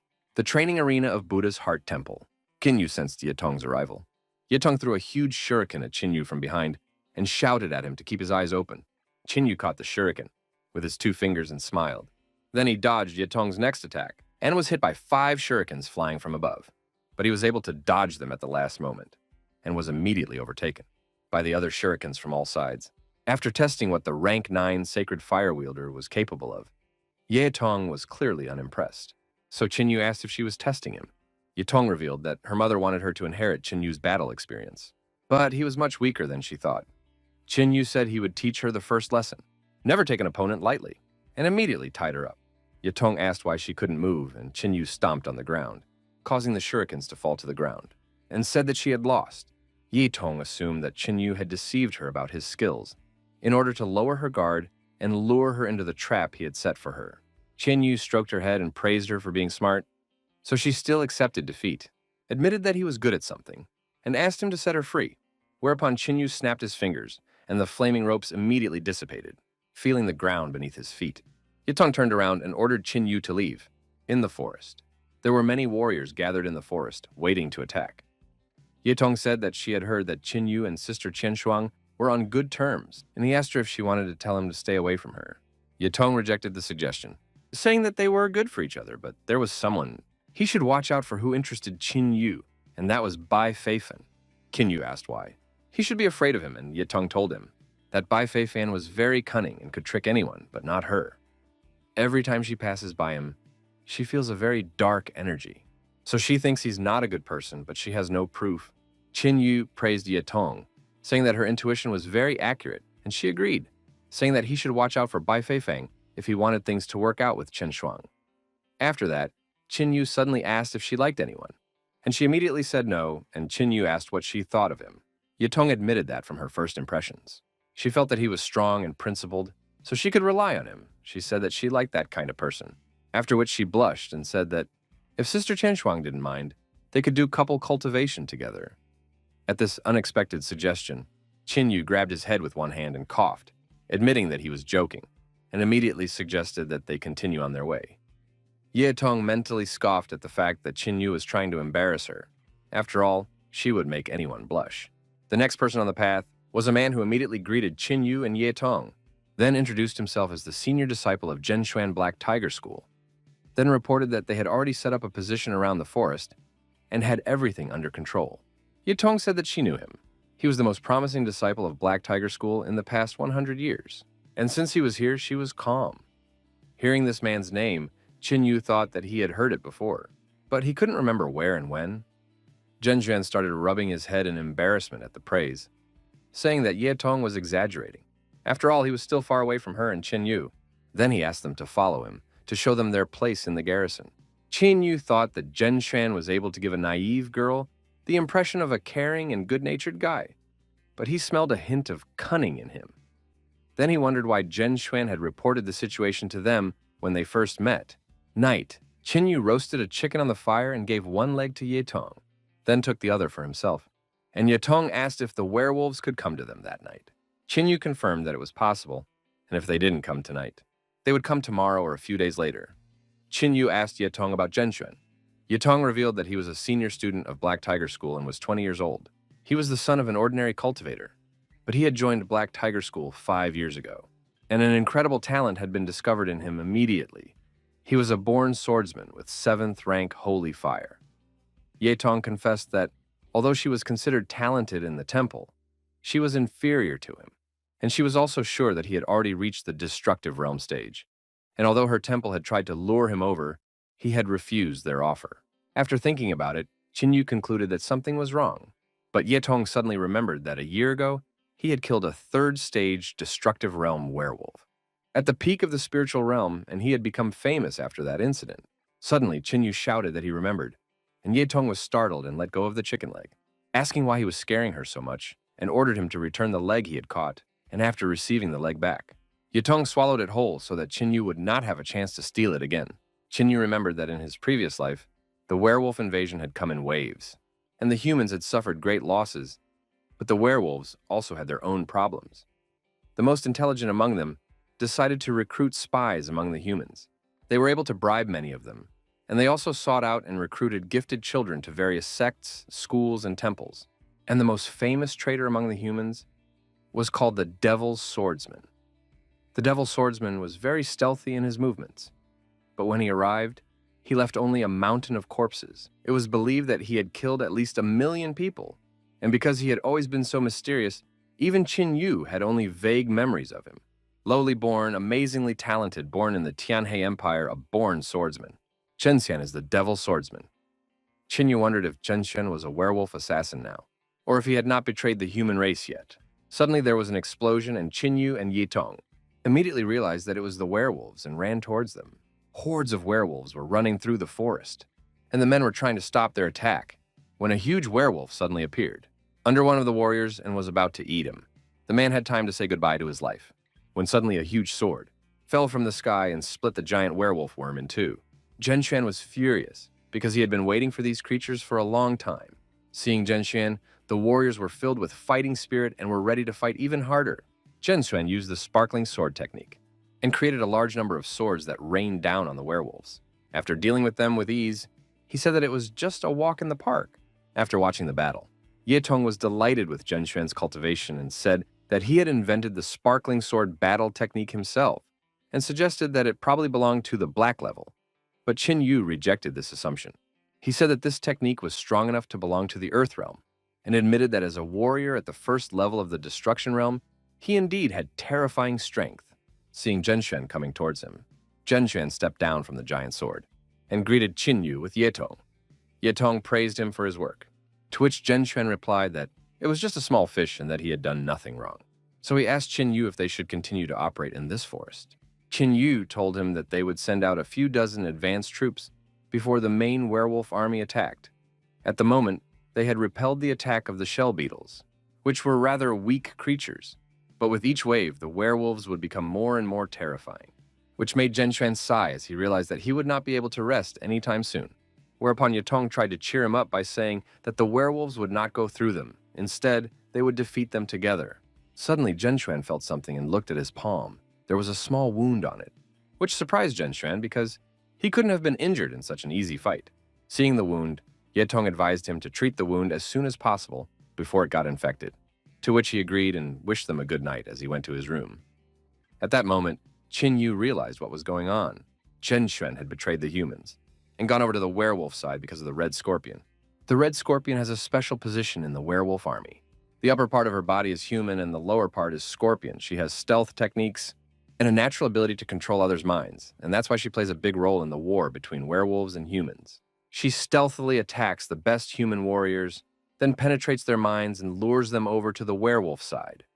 Behind every scorpion is a military advisor who helps formulate a plan of action, and the military advisors themselves have all the information about the werewolf invasion.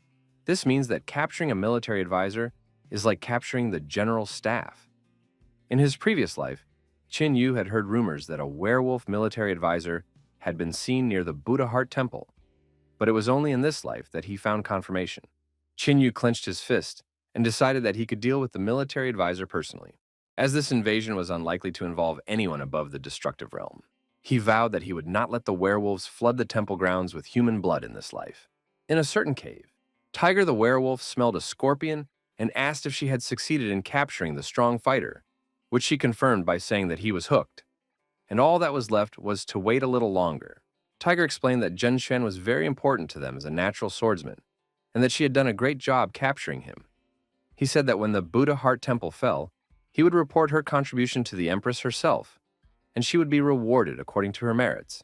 Red Scorpion thanked the Tiger General, and he told her that there was a rumor that there was a 9th rank holy fire wielder in the human camp, Qin Yu, and he wanted her to capture him as well. Red Scorpion wanted to warn that a 9th rank holy fire wielder should be immune, but the Tiger General refuted that, saying that Qin Yu's cultivation was still too weak, meaning that he wouldn't be able to unleash the power of his fire to the fullest, and he also had a plan. He will assign an elite unit to help her, and when they attack from the flank. After a while. After listening to the plan, the Red Scorpion recognized the Tiger General's genius for military cunning and was fully confident that they would succeed. The Tiger General let the Scorpion go, and the Scorpion bowed and left, after which the General dreamed that this war was a great way to prove himself. He should take the chance to prove to the Empress that he was the best candidate to be the military leader of all the werewolves. A few days later in the forest. The forest was filled with explosions as Yetong cut down the werewolves. After the battle ended, Qin Yu approached her and praised her for her work. In the second wave, she was less confident, but in the fourth wave, she was chopping like an experienced warrior. Then she bit the chicken leg. Yetong asked if he had learned this technique in the desert lands, to which he said, while biting the leg, that it was no big deal, but if she mastered it completely, she would be unrivaled in the Buddha Heart Temple. Yetong said that he was too low in her clan, but she was still grateful to him, and then asked how she could thank him. When Qin Yu thought about it, Yetong came closer and offered to sacrifice himself as a gift, but Qin Yu embarrassedly replied that it was better not to. Yetong realized that when Qin Yu was embarrassed, he looked very cute, so he offered to be her little brother, which made Qin Yu giggle in embarrassment. Yetong asked Qin how much time they had left before the main enemy army would arrive. Qin thought about it and replied that there would be 7 false attacks before they brought the whole army, and only after that would the real invasion begin, which was estimated to happen within a few weeks. Qin thought about something strange, namely, that he had not been able to track down the Red Scorpion in the past 4 waves. But considering that he was a 9th-rank sacred flame burner and had defended the Buddha Heart Temple, he could not help but attract the attention of the military advisor. After thinking about it, Qin was depressed, thinking that he had lost his former charm and had become invisible to others. Suddenly, Zhenshen arrived and reported that one of the garrisons 30 kilometers away had been attacked by an elite group of werewolves, all of whom were at the 7th level of the spiritual realm. They were disciples of the Steel Fist School and the Great Swordsman Temple. About 50 people in total, and almost all of them were killed. Qin asked how many werewolves had attacked them, and Zhenshen reported that one of the disciples from the Great Swordsman Temple had managed to leave some notes, offered them to Qin to look at, and then took out a coil and said that, according to him, the werewolf group consisted of 16 individuals, and after the attack, they split into 2 groups and left. Zhenshen reported that since they were closest to them, they should catch up with them immediately and destroy them. Zhenshen admitted that he couldn't catch up with the 2 squads by himself, so he suggested that he go to one, and Qin and Ye Tong would catch up with the other. Ye Tong told Zhenshen that he might as well not think about it, because if the werewolves were really only at the 7th level of the spirit realm, and there were only 8 of them, the 2 of them would have no problem dealing with it. Qin realized that it had started, because according to the description, these werewolves were the guards of the military advisor. Zhenshen took out a token and handed it to Ye Tong, saying that they could use it to find their werewolf squad and ask them to take care of themselves. After all, if they defeat the werewolf army, they will drink for 3 days and 3 nights, to which Ye Tong happily agreed. Zhenshen immediately went to catch up with one of the squads, after which Ye Tong suggested that Qin move out on the battlefield. When they arrived at the battlefield, Qin and Ye Tong saw the devastation and the many bodies of their comrades in arms. Ye Tong was even angrier at the werewolves, and Qin remembered how more blood had been spilled during the werewolf invasion in his previous life. Ye Tong took out a token and offered to move forward to finish them off. Qin held out his hand, and the token pointed in the direction of the mountains, and they set off after them. In the mountains, Ye Tong said that she could clearly feel the aura of the werewolves and that they were nearby. But Qin said that it wasn't like that because they were surrounded. Seeing the werewolf troop, Ye Tong was terrified because these werewolf tigers were not at the 7th level of the spiritual realm at all, but at the peak, and Qin estimated that there were not 8, but at least 16 of them. While there were about 1,000 small individuals in the rear guard, Ye Tong cursed. After all, they had been ambushed, and although they could kill 8 werewolf tigers, 16 was beyond their capabilities. She was sure that although Qin was able to kill the Taoist old man, he was alone while in the face of the current threat. All they had to think about was retreating, but that was no easy task either. Ye Tong looked at Qin and decided that she had no choice. She created many shurikens and ordered Qin to escape and spread the news about these werewolves while she distracted them. If she were to die, she wanted him to avenge her by killing all the werewolves. Ye Tong was about to attack when Qin suddenly grabbed her arm and said that it was too early to say goodbye to her life, and that this gang was no big deal to him. Ye Tong replied that she knew he was strong, but even he couldn't handle so many werewolves. But Qin said that she hadn't even seen what he was capable of, and suggested that she watch carefully. A powerful aura rose around Qin and he took out the spear of the god of war. Holding it in his hand, he said that he was now irresistible, and asked Ye Tong not to fall in love with him. The chief of the werewolves gave the order to attack, and they all rushed towards Qin at once. Qin prepared himself and jumped high, then used the 3rd lightning spear technique, Ancestor Spirit Spear, to destroy all the werewolves around him.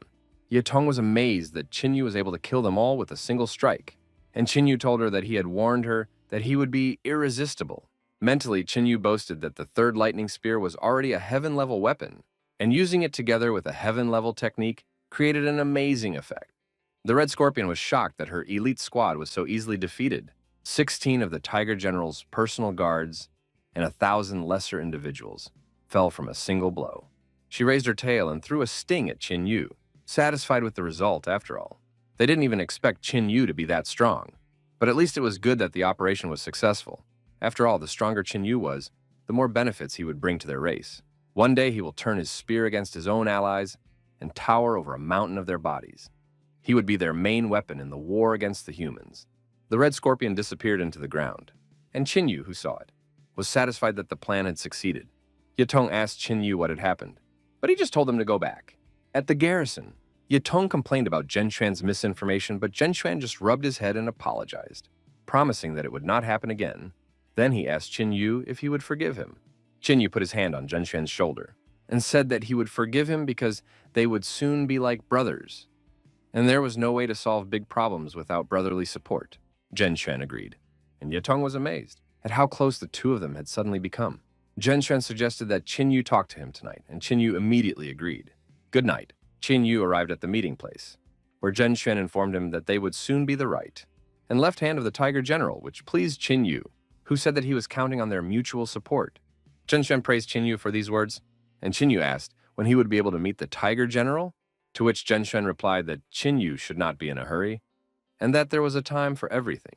Soon, the Tiger General would organize a massive attack, and they would have to repel it to gain respect from the people.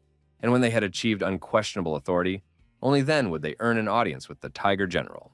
Qin Yu thought that the tiger was a general for a reason, because he was a master of waiting, and he did not want to rely on Zhen Xuan alone. Zhen Xuan put his hand on Qin Yu's shoulder and pulled him closer to tell him about the Tiger General's immediate plans.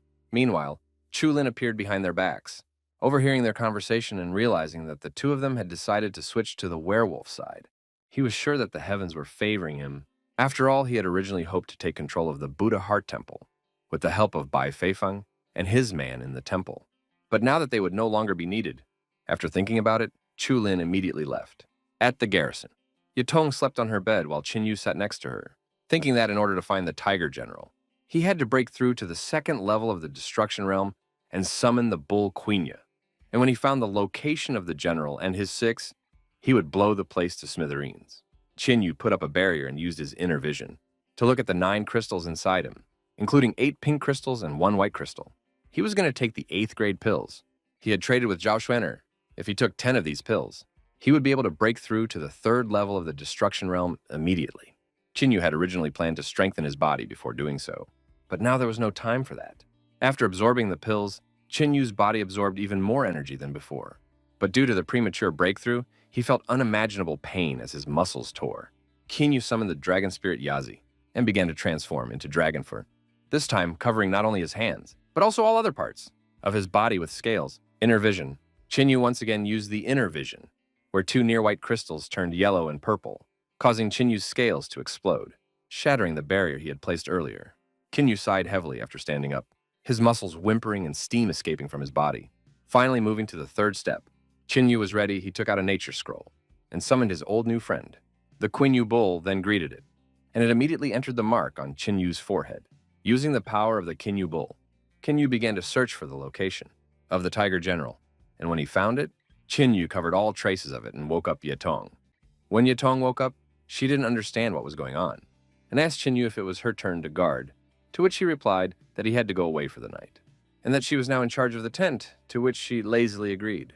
The Tiger General's lair, the Tiger General praised the Red Scorpion for subduing the natural swordsman and the 9th-ranked Sacred Fire Wielder, for without them, their plans were doomed to failure. He said that the preparatory stages had been completed, and only the slaughter would follow. The Red Scorpion congratulated the general on his victory, and acknowledged that victory in the war was primarily his merit. The Tiger General told the Red Scorpion that if he was promoted, she would roll around like cheese in butter. And then he raised his fist on his head and chuckled contentedly, because as a battle general and military advisor at the same time, no one could compete with him for promotion. Qin Yu suddenly told the general that he was rejoicing too soon, causing the Tiger General and the Red Scorpion to be shocked. The Red Scorpion, surprisedly, asked who he was, and Qin Yu replied that she had seen him just yesterday, but now she couldn't remember him. At that moment, the Red Scorpion realized that it was Qin Yu and wanted to ask how he had defeated the mind control. But the Tiger General admitted that he had miscalculated, because the power of the 9th-rank Holy Fire was greater than he could have imagined. Qin Yu pretended to have fallen under its influence, while he himself found a way to discover its location. When the Tiger General rose from his throne, he realized that Qin Yu was much stronger than Zhen Xuan. The Tiger General towered over Qin Yu at full height, assuming that since Qin Yu had come here alone, he believed that he could handle him. Qin Yu confirmed this, and the Tiger General immediately revealed that he was well aware of his background. His family had done their best for the good of the people, but they had been wiped out by the people in gratitude. The Tiger General asked Qin Yu why he was still on their side after all this. Humans are greedy and mean by nature, and they will stop at nothing to achieve their personal goals. They will only continue to bicker, decay, and degenerate, and the fight for a piece of land will be their doomsday. The Tiger General explained to Qin Yu that they were different, because they had the unity of the high and the low, and one day they would unite all the territories under one authority, and only then would there be peace in the world. He suggested that Qin Yu leave the human race and join the werewolves, because none of the werewolves would discriminate against him because of his origin. And once he joined them, he would become a loyal friend and brother of the werewolf race, a member of the family. The Tiger General promised Qin Yu a great future in their ranks. After listening to this propaganda, Qin Yu asked if this was his last word. He didn't even try to deny that it was exciting.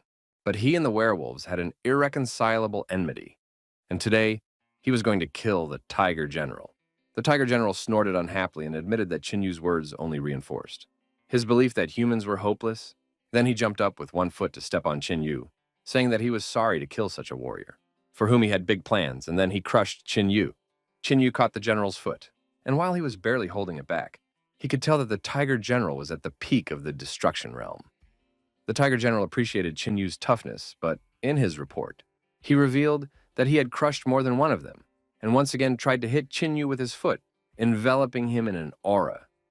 Such a powerful imminent attack made Qin Yu's ears spurt blood, causing him to curse and catch the Tiger General's kick with his body, after which he struck Qin Yu with his powerful fist. After dealing with the problem, the Tiger General regretted that he had to kill such a good warrior by human standards, and realized that he deserved to have his body treated with respect after death. So he ordered the Red Scorpion to distribute Qin Yu's flesh to the werewolves as a fitting tribute to him. The Red Scorpion gladly accepted the order and giggled as she walked towards Qin Yu's body. Suddenly it was startled, and the Tiger General sensed an aura of surprise directed at Qin Yu. The Red Scorpion shouted in horror that he was not a human, but rather a wasteland beast, prompting Qin Yu to ask what the big deal was and if they still wanted him in their ranks. After realizing that Qin Yu was a wasteland beast, the Tiger General asked how he was allowed to leave his post, whereupon Qin Yu dispatched the Red Scorpion with a single blow, asking why they cared when he could have just gone AWOL. At that moment, the shocked Tiger General suggested that Qin Yu was actually a wasteland beast who had been recruited by humans, and if that was the case, then he should report it to the Empress as soon as possible, because if the wasteland beasts and humans united, their position would be drastically worsened. Tiger General created a portal and said goodbye to Qin Yu, saying that they would meet again, but Qin Yu snarled and tried to hit Tiger General, which he barely dodged. Qin Yu wondered why he was trying to escape, to which the Tiger General replied that he didn't want to waste time killing him. But apparently, if he wasn't killed, he wouldn't be able to leave. The Tiger General summoned his huge axe and rushed towards Qin Yu to strike, but Qin Yu did not dodge and blocked it with his fist, causing the axe to crumble, surprising the general, after which they broke the distance between them. The Tiger General was astonished that Qin Yu was able to break the axe gifted by the Empress with a single blow, as he suddenly noticed Qin Yu's aura approaching. Swinging his fist, Qin Yu said that the general had underestimated him too much, and in a war, such mistakes were unforgivable, and struck out with his hand, knocking the Tiger General into the wall. After a moment, Qin Yu sensed something wrong, and blocked the blow with his hand, being thrown back. The Tiger General emerged from the dust cloud, stripped off his armor, and held a huge whip in his hand, cursing the wasteland beast. After assessing the blow that Qin Yu had received, he realized that the peak-destroying realm was quite a serious force.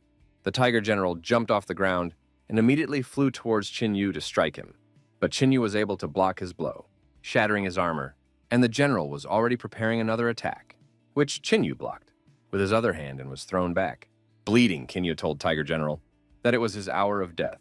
Tiger General begged him not to write him off too early, because if that was all he was capable of, he wouldn't be able to reach the rank of general. Then a mark shone on his forehead and his arm grew back. Then he told Qin Yu that he hadn't even activated his innate skill, Tiger Fury, which made him stronger for a short period of time. Without this skill, Qin Yu's strength was comparable to his strength, but now, the Tiger General immediately stood beside Qin Yu and punched his fist with all his might, saying that Qin Yu was no match for him now. Qin Yu spat out blood, and the general immediately bit his shoulder, and Qin Yu retaliated by headbutting him. After throwing the general away, Qin Yu prepared to strike at him with his energized fist, but the Tiger General was able to dodge the attack instantly and use the body strapping technique, causing Qin Yu to be grabbed by many claws. Qin Yu had to admit that this technique would cause him trouble, as the general suddenly decided to finish off the immobilized victim and intended to pierce Qin Yu with his claws, wanting to deal with the desolate thing. However, Qin Yu used the power of the nine-legged golden raven to get rid of the restraints and blind the tiger general at the same time. The tiger general was surprised by the sudden flash of light as Qin Yu's foot suddenly flew into his face, sending him flying. The tiger general admitted that he didn't expect Qin Yu to be able to get out, so he begged the empress to share her power with him. The silhouette of the werewolf empress appeared behind the tiger general, and her energy entered him, filling his body with energy. The tiger general said that the next strike would be decisive. When Qin Yu heard about the 1-2 punch, he took out the war god's spear and replied that he was fine with it, then filled the war god's spear with the power of the 4 wasteland beasts. The tiger general created a ball of energy, and a moment later, it grew to be dozens of times the size of the general. At the same time, they used their most powerful techniques, with the tiger general using fire condensation, and Qin Yu using the 4th lightning spear of Hell's curses. As soon as the Hell's curse collided with the fire condensation, it was consumed, and the tiger general ordered Qin Yu to die, causing an explosion.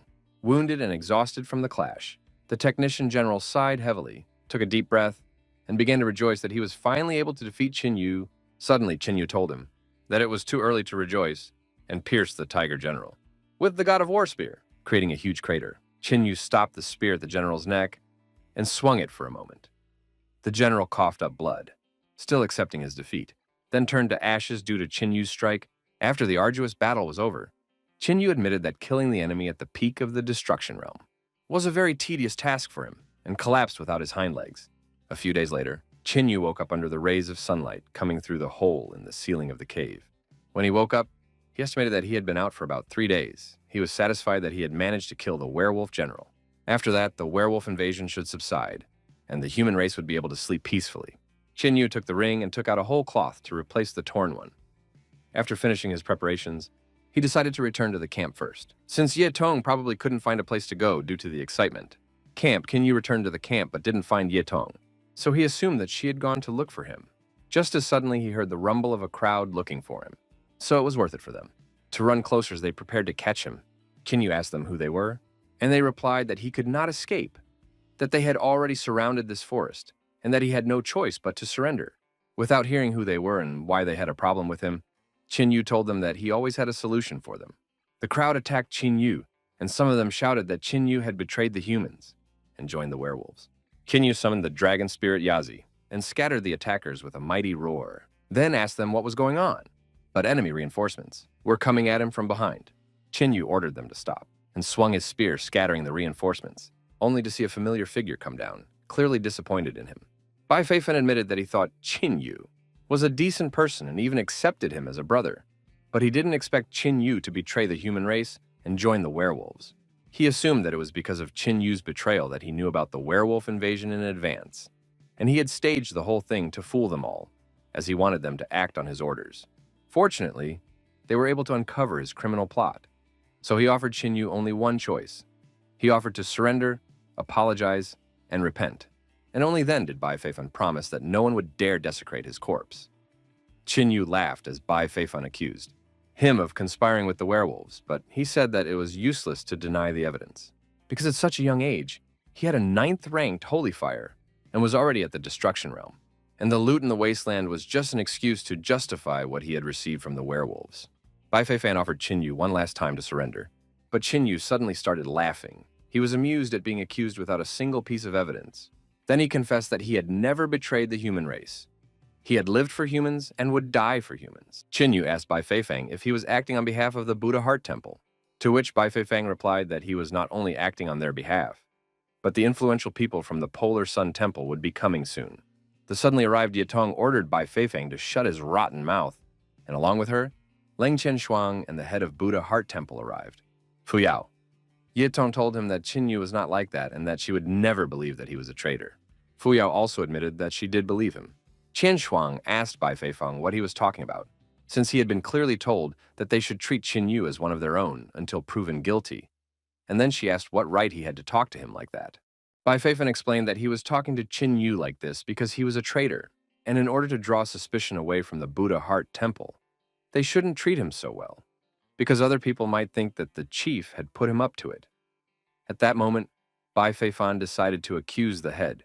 Fu Yao got angry at his subordinate for saying such a thing and explained that saying such a thing was too much. Suddenly, 3 stars flashed in the sky, and 3 people descended to earth, one of whom said that he also believed that the fish started rotting from the head of the Polar Sun clan. Pang Chao explained that this could mean that the entire Buddha Heart Temple had betrayed humanity. Along with the head, the first spiritual daughter, Yan Zhobing, and Chulin arrived. Pang Chao demanded Mo Yao's impeccable explanation of how a traitor could be among them. A few seconds later, an angry crowd rushed towards him, displeased that the person they considered the greatest talent in the past 100 years was a werewolf henchman, which explained how a boy with only 9th rank holy fire could defeat a Taoist elder. Fu Yao sighed and turned to Qin Yu, explaining that since she had accepted him, she should trust him by default, but he had something to tell them, namely where he had been for the past 3 days. Qin Yu explained that the werewolf invasion was led by their military advisor, Tiger General, and 3 days ago, he had found out his location and killed him. But because he was badly injured, he lost consciousness and only woke up 3 days later.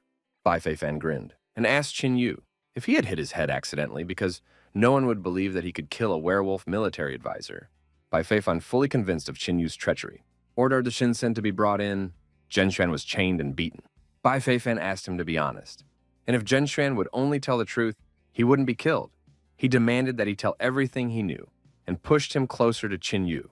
After taking a deep breath, Zhenshuan admitted that he was indeed a traitor and that he was very guilty in front of everyone, and that Qin Yu had also given his soul to the werewolves just like him. Qin Yu was surprised out of the blue, and the crowd was already burning with the desire to kill him because Zhenshuan had betrayed him, and now nothing could justify him. They wanted to skin him and expose him to the scorching sun, because that was the only way to cool their hatred for Qin Yu. Qin Yu clenched his fist, furious that the enemy had calculated all the moves and left him no choice but to have a bloodbath here. Yutong couldn't help but shout that it was all a lie, that Qin Yu was no traitor, and that it was all just a planned provocation. Then she pointed at Bai Feifan and explained that she had always suspected that there was something wrong with him, and only now was she sure that he was a man from the Polar Sun clan and that he was the one who had set this up. Bai Feifan smiled at what he had heard and admitted that he was not offended by her nonsense, as he understood that Qin Yu had managed to mess with her mind. Bai Feifan bowed his head and asked for a verdict, since all the evidence had been presented. But Fu Yao had no words to express her bewilderment. Pan Chao shouted at her that she had no right to judge. As he believed that the Buddha Heart Temple was an engaged party, he warned Fu Yao that he would take Qin Yu away, and after a few days, he would call all the neighboring temples to try him, and the Buddha Heart Temple must not hinder the investigation of this case. And for that, he needed them to hand over control of all the key resources to them, and only if their innocence was confirmed would they be returned to them. Shulin scoffed at Qin Yu, saying that he had not only brought disaster upon himself, but also upon the entire temple, which was not a very nice thing to do. Hearing the old acquaintance, Qin Yu asked if this was his plan. After all, he couldn't help but admit that everything had been thought out quite clearly. But did he really think that he would be able to capture him? Shulin asked Qin Yu if he was stupid enough to think that he could escape, suspecting that he had a plan. Yan Zhobing told Qin Yu that on behalf of the Polar Sun clan, she was giving him one last chance to surrender without resistance, or else they would take him away crippled. The people in the crowd admired her, for at only 20 years old, she had a 7th rank of holy fire, and was at the 3rd stage of the destructive realm. They were sure that Qin Yu would not be able to withstand a single blow from her, and would be swatted away like a mosquito. Fu Yao demanded that they stop this nonsense, explaining that Qin Yu is part of Buddha Heart Temple, which means that they have to conduct an internal investigation first, so he will leave with them today. But if his guilt is confirmed, they will not cover for him. Pan Chao said that Yamo is as naive as she is beautiful. He asked how they can believe in their objectivity when Buddha Heart Temple will personally investigate. And even if he agrees, there are too many warriors here who will not be satisfied with such an arrangement. Whereupon the surrounding people raised their weapons and shouted their disagreement. Fu Yao asked what would happen if she decided to do it her way, to which Pan Chao replied that they would have to fight not only the Polar Sun clan, but everyone here. Qin Yu thanked the head for his kindness, but he refused her help because it was his battle. Qin Yu realized that he had done the right thing by choosing the Buddha Heart Temple, because even under such pressure, the head would not abandon him. Qin Yu pointed his spear at Yan Zhobing and told her that if she could withstand a single blow from him, he would surrender to her mercy. Yan Zhobing grinned at how confident Qin Yu was and said that it was enviable. and the head of the Polar Sun told him that Qin Yu had made a fatal mistake by underestimating their temple. But Qin Yu interrupted and ordered him to shut up and told the old dog that he would be next. Yan Zhobing was furious that Qin Yu had the audacity to insult her head and immediately attacked him to make him regret what he had done. She swung her sword, causing a huge wave of flame, but Qin Yu easily dodged it and prepared to strike her. Yan Zhobing reprimanded herself for being trapped by the enemy and used the sun at the zenith technique. But Qin Yu was able to break through with a single strike, sending Yan Zhobing flying. Pan Chao and Chulin were astonished at how easily they had defeated the first spiritual daughter. After landing after the attack, Chiny went over to Ian Zhobing and pointed his spear at her, telling her that she had lost, but she couldn't understand how it happened, since she didn't even have time to do anything and was defeated so easily. Pan Chao was burning with rage as he thought about how Qin Yu had become so strong because of the cursed werewolves. Because not long ago, he had fought hard in the battle with the Taoist elder and barely won, while Chulin was mocking the talentless Yan Zhobing, who had lost the battle before it even began. Qian Shuang wondered how Qin Yu was able to do this, while Ye Tong cheered him on. Fu Yao, on the other hand, was trying to figure out how strong Qin Yu was. Qin Yu pointed the spear of the god of war at the silent crowd, then summoned the dragon spirit Yazi and asked if they had the spirit to capture him. After seeing and smelling the sinister aura, the people began to slowly retreat. When Chuling suddenly began to blame Qin Yu for daring to openly speak against the human race, he suggested that they should not let this pass, and that they should all attack Qin Yu at once, after which their glorious exploits would be sung about. When the warriors heard about the glory, they were filled with fighting spirit, and they all rushed at Qin Yu together. The angry Chulin said that no matter how strong Qin Yu was, he was still a man of flesh and bones, while Pang Chao chuckled as he wondered how long Qin Yu would last against the angry crowd. Swinging his spear upwards, Qin Yu dealt with several warriors and immediately launched a series of attacks to fend off the surrounding people. The 4 holy fire wielders in the crowd jumped up and shot fire at Qin Yu in unison, but he summoned the dragon spirit Yazi and dispatched them with a single strike before using the thunder spear technique to deal with the remaining people. Pang Chao covered his face with his hand from the waves of energy, and when he looked at Qin Yu, he was surprised that he was able to deal with the crowd alone, towering over the mountain of corpses. Qin Yu asked everyone if they were capable of this. The surviving people who were not hit began to take their feet away, shouting that he could not be human but was actually a demon in the flesh. Pang Chao was surprised. He had never met anyone who could escape from a crowd of soldiers. But at the same time, he was furious that Qin Yu still did not use his spiritual power, relying only on his physical strength and fighting skills. Pang Chao accused Qin Yu of committing too many atrocities against the human race, forcing him to take things personally. Fu Yao tried to reply, but Qin Yu said that this was not their fight and that he would handle everything himself, thus quieting the crowd. Some of the remaining people began to shout at Qin Yu that his tricks could only frighten foolish soldiers, but when he defied the Polar Sun Temple, he was only moments away from death. They wanted him to pay for his treachery with his death, and since the head of their temple had personally decided to deal with him, he was no longer alive. After saying that, Qin Yu mentally laughed at those fools. Pang Chao unleashed his mighty fire aura, ready to destroy Qin Yu. Suddenly, the sky was covered with purple clouds, and it began to rain. Pang Chao and Qin Yu were shocked by what they felt. Suddenly, the dragon spirit Yazi appeared beside Qin Yu and advised Qin Yu to flee. Just as suddenly, the clouds opened up, a scarlet moon appeared, and black chains fell from the sky. As the rest of the crowd tried to figure out what it was, blood suddenly spurted from their wounds towards the winged silhouette against the moon, causing Qin Yu to be terrified. The woman passed her finger over her lips and said, "There are too many people here." As soon as Pang Chao saw her, he started to curse the werewolf, but he suddenly felt her aura behind him. After evaluating the head of the Polar Sun, the werewolf said that she would be one of the first to kill him, because he was too ugly and she didn't like that kind of guy. She turned him into nothingness with a flick of her hand, creating a powerful shockwave that knocked everyone off their feet. Everyone who didn't die from her first attack was under tremendous pressure, trying to figure out who she was, and only Qin Yu knew that she was the commander of the werewolf army. But he couldn't understand what she was doing here. Seeing Qin Yu, the woman became interested in him and smelled a very familiar scent from him, and with that, she could tell that he had killed the Tiger General. Qin Yu thought that she was a servant of the Night Queen from the underworld, a blood-sucking bat who was able to immobilize ego with a single glance. And judging from her cultivation, she had already reached the first level of the fusion realm. Qin Yu figured that if he used his trump card against her while she was completely subdued, he wouldn't be able to withstand even a single blow, so he would have to take the risk. After Chinyu finished thinking, he used the spirit energy of the dragon spirit Yazi. The bat asked Chinyu why he was silent, assuming that he had the courage to kill her, but was now afraid to admit it. So she raised Chinyu's head with a finger and admitted that she liked brave people. But now he was disappointing her. Chinyu replied that he wasn't afraid of anything. It was just that she was so ugly to him that he tried to stop himself from choking before opening his mouth. The bat sarcastically said that he was actually trying to flirt with her to arouse more interest, and now she couldn't wait to drink his blood.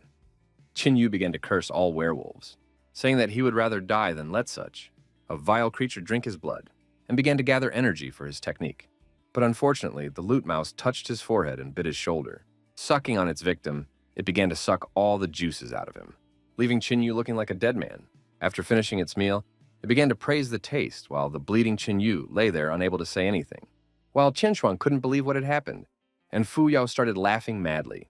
She was sure that they deserved all this for their sins, and now they would get what they deserved.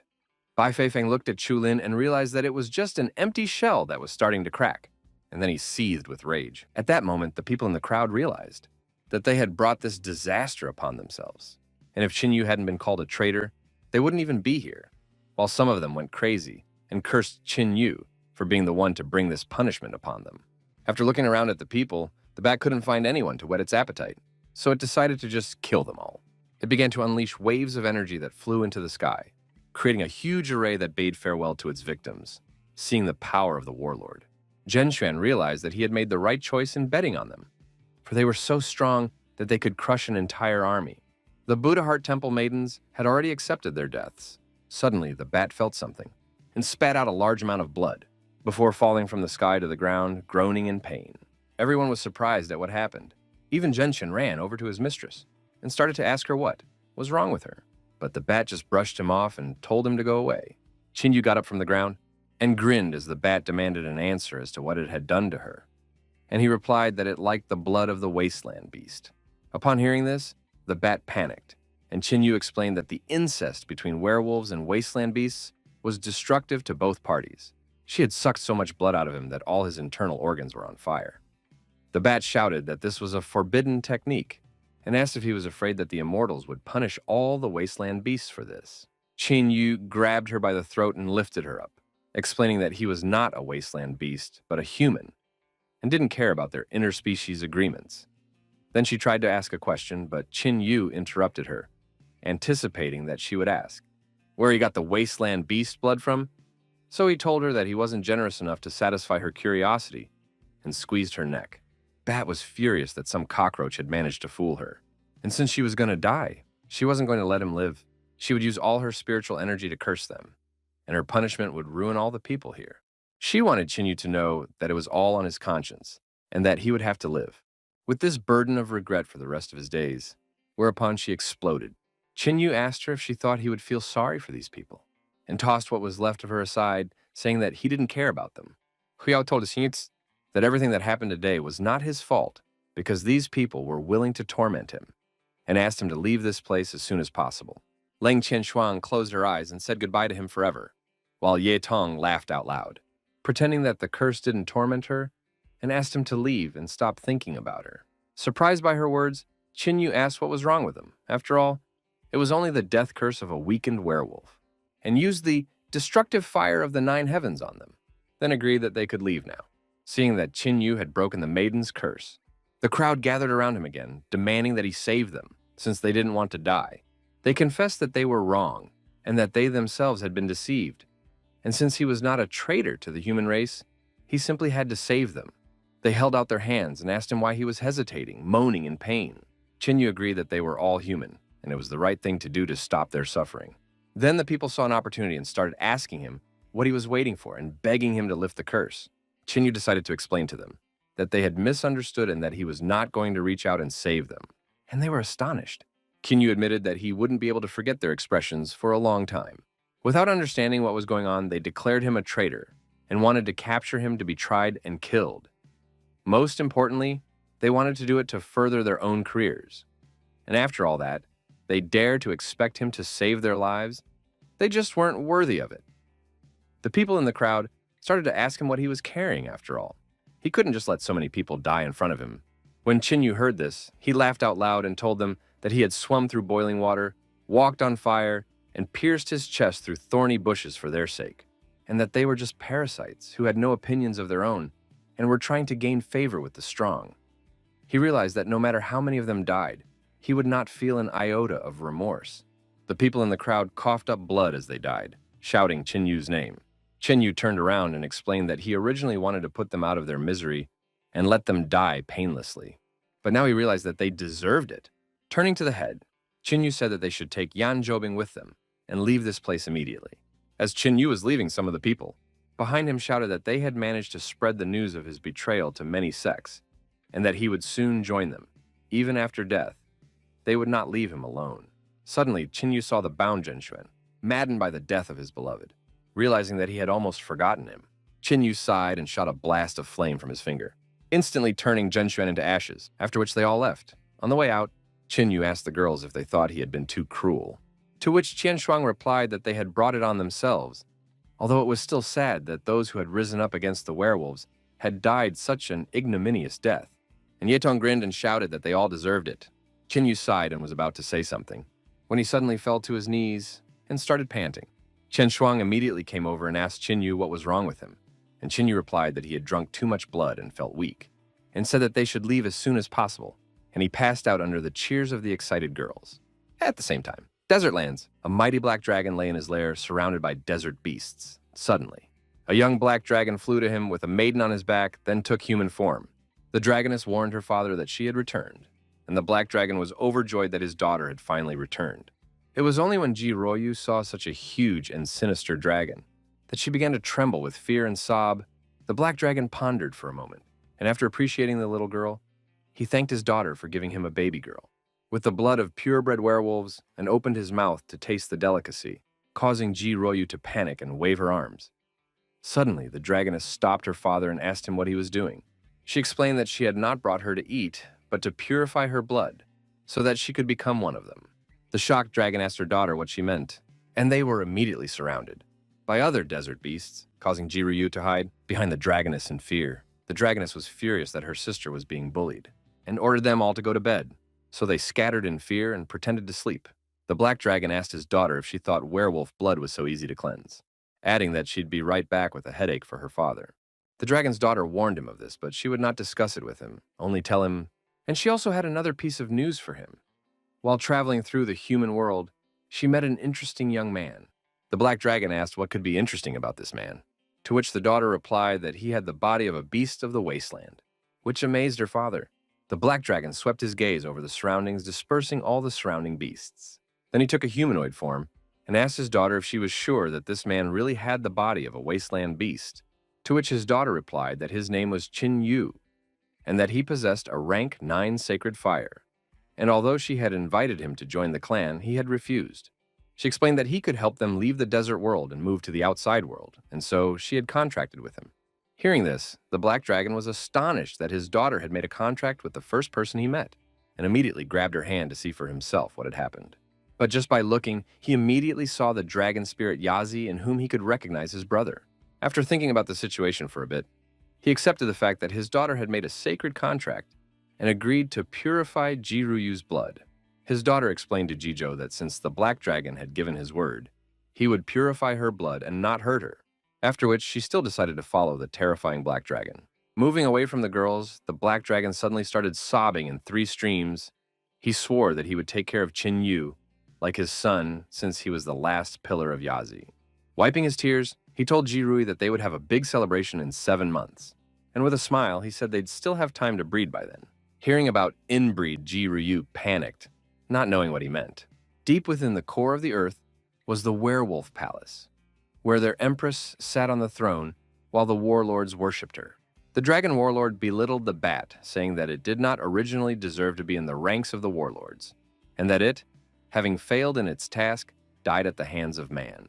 While the warlord bat was trying to nominate one of his subordinates for the bat, saying he was as good as her, and the Kappa warlord replied that that fireball could not be equal to the bat because it was too rough and dumb.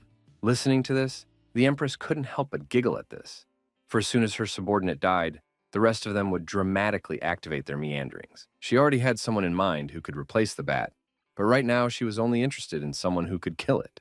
Although the bat wasn't known for its immense strength, but it was still at the first stage of fusion, and in the entire area under its jurisdiction, there wouldn't be more than 7 or 8 people of comparable rank, and so it would be able to escape from them without getting harmed.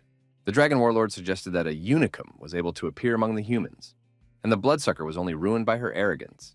After listening to the Warlord's opinions, the Empress ordered them to rush to the Tianhe Empire and lure the Bat Assassin to their side. And if he refused, they could just kill him, so neither side would have him. The Dragon Warlord asked why send 3 warlords at once to kill just one person, but the Empress demanded with a look that they go now. After which, all 3 warlords rushed into the Tianhe Empire at full speed. The very next moment, Zhao Fengsheng's silhouette appeared in front of the Empress, after which the Empress immediately welcomed the Immortal into her home. But to her dismay, he announced that starting today, the mandatory donation amount for werewolves was doubling. Before the Empress could even get a word in, Zhao Fengsheng explained that this would not be discussed. Disappearing, he explained that they had brought this burden upon themselves, and ordered them not to approach Qin Yu again. Upon hearing about Qin Yu, the Empress was stunned that she was brought so much trouble because of a person unknown to her. Meanwhile, in the immortal world, Zhao Xuan'er was happily swinging on a swing while touching the water with her feet. Suddenly, her brother flew in and asked if such a decision was an overreaction. When she heard this, she tisked and said it would be a warning to the werewolves for daring to infringe on her betrothed. And after all, her Qin Yu is getting daintier and daintier by the day. Zhao Fengsheng asked his sister not to talk about Qin Yu unnecessarily. After all, if rumors of his connection with the wasteland beasts reached anyone, then suddenly, Zhao Xuan'er activated the Almighty Seal and explained that with it, she would become the next immortal ruler, and no one would dare to spread rumors about her. She explained that the feud between the immortals and the wasteland beasts had been going on for too long, and perhaps only Qin Yu would make them bow down, which would be a great achievement for them. She admitted that her brother was overly worried about it, then warned that from today onwards, he would live in the mortal world and secretly guard Qin Yu. After all, this time, he was lucky to stay alive, but next time, he would not be without outside protection. Hearing about all of this, Zhao Fengsheng could only be petrified from the shock he was experiencing. The secret grounds of the Buddha's Heart Temple. Qin Yu meditated in the spring to strengthen his body, the head of the temple. Fuyao had been watching him for 10 full days, but he still hadn't awakened. Suddenly, Chen Shuang arrived and immediately bowed to her teacher, then asked if Qin Yu had come to her senses, to which Fuyao replied that he would probably need a few more days, and asked about the progress of the investigation. After which, Chen Shuang told her that Bai Feifan had indeed turned out to be a spy of the Polar Sun clan, and that he was actually their second spiritual son, and he had also currently taken the position of their head. She also told of how only after he returned did he begin to gather forces around him, convincing that the Buddha Heart Temple was involved in a conspiracy with werewolves, and unfortunately, many believed them. And now the Polar Sun clan and the Jasper Fairy clan are jointly preparing for a punitive mission along with many smaller clans. But the Ruthless Sword School is staying away for now. Fu Yao was angry at the realization that the world had turned upside down, and now evil was pretending to be good. But even so, she was ready to fight back.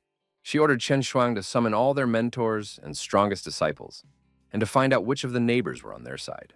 Fu Yao thought that what was happening might be for the best, as the strongest great temple would finally be found out after many years of rivalry. After 5 days of being in the great spiritual springs, Qin Yu abruptly woke up, and energy immediately began to envelop him.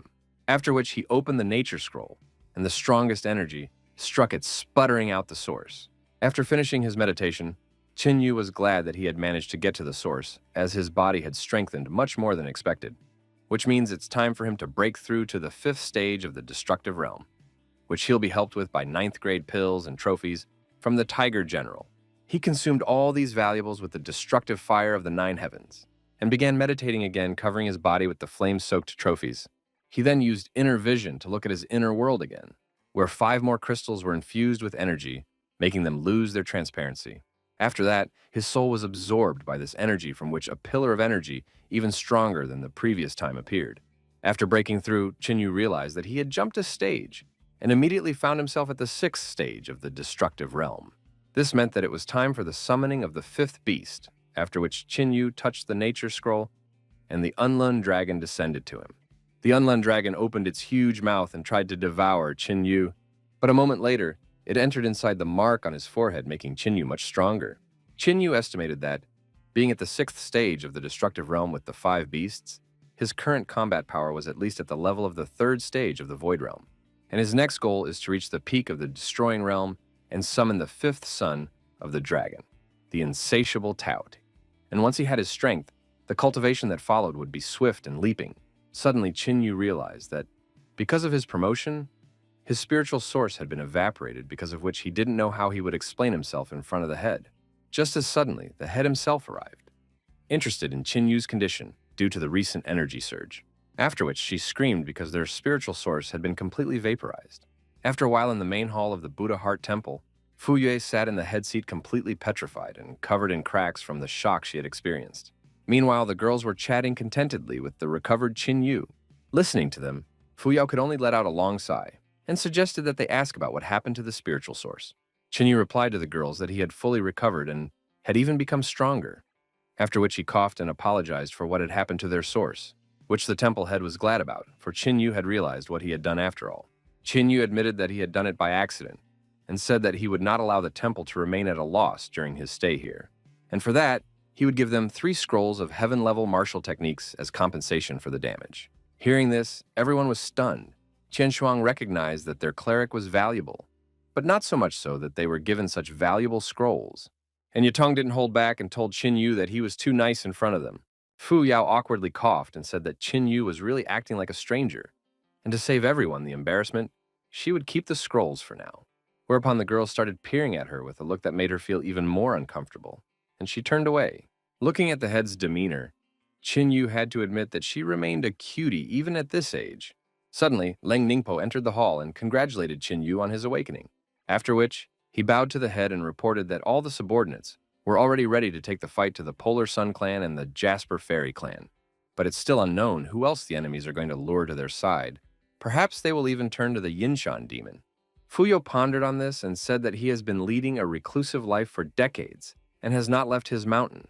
Especially he is too strange a person to be considered a reliable ally. The Yinshan demon is a free cultivator whose life path is unknown to anyone. 40 years ago, he had descended from Yinshan Mountain, and the sight of him terrified all people. And even then, he was already a cultivator at the first step of the Void Realm. Fuyu revealed that she was still very young when her mentor took her to the meeting. That day, the Yinshan demon had defeated her master with just a single blow, after which she could only stare in amazement at what had become of him. Moreover, the Yinshan demon also challenged the other heads of the 4 great temples, whom he also defeated with one blow after another. Thinking over what Qin Yu said, he assumed that the head was already over 50 years old, but she immediately became furious and shouted that she was only 49. Finished talking about this topic, Fu Yao revealed that after defeating the Yinshan heads, the Yinshan demon had traveled to the wilderness alone, and although he came back from there badly wounded but clearly not empty-handed, after his return, he challenged many temples throughout the Tianhe Empire and was never defeated. In the end, it was the Buddha Heart Temple that summoned its supreme elder who defeated the demon. After that battle, the Yinshan demon went into recluse on Yinshan Mountain, and since then he hasn't appeared for 40 years.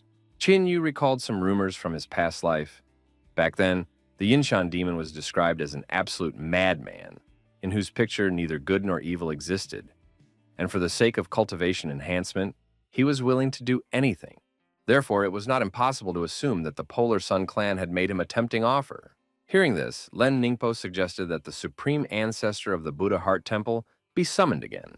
But Fuyo reminded him that unfortunately he had also gone into recluse for decades, and it wouldn't be easy to summon him. Suddenly, Dai Ning ran into the hall and immediately reported that a person from the Ruthless Sword School had arrived. Fu Yao let her enter, and Chu Hanyi walked into their hall and immediately announced that after the competition, she had officially joined the Ruthless Sword School, after which she greeted head Fu Yao and everyone here. And she also greeted Qin Yu as well, to which he responded with a slight nod. After finishing her greeting, she reported to the head of Fu Yao that she had come here to express the positions of the Divine Sword School, and that they were willing to support the Buddha Heart Temple in the war against the 2 warring clans. And in return, when it was over, they would have to give them Qin Yu for a while. They would like to utilize his rank 9 sacred flame for their needs, and this was their only condition. Fu Yao told Qin Yu that, although he was with them now, she had no right to control his fate, so it was up to him, to which Qin Yu agreed without any problems, making Chu Hanyi happy in the process. Whereupon Chu Hanyi replied to the chapter that since Qin Yu had agreed, they were now allies, and the Ruthless Sword School would come forward at her command. Fuyao accepted Qin Yu's decision and told them that they had a big battle ahead of them. But having such allies, they wouldn't be afraid of enemies even if they had the Yinshan demon. After agreeing, Chu Hanyi bowed to Fuyao's head and said that she had to return. But on her way out, she warned Qin Yu that she would be waiting for him at night in the city. After a while, Qin Yu walked outside and saw Chu Hanyi waiting for him. Moving closer, he asked her to lay out what she wanted from him, after which Chu Hanyi turned around and asked Qin Yu to follow her. From the sudden request, Qin Yu could only rub his head, and yet he followed Chu Hanyi. Chu Hanyi led Qin Yu to the second floor of the inn and asked that he go inside the room. Qin Yu asked if she would come in, but unfortunately she replied that they were not on a date here, and asked him not to worry as he would not be harmed. Qin Yu thought about who might be inside the room, but still decided to go inside. Inside the room was a woman who was clearly happy that Qin Yu had come to see her. Seeing the stranger, Qin Yu asked who she was, after which tears flowed from the woman's eyes and she named him Baby Yu. Recalling the image of an old acquaintance, she said that Qin Yu had grown up very similar to him. At this moment, Qin Yu realized who was in front of him and immediately apologized to Auntie Xiao for not recognizing her right away. Auntie Xiao patted his shoulders and told him that it was no big deal since he remembered her. She said that she had been friends with his father since he was a child and was sorry for what had happened to their family. As she sat down at the table, she admitted that she knew about everything that had happened to Qin Yu, and she was sure that if his father had seen it, he would be very proud. Qin Yu slapped the bowl on the table and asked her not to worry, then promised that he would not shame their family's name. Hearing this, Auntie Xiao was happy to see how Qin Yu had grown up, and she said she was looking for a meeting with him to tell him something very important. She said that the Ruthless Sword School was not to be trusted. They said they were willing to help, but it was really a conspiracy. The Ruthless Sword School had long ago made a deal with the two clans, since they were all creeps of the same litter, and at the key moment, they would shamelessly betray the Buddha Heart Temple. After thinking it over, Qin Yu said that it would indeed be in the spirit of the Ruthless Sword School. But Auntie Xiao revealed that although their plan was perfect, it was never destined to come true. And even so, Qin Yu should be careful. She revealed that although her Immaculate Soul Sect was small, but they too had hidden powers that would soon help to disarm the Ruthless Sword School. After saying that, she handed him her ring and told him that inside it was a pill of the 9 cycles of rotation key that could come in very handy for him. And most importantly, inside the ring is the spirit of the spear god of war. Auntie Xiao said that she did not pass it on from a good life, but after all the Qin family had been through, she had no other choice. She admitted that her only hope right now was Qin Yu, and that she believed that he would be able to skillfully use this power. At this moment, Qin Yu realized that Auntie Xiao had had the spirit of the war god spear all this time. After all, in his past life, after returning from the desolate lands, he had been trying to find it for a long time. But in view of the unsuccessful attempts, he decided that it was irretrievably lost after the death of his father and grandfather. After all, by the time she returned from the desert lands, Auntie Xiao had already died from the werewolf invasion. Auntie Xiao told Qin Yu that in times like these, even honorable people can be at their worst, and that although his father was a good warrior, he died because of a despicable plot by trusted people. She wanted him to be as careful as possible now, for inattention was an unacceptable luxury, and he was the last living male of his kind. Qin Yu asked her to worry about him, for the day would come when he could bring back the former glory of the Qin family. Auntie Xiao was delighted with Qin Yu's attitude and determination, and still asked her not to tell anyone about this conversation and to work on mastering the spear spirit as soon as possible. Qin Yu bowed to Aunt Xiao and asked her not to risk much for the sake of eliminating the Ruthless Sword School, as her life was much more important to him. Hearing this, Auntie Xiao grinned and asked her not to worry about her, as she was capable of standing up for herself, and asked her to go back to her place as soon as possible. As soon as Qin Yu left the room, Chu Hanyi asked if he could find his way to the temple by himself, to which he gave an affirmative answer and left. Looking at Qin Yu's back, Chu Hanyi was amazed at how easily this jerk rejected her proposal. Qin Yu arrived at the destroyed spiritual spring of the Buddha Heart Temple and ordered the spirit of the war god's spear to appear. After that, a huge spear flew out of the ring, piercing the night sky and causing a bright flash. Having felt such a strong will to fight and crush enemies, Qin Yu was forced to admit that this spear was one of their family's main treasures. The very spirit of the war, God's spear spirit, appeared before Qin Yu, emitting an enormous amount of energy. Qin Yu remembered that everything has a soul. Weapon items are no exception, and when the will of the master and the weapon mutually communicate, the spirit of the weapon is born. But still, there are very few warriors who can awaken spirit weapons, and there are no more than 100 spirit weapon items on the entire continent. It wasn't until he was a child that he heard from his father that the spear of the god of war had a spirit of its own, but he never saw it. The spear spirit recognized Qin as a descendant of the Qin family and asked him what he wanted, as he suddenly sensed Qin strength, and once again asked what he needed, doubting that the one was human. Qin put his hand on his heart and told him that he was a proud descendant of the Qin family, and that his blood was boiling and he himself was eager to punish his enemies. He is determined to fight for the good of the human race and destroy the werewolves, and he wants to protect law and order in his land. After listening to Qin, the spear spirit laughed at his words, but still recognized that it was a great speech. But if Qin wanted the spirit to be on his side, then he would have to prove himself worthy. Qin admitted that he guessed that subduing the spear spirit would not be an easy task, after which he summoned the dragon spirit Yazi and said that he was fully prepared. As soon as he finished his preparations, he instantly clashed in an attack along with the spear spirit. Qin used the first lightning spear. Spirit Crushing and Spirit Spear used this technique at the same time as him. After that, they clashed again, destroying the surrounding landscape with their incredible energy from the technique. Immediately after the attack, Qin used the second Thunder Spear again, attacking the spirit. Just as suddenly, the war god's spear spirit was grabbed by the huge hand of the dragon spirit Yazi, after which Qin immediately used the third lightning spear, the ancestor spirit. But unexpectedly, the spear spirit unwound his spear, completely blocking Qin technique. Immediately, he himself used the third lightning spear, the ancestor spirit, on Qin, after which he instantly moved behind his back and prepared to use the second lightning spear, from which Qin was still unable to dodge and took the blow closely. After landing, Qin told the spirit that he was not going to give up, to which the latter replied that it was natural for him, since he was the spirit of the spear, and could master any spear technique with just a glance. And if you want to surpass in agility, it will be useless to even think about such a thing. But Qin asked him not to jump to conclusions. After all, he was only probing the ground. And once again, he attacked the spirit, saying that the mature game only begins now. The spear spirit noticed that even though Qin had said this, nothing had changed, after which it began to repel his attacks. But suddenly, it was worth the contact of their attacks, as Qin himself rushed towards the spirit. After that, he struck him with his fist, from which he flew away. After landing on the ground, the spirit complained that Qin had tricked him, to which Qin could only ask if this was all an excuse, and if he wished, the fight could continue. After which, he revealed that he was currently using the 10 Directions technique, which was close to the heaven level in terms of power, and was also a spear technique. However, the spirit is not capable of assimilating it now, for it is far beyond its comprehension. Hearing this, the spirit laughed loudly, then praised the descendant of the Qin family, and still agreed to obey him. He promised to serve him faithfully. It then dissipated and flowed into the spear of the god of war, filling it with new powers. Qin calculated that having a spirit war god spear, his capabilities were practically limitless, and in a short period of time, it could be transformed into a 9th grade divine spear.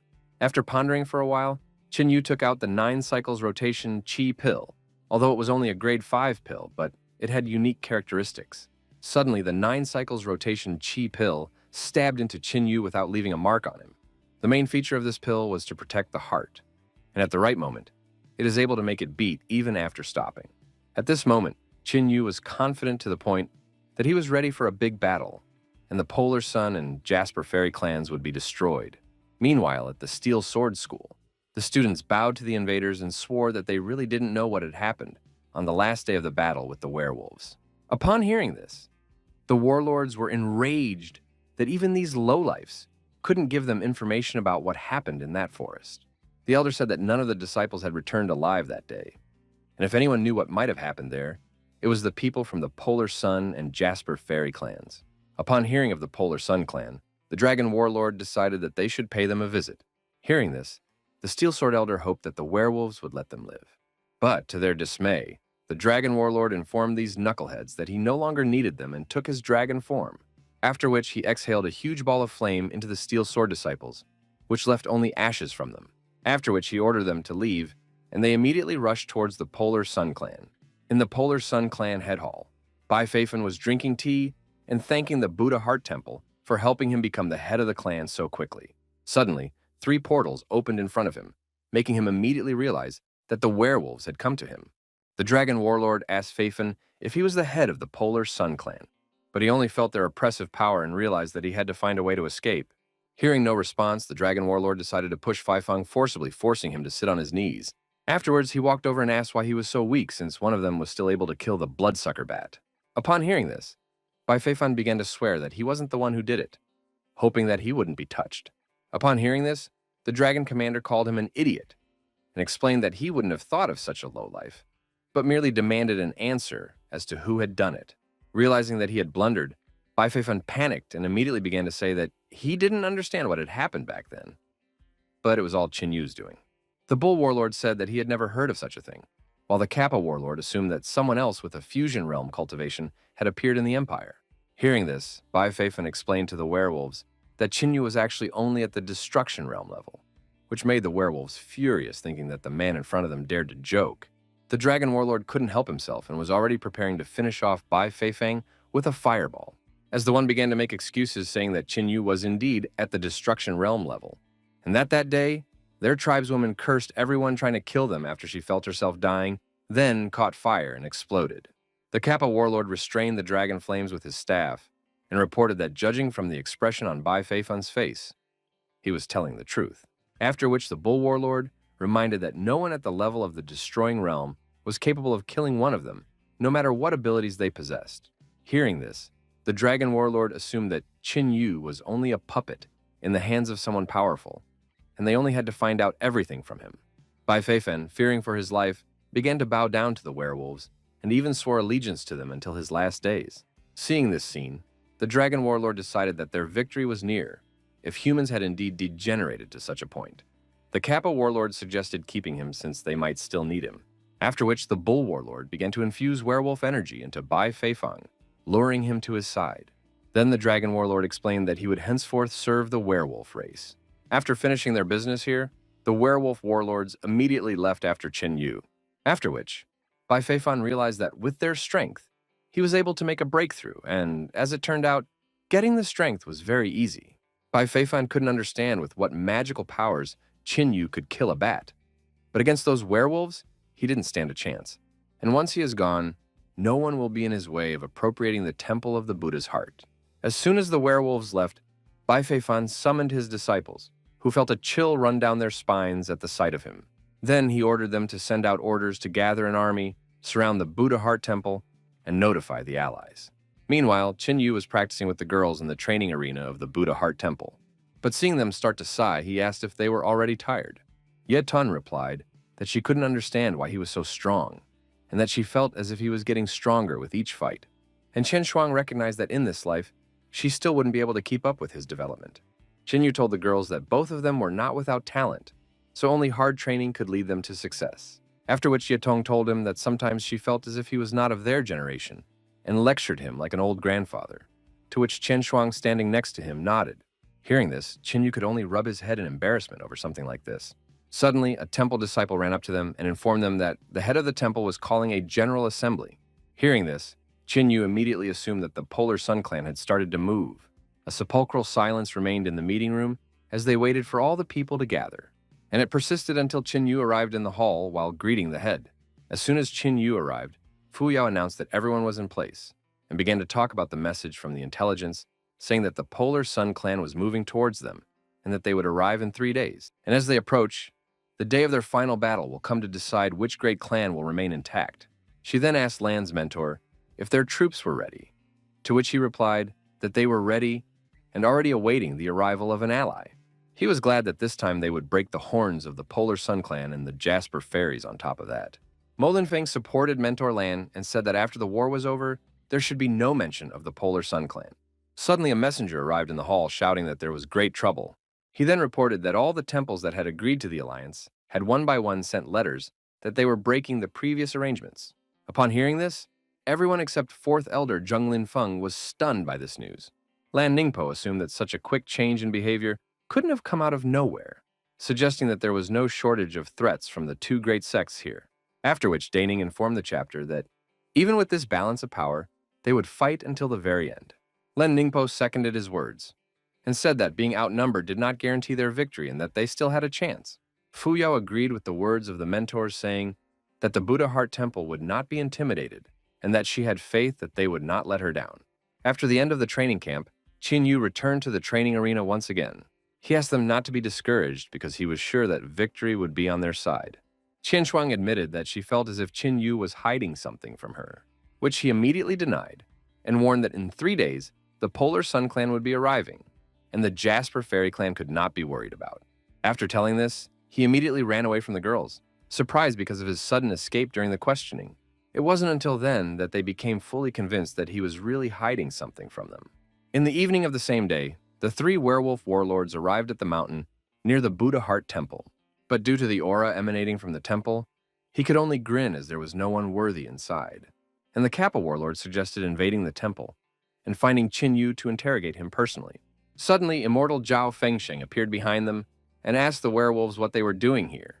The warlords were frightened by the immortal and immediately bowed to him, calling him Shang Shi. Zhao Fengsheng explained to the werewolves that they were not allowed to touch the Buddha Heart Temple and ordered them to leave immediately. But the dragon warlord dared to ask the immortal for an explanation of his actions. Zhao Fengsheng said that he didn't have to explain himself in front of him and suddenly slapped the dragon's cheek. Feeling this blow, the dragon warlord, starting to get angry at Shang-Chi, told him that this was already too much. Just as suddenly, Zhao Fengsheng slapped the dragon warlord again and said that he hoped he wouldn't have to do it again. The dragon warlord could not help but obey the immortal and immediately disappeared with the other warlords. After 3 days near the Buddha Heart Temple, Bai Feifan was looming over him and dreaming of how he would capture him by the end of the day. He tried to find the aura of the werewolf warlords, but couldn't sense it, which made him think they hadn't arrived yet.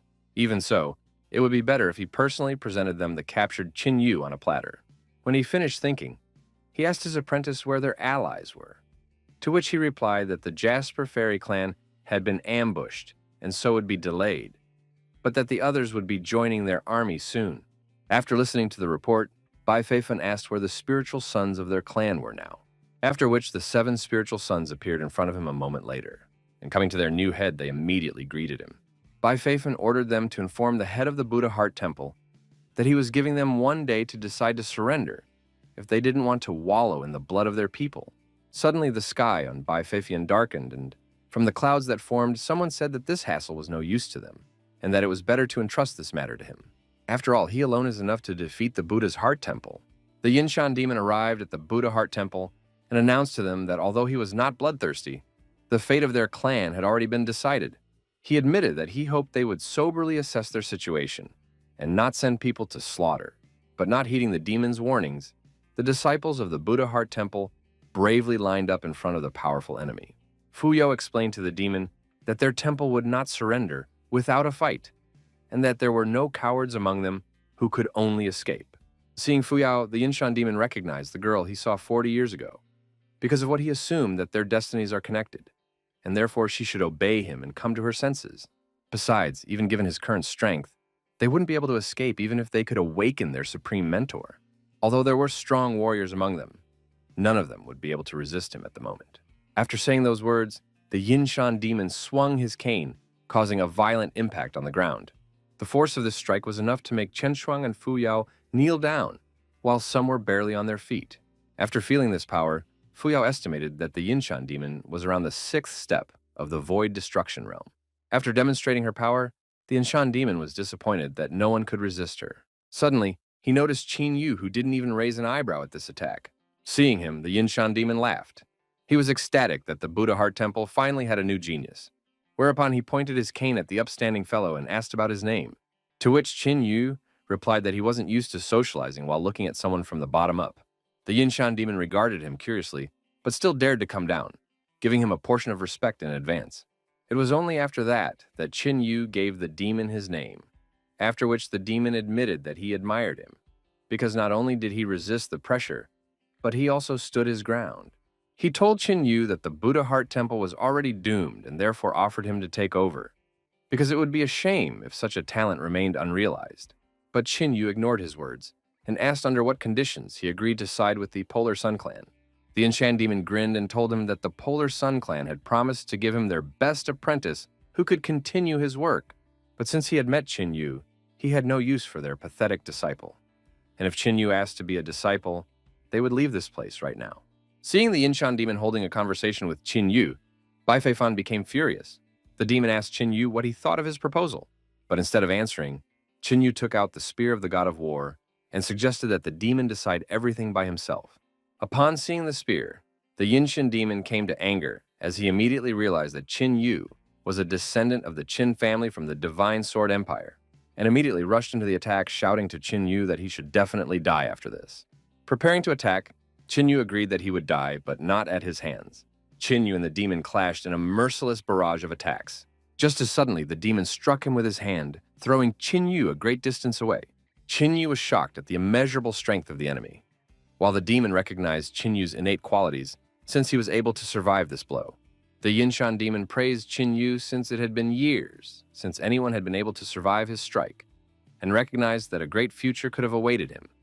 But unfortunately, he had chosen the wrong path. After saying those words, the Yinshan demon summoned a huge desert beast spirit with many eyes, and immediately attacked Qin Yu with his huge clawed paw, wanting to kill with just one strike. But Qin Yu summoned the dragon spirit Yazi, and was able to pass through the enemy's attack with ease, after which Yazi dispelled the Yinshan wasteland demon beast as if it was worthless. Yinshan demon was thrown back by the shockwave, and at the same time, he was shocked that Qin Yu was also able to tame the wasteland beast.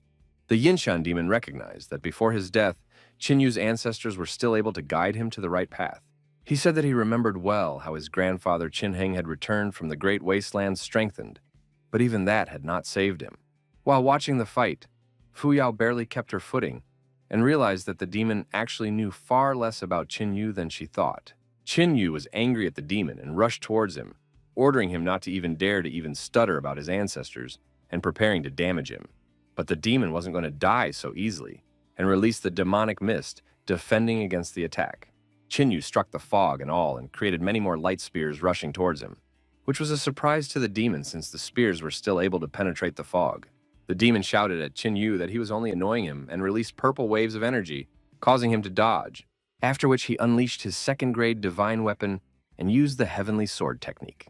He once again summoned the huge desolate beast, informing Qin Yu that he had only allowed himself to be shown out of curiosity, but now he had come to an end. Qin Yu mockingly said that usually such arrogant old men would usually end up badly, but the demon was certain that with such strength, Qin Yu would only have one outcome, and he was eager to see how he would sing after this strike. In order to repel the attack, Qin Yu used the fourth thunder spear, summoning a huge dragon, from which the Yinshan demon mocked Qin Yu, saying that even if he possessed a comparable strength technique, it wouldn't equalize their strength. Just as suddenly, the war god spear spirit appeared beside Qin Yu, shocking Yinshan demon with it, and as if passing through the fog, his spear still struck the huge desert beast, after which that one dispelled and the spear also stabbed into the Yinshan demon himself. And finally, the spear exploded with the demon releasing a huge amount of energy. Having survived the attack, the demon was on its last breath. He asked Qin Yu how the latter had managed to break his second-grade divine weapon, to which the latter replied that there was nothing surprising about it, as it was quite weak. Hearing this, the demon refused to believe such a thing. He refused to accept his defeat at the hands of Qin Yu. After all, he had already lost to Qin Heng once before, and now he was forced to fall at the hands of his descendant. He wanted to know why this was happening, why the Qin clan should be the main test of his life, and there was no escape from fate itself. And only after these words did the Yinshan demon let out his last breath. Qin Yu realized that something in the demon's words didn't add up, namely that he had lost to his grandfather, causing him to assume that in just a few decades, the demon was able to become so much stronger. Qin Yu wanted to know why after all these years. He still hadn't come to his family to take revenge. Bai Fei Fan was enraged that even the Yinshan demon couldn't stop Qin Yu. One of the spiritual sons realized how strong Qin Yu was, and suggested that the head retreat before it was too late. But a moment later, he was pierced by a beam of energy, instantly taking his life. Bai Fei Fan was enraged that someone dared to open their mouth without permission. He was sure that although Qin Yu was able to kill the Yinshan demon, but he would be able to deal with the demon himself, he decided that it was time to take matters into his own hands. Only upon seeing Bai Feifeng did Qin Yu mocked him for lying under the werewolves now as well. But the one flew towards Qin Yu, shouting that words wouldn't help since nothing would help him anymore. Just as suddenly, Qin Yu disappeared from his seat and defeated Bai Feifeng with only one punch. Then he stepped on him and rebuked him for his association with the werewolves. For having gained power, he had lost his head so much that he was unable to appreciate the gulf between them, and killing him was like squashing a bedbug.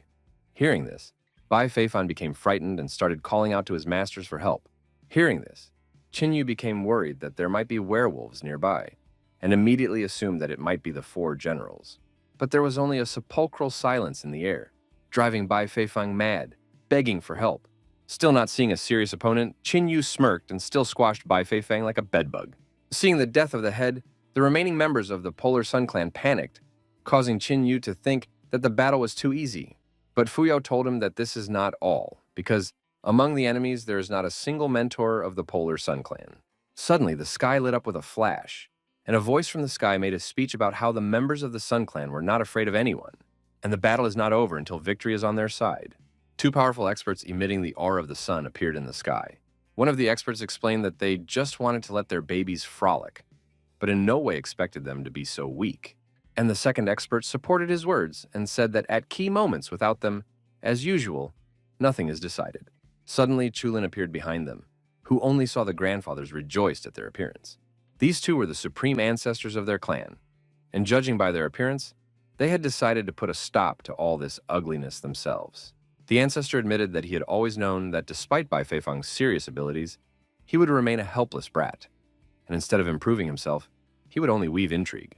To which the second ancestor replied that it was their own fault, and what was supposed to pass as a bickering babe had in fact caused them to condescend after all these years. According to Chulin's words, the ancestors knew that Qin Yu had the power of werewolves, but judging from his last battle, his source of strength, like the Yinshan demon, came from the desert lands. The ancestor was enraged at the thought that such an insect could survive in the desert lands and return from there with booty. Fu Yu realized that they would not be able to handle the situation on their own, and immediately sat down on her knee, begging for the Supreme Ancestor's help. And a moment later, the Supreme Ancestor of the Buddha Heart Temple appeared on the battlefield. As he flew past Qin Yu, he praised him for his display of valor. Afterward, he met with the ancestors and suggested that their arrangements would come to an end that day because they dared to threaten his temple. The first ancestor of the Polar Sun agreed to this. They honored their arrangement for many years, but it still came to an end. The second ancestor then said that he was willing to admit that part of the responsibility lay with their clan, and so they refused to take over the temple. But in return, they demanded that Qin Yu be handed over to them. He then offered the ancestor of the Buddha Heart Temple a one-on-one fight.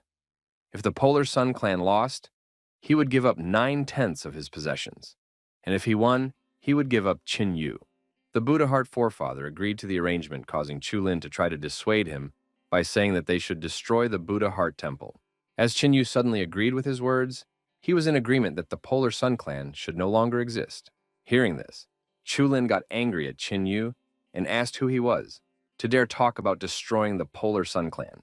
He admitted that Qin Yu was stronger than anyone in their clan, but against the background of their ancestors, he was only a lowlife, to which Qin Yu replied that by comparing him to their clan, Chulin was only insulting him, and that he dare not pass judgment on him. And most importantly, having Chulin's gift of surviving in any situation was another reason to get rid of him. The ancestors laughed from the disciples' conversation and came down to them telling Qin Yu that a young man should not only have pride, but also the ability to realize the reality of the situation. The second ancestor of the Polar Sun recognized Qin Yu's strength, but warned him that he wouldn't even bear a single blow. The Buddha Heart ancestor appeared in front of Qin Yu and was going to personally deal with the Polar Sun ancestors. But Qin Yu, without letting him say a word, stabbed the war god's spear near the Polar Sun ancestors. Qin Yu refused the ancestors' help since this was his battle, and he must destroy the Polar Sun clan with his own hands. The Buddha Heart forefather asked Qin Yu not to let his pride cloud his mind, and said that this task was beyond him. But Qin Yu asked the ancestor to just have faith in him and not interfere, after which the ancestor looked over at Qin Yu and decided not to interfere with his battle. Fu Yao tried to change her ancestor's mind by saying that Qin Yu's youthful foolishness was raging, and that there was no way he could defeat those superior to him alone. To which the ancestor replied that this was a controversial statement, and that Qin Yu's strength was not inferior even to him. After which, Fu Yao was forced to tell him that this was not a good time for jokes, to which he replied that there was no need for him to lie, for Qin Yu was not inferior even to him, and within him was a true fathomless force maelstrom, the depth of which was impossible to estimate. Qin Yu was blazing with fighting spirit. He suggested the ancestors start the fight first, as he wanted to see what they were capable of. Hearing this, the ancestors realized that there was something wrong here, for even old man Yeli did not obstruct the boy, which meant that there was indeed a catch. With a glance, the ancestors signaled to each other that they would proceed with the old scheme. whereupon the first ancestor agreed to fight, but before that it would be worthwhile to change this cramped place for a more suitable one. Kinyu could only tusk at this, but still agreed to follow them. After that, they went to a random highland where there were no extra eyes. And taking the chance, the ancestors simultaneously attacked Chinyu, but Chinyu tried to fend off their attacks by releasing a huge amount of energy, after which the ancestors used the heaven-level technique, Union of Ice and Flame, creating two huge dragons, in response to which Chinyu used the fourth spear, and barely managed to repel the enemy's attack, from which he was exhausted and still flew backwards. Afterwards, he still admitted that their first attack had managed to pique his interest. The first ancestor praised Chinyu for being at the fifth stage of the destructive realm. He was still able to repel their joint attack, then admitted that they had only used the power of the destructive realm. After which, they decided to show Chinyu Vesp the horror of the void realm. After using their technique, a huge magic circle appeared above Chinyu, emitting a powerful energy. After which they told him that once in the region of emptiness, he finds himself in unreality. And for such insects, it means only one thing, namely, irrevocable death. And from them came a tremendous amount of energy, turning everything into nothing. The first ancestor scoffed at how naive Chinyu was, since he thought that after returning from the desolate lands, he had become immortal. And the second ancestor said that no one had yet been born in this world who could withstand their combined attacks. Leaving, the first ancestor told the second that he was only sorry that Yinshan Demon had to fall at the hands of that bastard. Suddenly, a voice behind them asked if they were still chatting. After all, he still had something to say to them before leaving, Chinyu muttered to their backs. Chinyu, who had taken the dragon form, asked the ancestors why they were suddenly silent. The second ancestor was stunned that the legends of the desert land gifts were so true that Chinyu was now able to withstand their attack. Suddenly, Chinyu was near the second ancestor and was about to strike him with his fist. But reacting at the last moment, the ancestor managed to put up an ice shield in an attempt to defend himself from Chinyu's attack. Unfortunately for him, the shield was not strong enough, and Chinyu was able to easily break through the shield. Seizing the moment, the first elder tried to damage Chinyu, but was immediately sent flying by his strike. Wasting no time, Chinyu immediately shot a volley of energy from his hand at the ancestors, after which he summoned the war god's spear and threw it at the Polar Sun ancestors. And in order to defend against the attack, the ancestors had to take out the Mirror of Change artifact. Chinyu looked down at them, mocking the fact that they had to use their trump card to no avail. But the first ancestor wasn't going to forgive him for forcing them to use a divine grade item. And so he used a technique that created an area of emptiness around Chinyu using the terrain. And so Chinyu assumed that they wanted to use this place against the Buddha Heart ancestor. Then he explained to them that they didn't know who they had to fight with, while he was fully aware of what they were preparing. Therefore, he offered the ancestors to show him what the power of the third stage of the Void Realm could do. He explained that although he knew about their trap, he had fallen into it because he wanted to understand what he was capable of. Chinyu sighed and began to use the powers of all his beasts, the Dragon Yazi, the Nine-Legged Raven, the Lion Swanee, the Bull Queenie, and the Winged Dragon Unlun. He ordered them all to awaken, after which he began to exude a huge amount of energy. And after that, Chinyu completely transformed into the form of a dragon, because of which the Void region, unable to deal with such a huge power, was torn to shreds. The first elder was astonished, for he didn't expect anyone to be able to do this. Chinyu admitted that he was disappointed in the elders and all the current warriors, for the opponents were stronger before, although he didn't refute the possibility that he was currently much stronger than all of his enemies. Taking only a step, Chinyu found himself in close proximity to the ancestors, almost fainting from fear, and raising a finger upwards. He told them that the two of them were very lucky that today they would be able to see Chinyu's true strength. Pointing into the sky, a wisp of energy came out from Chinyu's finger that was able to tear apart the heavens. A moment later, a huge Taote dragon appeared from the sky, and Chinyu used the Desolate Lands technique Taote Dragon Fury, after which the giant dragon directed its claws at them. Trying to survive in such a terrifying situation, the first ancestor summoned the Change Mirror, but a moment later they were attacked by the Taote dragon, instantly taking their lives. After that, Chinyu was able to sigh, although he was unable to summon the Taote dragon himself, but even the Taote Dragon Fury technique was enough for an unconditional victory. After this technique, the ancestors were just soulless shells with grimaces of horror, and in whose eyes one could only see the primordial chaos, and their souls were consumed because the Taote dragon was known for its voraciousness and left nothing behind, which made the ancestors become empty effigies. Taking the Mirror of Change, Chinyu grabbed the two ancestors and headed back to the temple. Suddenly, Chulin felt as if his end was approaching. He could not believe that his ancestors could lose. After all, no one at the Destruction Realm stage would be able to do so. But even so, one could also prepare for the worst outcome just in case. Suddenly sensing something, the ancestor of the Buddha Heart Temple started laughing loudly. Seeing this, Fu Yao couldn't help but ask how he could laugh at such a tense moment, to which he, rubbing his beard, replied that from now on, the Polar Sun Clan would be at their feet. And a moment later, Qin Yu appeared between the disciples of the great clansman and threw the bodies of the two Polar Sun ancestors onto the ground.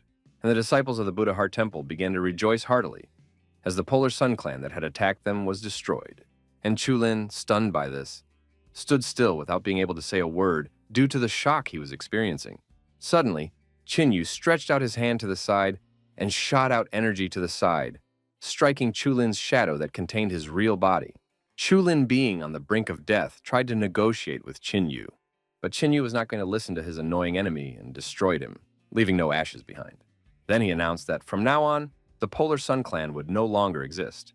Then he told the head of the Buddha Heart Temple that they could handle the rest on their own, and immediately left the Buddha Heart Temple, leaving everything to the disciples. At this moment, Fu Yao was more interested than ever in who he really was. On the way to his next target, Qin Yu contacted the Wu sisters via Jade Token and was told that they had managed to escape, taking Li Qingyao with them. Auntie Xiao told Qin Yu that the Jasper Fairy Clan had enlisted the support of a mysterious warrior, causing her to have to retreat, so Qin Yu should be as careful as possible as the enemy was moving straight towards the Buddha Heart Temple. Hearing this, Qin Yu decided that the Jasper Fairy Clan would fall next. At the same time, somewhere in the mountains, Bai Feifei tried to catch her breath after the recent fight. Afterwards, she apologized to His Highness, since without him, their trek would have ended before it began.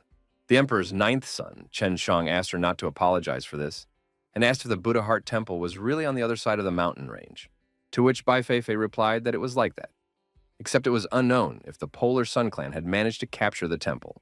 Chen Shan said that even if they succeeded, there was nothing wrong with it, as the Jasper Fairy Clan should definitely be able to handle it. Bai Feifei recognized that if her clan went it alone, they would have no guarantee of success, but with the support of the Emperor's son, their overall victory was imminent. The head of the Jasper Fairy Clan thanked the Ninth Prince for his support and promised that they would serve him faithfully until their last breath if the Buddha Heart Temple fell today. Chen Shang praised the head for such words and suggested that they speed up, lest all the glory go to one Polar Sun Clan. After a while, a silhouette appeared behind Chen Shang's back. He bowed to the Ninth Prince and asked him what he was doing here, as it was not His Majesty's custom to descend into sectarian fighting. Chen Shang replied that he was looking for adventure. Life in the palace makes him so bored that he can get bored. But after these events, at least he would have something to remember. The servant sighed and admitted that he didn't even have any way to contradict His Majesty. Suddenly, they felt an incredibly strong spiritual energy, immediately after which its possessor descended towards them. Qin Yu slung his spear on his shoulder and was already preparing to engage in battle. Bai Feifei immediately recognized Qin Yu and cried out his name in surprise. Hearing this, the head of the Jasper Fairy Clan was surprised, as Qin Yu had managed to reach the fifth step of the destructive realm too quickly. Qin Yu pointed his spear at the head of the Jasper Fairy Clan. Then he announced to them that from today, the Jasper Fairy Clan would end. Qin Yu used the thunderous spear of the Nine Heavens as he suddenly noticed something unusual, or rather someone he knew for some unknown reason, joined the expedition of the Jasper Fairy Clan. This person is the Emperor's ninth son, the future ruler of the Tianhe Empire. Bai Feifei acknowledged Qin Yu's impressive achievements. However, she asked him if he had been so dizzy that he had dared to challenge their clan alone. At the same moment, the head of the Jasper Fairies pondered that since Qin Yu dared to go out alone, there must be some sort of trick here. Qin Yu couldn't help but think of the accomplishments of the future Emperor Chen Shan. Chen Shan in the future is a warrior who managed to subjugate the entire race of humans with his own strength. The Tianhe Empire never stood out from the greatness of its more powerful neighbors, and was inferior in terms of territory, army, and even the number of outstanding warriors. In his past life, Chen Shang hid his talents and ambitions for many years, steadily building up his strength in secret. One day, he successfully seized the moment and managed to take the throne of the emperor, which began his journey to greatness. At first, Chen Shang got close to the immortals, after which he received an uncountable number of heavenly seals from them, and he gradually transformed himself into an invincible warrior. In addition to that, he also took possession of many divine-class weapons, which helped him in unifying the continent under his rule. That was how he became the great emperor of the unified Tianhe Empire. When Chen Shan became the ruler of the entire human race, he led them to war against the werewolves. Under his rule, the human race was so powerful that the remaining werewolves did not even think of attacking humans again. Chen Shang is a great man, as hard and unbending as steel. But unfortunately, the immortals who held it in the beginning ended up losing to the Zhao Immortal clan. Unwilling to submit to Li Qinghe, he was executed by her, upon which the star of the great emperor was extinguished. From all these memories, Qin Yu sighed sorrowfully.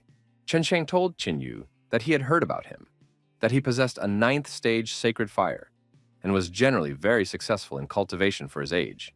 He then asked why Qin Yu shook his head upon seeing him. Bai Feifei asked Qin Yu whether Qin Yu knew who he was standing in front of. After all, it was himself.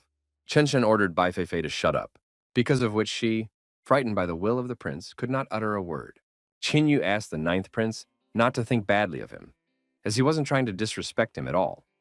It was just that he was suddenly overcome with sorrowful memories. Chen Shang was surprised that Qin Yu knew him. He then told Qin Yu that he was only called the 9th prince by those who didn't know him. He assumed that Qin Yu knew who he was and suggested that he call himself Brother Chen. Qin Yu accepted Brother Chen's suggestions and asked if his companion could give up his desire to kill.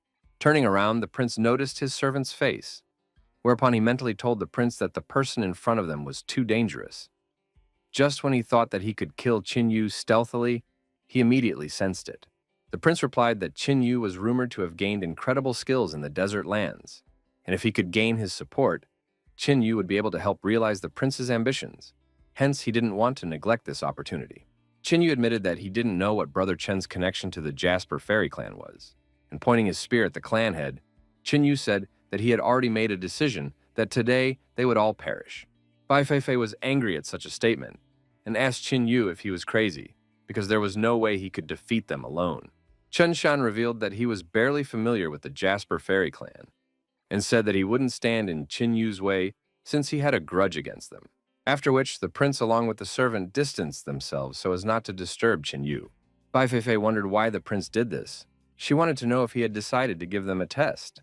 Immediately afterwards, she released her aura and shouted to Qin Yu that whatever he had in mind, he wouldn't be able to. In the next instant, Qin Yu pierced her spear and was at her back. Finished with Bai Feifei, Qin Yu pointed his spear at the chapter and said that she was next. The Jasper Fairy head was angry at what Qin Yu had done and was going to deal with him quickly. But in the next instant, she suffered the same fate as Bai Feifei. The remaining members of the Jasper Fairy clan began to worry about what had happened to their head, and Qin Yu asked why they were still here. Immediately afterward, those hurriedly fled the battlefield. Qin Yu put away the war god's spear and said that this was the end of it. The prince, together from the servants, were stunned that Qin Yu didn't even hesitate before these killings, causing them to wonder what the Jasper fairies had done to him. Chen Shang tried to put on a smile and praised Qin Yu for his determination. He also said that since the Polar Sun clan was already gone, the Buddha Heart Temple was on the verge of becoming a major force in the Tianhe Empire. He said that although Qin Yu had killed the head of the Jasper Fairy clan, it did not mean that they had been completely defeated. Therefore, he suggested that Qin Yu put a final end to the matter. Chen Yu thanked Brother Chen and said that he would like to personally deal with all of this. Chen Shan decided not to change Qin Yu's mind, since he wished to do so, and asked if Qin Yu was going to go to the main Jasper Fairy Temple now, to which Qin Yu replied that he wanted to end this as soon as possible. Chen Shan asked if Qin Yu would mind if they went to the temple together, since he had nothing to do anyway, and at least they could chat on the way. Qin Yu said that he was fine with it, and they set off. Meanwhile, in the temple of the Jasper Fairy clan, 2 flames appeared beside the senior mentor, immediately after which they were extinguished. Realizing what had happened, the senior mentor cursed loudly. Immediately afterward, a student came to her screaming and asked what had happened. The mentor didn't hold back and revealed that the clan head and her daughter had just died. The apprentice realized that because of what had happened in this battle, their clan had been defeated. A complete and utter defeat. The senior mentor told them that a talent never seen before had appeared in the Celestial Empire. Qin Yu from the Buddha Heart Temple. He had upset the balance of power in the empire that had existed for hundreds of years. So the words that he had ruined their clan were true. The student asked if that meant they. Without listening to the apprentice, the senior mentor confirmed her assumption at once. There was no reason for them to stay here any longer, so she would fulfill her promise and take her apprentice to the desert lands. The apprentice thanked her mentor and, excited about the journey, ran to pack her things. A few days later, Qin Yu and the prince reached the temple of the Jasper Fairy clan. except there's no one left here at all.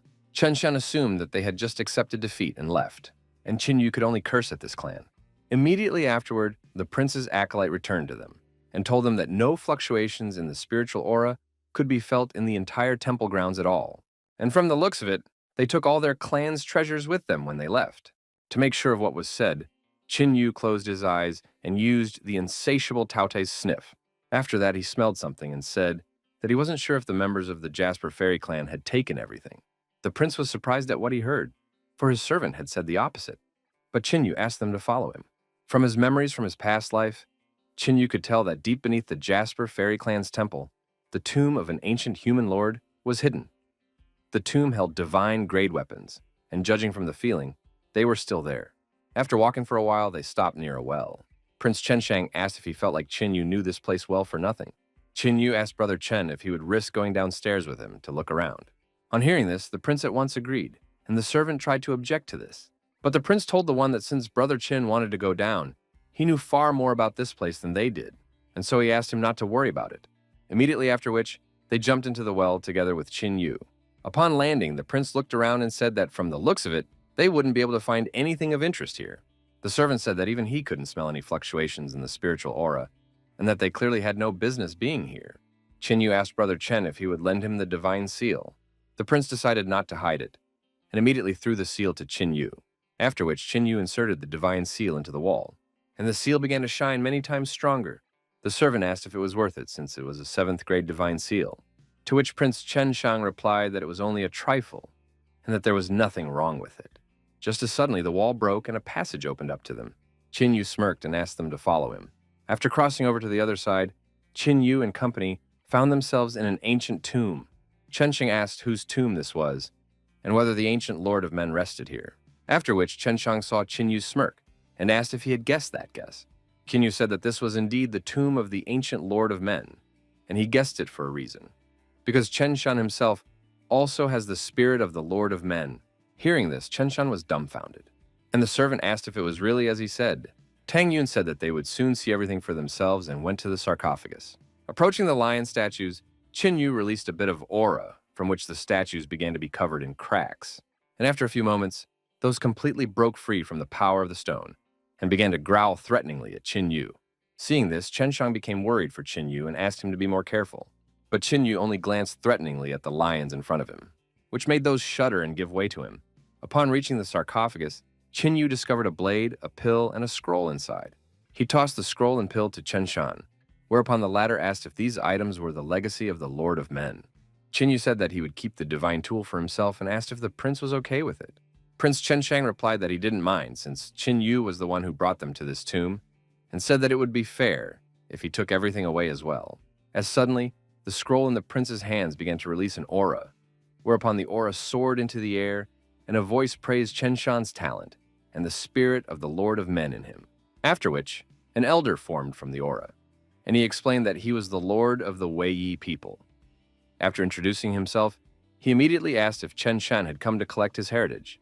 Chen Shan greeted the Lord of Men and introduced himself as the Prince of the Tianhe Empire. Wei Yi was pleased with the young man's behavior. He said that Chen Shang was worthy of becoming his successor, since he sensed in him the soul of a Lord of Men, and a great innate gift. Then he sadly explained to the prince that he had serious enemies, which could be a problem for the prince. Just as suddenly, Lord Wei Yi sensed something that was too strange. Immediately after which, he turned around and seeing Qin Yu, he realized what the matter was. Vladika laughed and explained that he understood what was involved. Lord Wei Yi used the scroll pill, after which he took the form of a beast and ordered the prince to accept his legacy. Immediately after which, he forcibly began transmitting a spiritual aura to the prince. The servant was worried about the prince, but Qin Yu asked him not to worry, as the prince would be perfectly fine after this. The prince's servant asked Qin Yu who he was, and how he managed to single-handedly deal with the Jasper Fairy clan, right after which he found the tomb of the ancient Lord of Men, and lastly summoned the one with such ease. He demanded that Qin Yu explain why he was trying to get close to the prince. Qin Yu explained that the meeting with the spirit-bearer of the Lord of Men was destined by fate. As for the prince, Qin Yu asked if they had met by chance. The spiritual aura still continued to rapidly fill the prince's body, and after a while Chen Shan finally opened his eyes.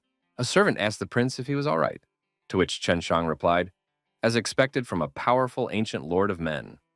His fame had spread for a reason. He then asked if he should worry about a great matter with such a powerful ability.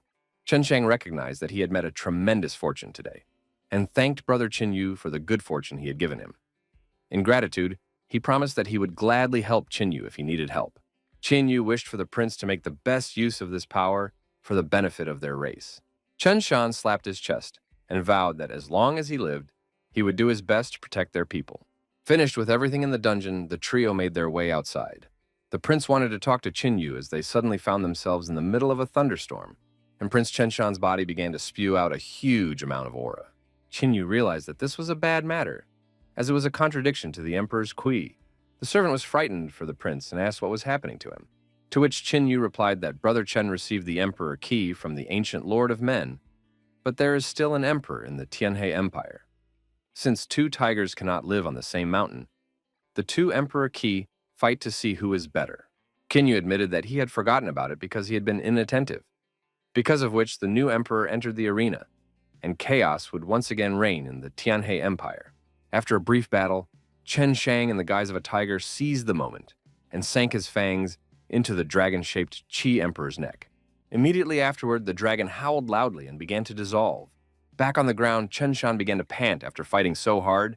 Meanwhile, at the Tianhe Imperial Palace, the emperor of the Tianhe Empire was practicing meditation. Suddenly he screamed, then started vomiting blood. He was furious and shouted that his kui of emperor had dissipated, after which he summoned the emperor's mentor, and the latter immediately appeared. The emperor's mentor asked what had happened to the one, to which the emperor replied that his Qi Emperor had begun to dissipate. The emperor's mentor asked how this was possible after all. His Majesty was under the tutelage of their Zhuanyuan clan, and the emperor's kui was too dense and there was no way he could take it and disperse. The emperor's mentor asked for His Majesty to take it easy, and asked for permission to look at the problem, then opened his third eye. With a glance at the emperor's key, the emperor's mentor was convinced of the problem, and blood flowed from his mouth. The emperor asked what was finally happening to him. The emperor's mentor replied that something really happened this time. After all, he had just discovered that there was a new owner of the emperor's kui in the Tianhe Empire, and the strength of this emperor's kui was much greater than the current emperor's. The emperor's mentor explained that the emperor's kui had been absorbed by a stronger kui, and that even he was unable to block that energy. From what he had heard, the emperor sank down and admitted that from now on it was all over. The mentor asked the emperor not to worry so much about it, as this world was changing very quickly. And even if a new lord of men was born, he wouldn't be able to take away the emperor's place. He also said that he had an idea. When the emperor heard about this, he was overjoyed and asked him to explain everything. The emperor's mentor explained that they just needed to gather the cultivator's kui and change it into the emperor's kui, after which the emperor could use it as he wished. The emperor asked his mentor to explain it to him in more detail, and the preceptor told me that all destinies in this world have the same end. All are generated by the heavenly Tao and have the same origin. If they gather together martial artists with great fortunes and make them fight so that their fortunes don't swallow each other up, and in the end one fortune will continuously strengthen. When a martial artist has supernatural luck, the mentor will be able to use secret techniques to take away his luck, and then recycle it into a new emperor's chai that the emperor can use. The mentor explained that without destruction there is no creation, and perhaps failure this time could be a new beginning. The emperor asked what they should do in that case, to which the mentor replied that the Tianhe Empire had been isolated for many years, so they would be able to take advantage of this opportunity to develop. The mentor suggested that they unite the neighboring empires and hold a great competition between cultivators. The mentor explained that the kui of the people of Tianhe would not be enough to accumulate the emperor's ki, but with the addition of other empires, the matter would end in success, and then the emperor would have the strongest emperor ki with which he could seize the fortunes of cultivators around the empire. The emperor realized that his empire could then use this opportunity to start a war and conquer everyone. Then the emperor laughed and began to praise his mentor for his well-thought-out plan.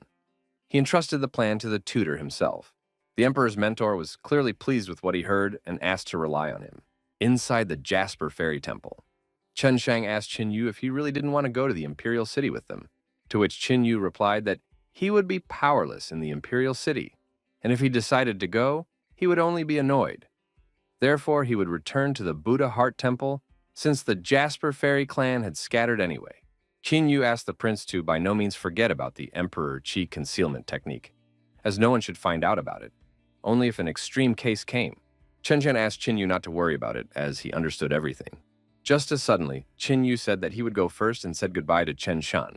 Immediately afterward, he soared into the sky and flew towards the Buddha Heart Temple.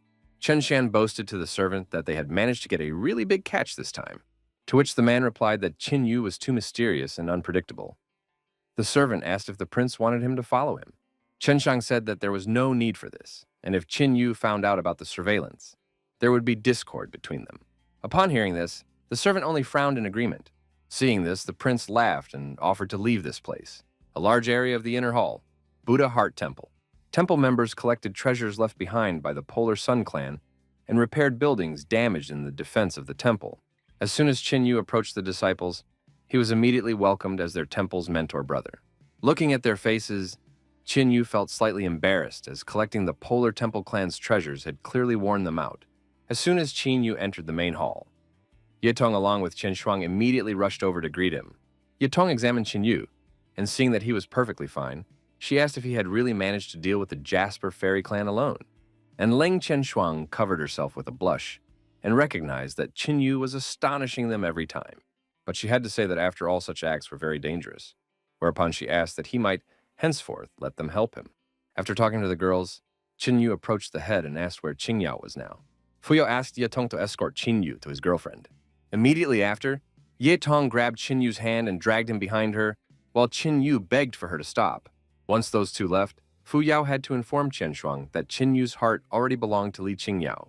From what she heard, Leng Chen Shuang could only sigh and admit that she didn't have such a blessing after all. Meanwhile, Li Qingyao was bored in her room pondering over what was happening. Just as suddenly, the door boiled open and she saw a familiar face. Qin Yu sat down beside her, and Li Qingyao asked if the Jasper Fairy clan had really been destroyed. In response, Qin Yu explained to her that the Jasper Fairy clan was not as honest and kind as she thought, because behind the scenes, they were doing some very sneaky things. After which, Qin Yu stroked Qingyao and asked for her to stay by his side, as he wished to protect her in this life. Li Qingyao blushed, immediately after which she bounced away from Qin Yu. And covering her face with her hands, she accepted his wish and asked him not to approach her so suddenly. Qin Yu sighed because of what had happened, as he realized that they would have to rebuild their close relationship. 1 month later, Qin Yu was meditating in the secret spring of the Buddha Heart Temple, as suddenly he finally managed to break through. Just a little more, and he would be able to break through to the 9th stage of the destructive realm, which meant that he would be able to awaken the 5th dragon son Tyote. And after he awakens Tyote, he will be able to travel to the desert lands once again. Suddenly, Yetong arrived at his source, and began to happily tell him about the latest news, as this was indeed a significant event. The ruling dynasty of the Tianhe Empire, together with all 7 ruling dynasties, would soon hold a cultivator competition. Hearing this, Qin Yu thought about participating. Yetong explained that this competition should not only bring together the best forces of the 8 dynasties, but also bring together the 8 Qi emperors, making this event truly unique. Yetong spoke with fire in her eyes about how martial artists from all 8 dynasties could participate. The number of participants is unlimited, the number of clans is unlimited, and the prizes are very big. The top 100 winners of this competition will receive a 2nd stage divine weapon and a 1st stage divine pattern. The next top 50 masters will receive a 3rd stage divine weapon, and the next top 20 masters will receive a 4th stage divine weapon. Qin Yu recognized that the opportunity to obtain a 4th stage weapon sounded quite tempting. Because of that, he assumed that such rewards could attract many secret sect disciples and some strong cultivators. Yi Tong said that was not all, for the top 10 winners of this competition would be allowed to use the greatest treasures of the 8 dynasties, thus giving them the opportunity to set foot in the desert lands. Qin Yu was surprised at what he heard. After all, the greatest treasures are the symbol of the country's wealth, and not only could they raise a martial artist's kui, but they also possessed mysterious and impressive power. And if he managed to get his hands on such a treasure, Qin Yu would be able to travel to the desert lands sooner than he thought. After thinking it over, Qin Yu told Yetong that he would participate in the competition. Yetong was happy to hear this, because it meant that they could go there together. Just as suddenly, she remembered something and sadly explained that Sister Chen Shuang would not be able to go along with them as she had business to attend to in the clan. Immediately after which, she began to push Qin Yu forward so that he would not be delayed. She explained that she was in a hurry because the competition would start in 3 months, and the venue would be a Moon City 3000 Li to the northwest. If they performed right now, they would have time to arrive early and get some rest. Chinyu told Yatong that she was too impatient and suggested that she start by saying goodbye to the people from the temple. After a while, Chinyu and the others gathered in the main hall of the temple. Fuya wished Chinyu good luck so that he could take first place in the competition. And following her, the rest of the people in the room did as well. Yatong was upset that everyone only wished the first place to Chinyu and asked why no one wished her good luck. But Fuyo asked Yatong to take care of Chinyu on the road, from which Yatong could only tiptoe. Lastly, Chinyu's good luck was also wished by Leng Qianshuang. Chinyu asked them all not to worry about it, as he was confident that he could take the first place, after which he turned around and left. Looking at Chinyu's back, Fu Yao mumbled that she was waiting for the moment when he would fly high. The next day, Chinyu and the girls were on their way to the competition venue. Chinyu asked Yetu if they had a bigger cart than this one, to which the latter replied angrily that there was usually plenty of room, but Shitu Zhengyu on the other side of the wagon laughed, and Yetong asked why another person went with them. Shitu Zhengyu chuckled and asked if it was a chance encounter. In any case, they were all going to participate in the competition, and the more people, the merrier. From what they heard, Chinyu and the girls stared silently at Sita Zhengyu, and in the end, Chinyu decided to just ignore that person. Just as suddenly, Shitu Zhengyu cried out that the second place in the competition would belong to him. Yatong asked why he thought he could take second place, to which Shitu replied that naturally the first place would go to Chinyu. Yatong explained that she wanted to know why he was so confident that he could take second place. Hearing this, Zitu Zhengyu grew gloomy and said that it was because Li Qingyao was interested in what he said and asked why. Immediately after that, Shitu Zhengyu cried out that it was because second place would allow him to marry 2 princesses of a great dynasty. Hearing this made Chinyu feel ashamed that they had even allowed Situ Zhengyu to join them in the carriage. Yitong covered herself in a blush and shouted that Situ Zhengyu was just an old pervert, while the Wu sisters only sighed because of what was happening. After a while, Chinyu and company reached the border of the ruling Tianhe dynasty. Situ Zhengyu looked out the window and warned the others to be more vigilant, as the next journey would be very dangerous. Su asked if it had anything to do with the werewolf race. Yi Chinyu explained that it's not just about werewolves, because the Tianhe dynasty's border is bordered by countless small states and free cultivators. Their threat is much more than just a race of werewolves. These small states and free cultivators hide in the forest and suddenly attack passing people, thus earning a living. Hearing this, Situ Zhengyu praised Chinyu for knowing so much about so many things, as suddenly they sensed danger, and in the next instant their wagon was destroyed. After inspecting the purple barrier, Chinyu told the others that they would probably have to walk the rest of the way. In the evening of the same day, Chinyu and company made a fire and settled around it. Situ Zhengyu took out a map and, pointing at it, he told them that tomorrow they could reach Qinfeng City, from where they could leave by wagon. Just as suddenly, Situ felt someone's presence behind him. Immediately afterwards, beaten bandits came out of the forest and demanded that the company give them all their valuables if life is precious. Chinyu looked around at the mangled bandits who had come out to them. After assessing them, Chinyu realized that the highest rank amongst them was a destructive realm, and suggested that they were clearly not easy to cultivate. Hence, he advised them to leave immediately if they wanted to stay alive. Hearing this, the bandit leader became enraged and asked the insolent Chinyu not to blame him for his carelessness. Immediately after which, he pushed himself off the ground and attacked Chinyu with his crutch. But a moment before the attack, he stopped and warned Chinyu that he had one last chance to give up the treasure, or no one would be left alive. Chinyu asked the old man who he was and why he was using their Qin family's art. Hearing this, the old man realized who the person in front of him was, immediately after which he broke the distance and immediately ordered his men to retreat, after which they ran away from the company into the woods. Shitu Zhengyu asked Chinyu if he wanted to follow the bandits. Chinyu stood up and said that the old man's art was the Qin family's personal battle art. And judging from the look on his face, the old man was clearly frightened when he said this. Hence, Chinyu suggested that they all go after the gang to find out what was going on here. Fleeing with all their legs, the bandits took refuge inside the ruined temple. The gang guy was begging Old Man Hu for some water and trying to find out what happened to him. After which, the old man wept and confessed that he had dishonored the Qin family, and on top of that, someone found out. Just as suddenly, Chinyu opened the temple door and stepped inside. Chinyu asked the old man who the old man really was. Not knowing what to say, Old Man Hu tried to distract his interlocutor from the question and asked who he was. But to his surprise, he called himself Chinyu from the ruling dynasty of the Divine Sword Dynasty. Hearing this, Old Man Hu immediately jumped up. But Qin Yu was able to react in time and chained the old man. The guy asked Qin Yu what he was doing, but Old Man Hu ordered him to watch his manners, after which he ordered Shilan to take the rest of the men and leave the temple. Shilan refused to follow the old man's order, but Old Man Hu shouted for them all to just get out of here. And a few seconds later, all the gang members were out on the street. Left alone, Qin Yu took off the old man's restraints and demanded that he tell him who he was. And the one revealed that he was a descendant of Hu Li, a soldier of the Bafeng advanced camp in the Qin clan, Hu Meng.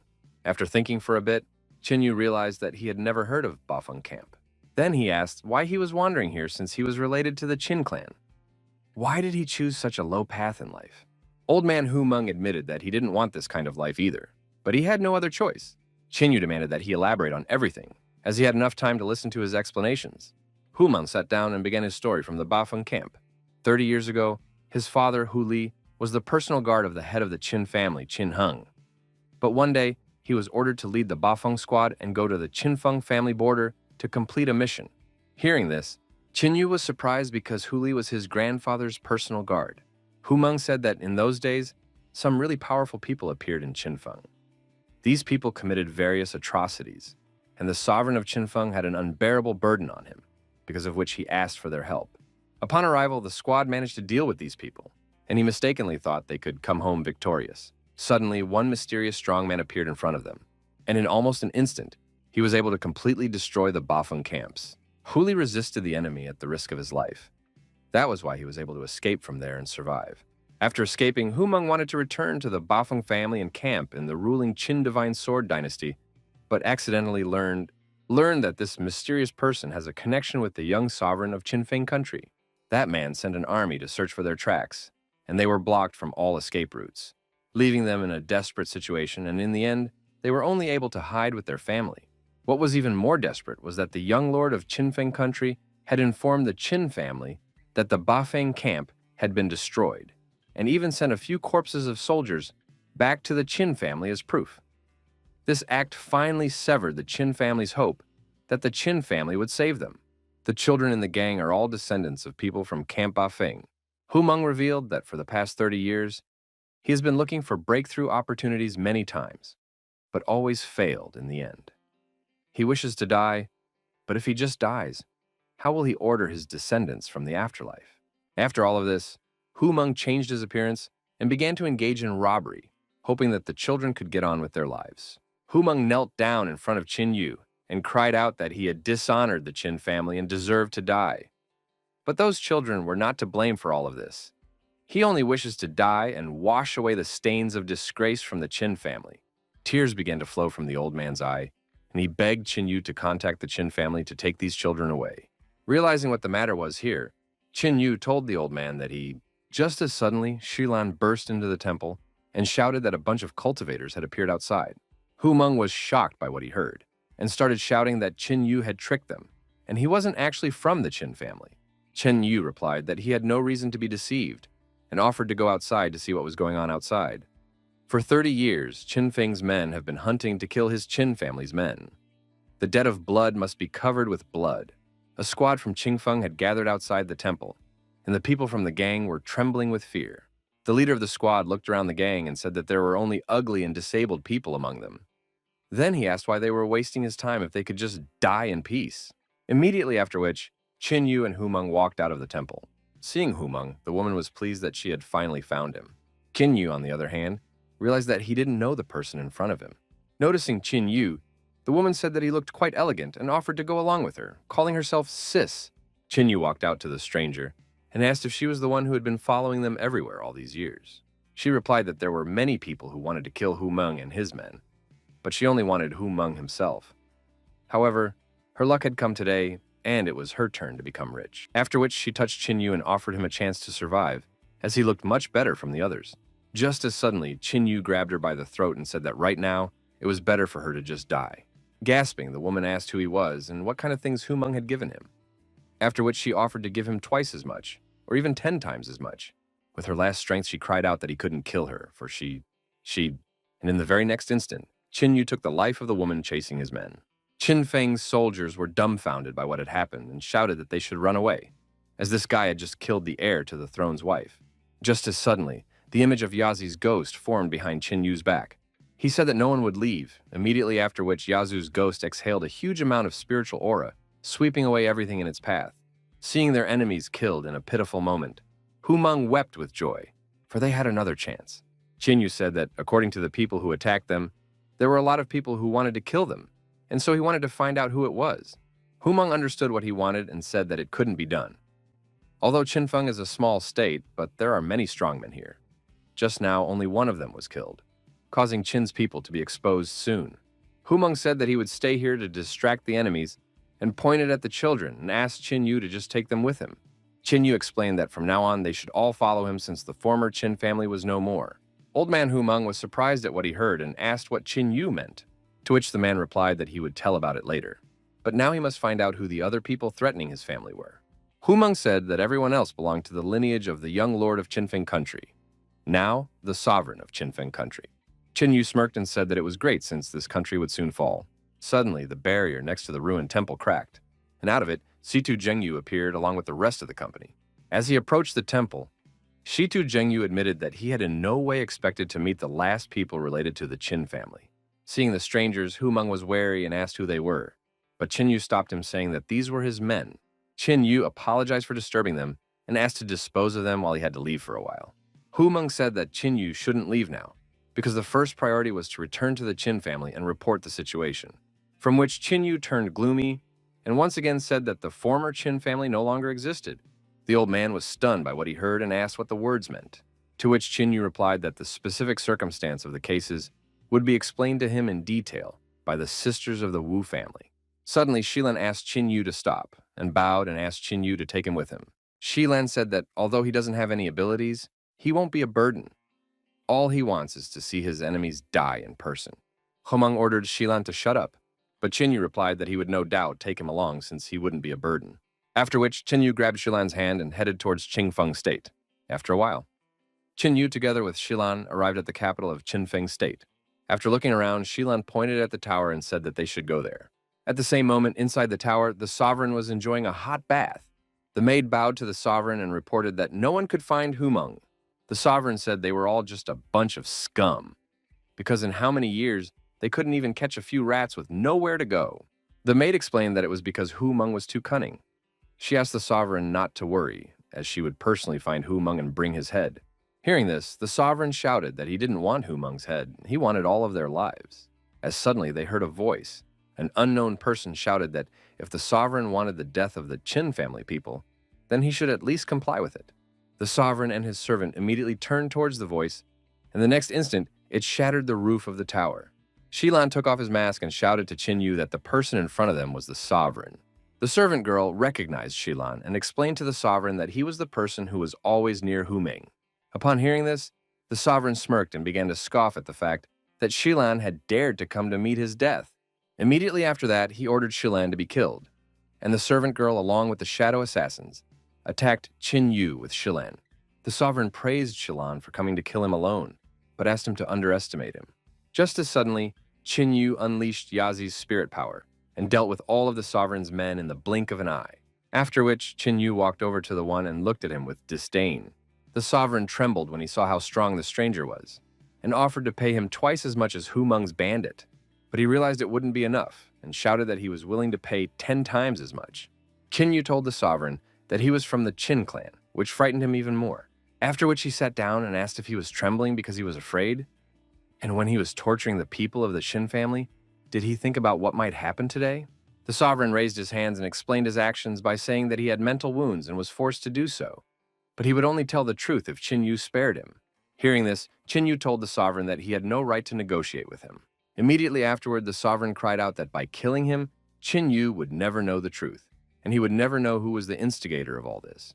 After thinking for a bit, Qin Yu agreed that he would spare the sovereign on the condition that he would tell the truth, but Shilan objected to this and shouted that the sovereign must die. Hearing this, Qin Yu glared at Shilan, causing the latter to be forced to retreat, whereupon the sovereign ordered Qin Yu to swear that he would not kill him.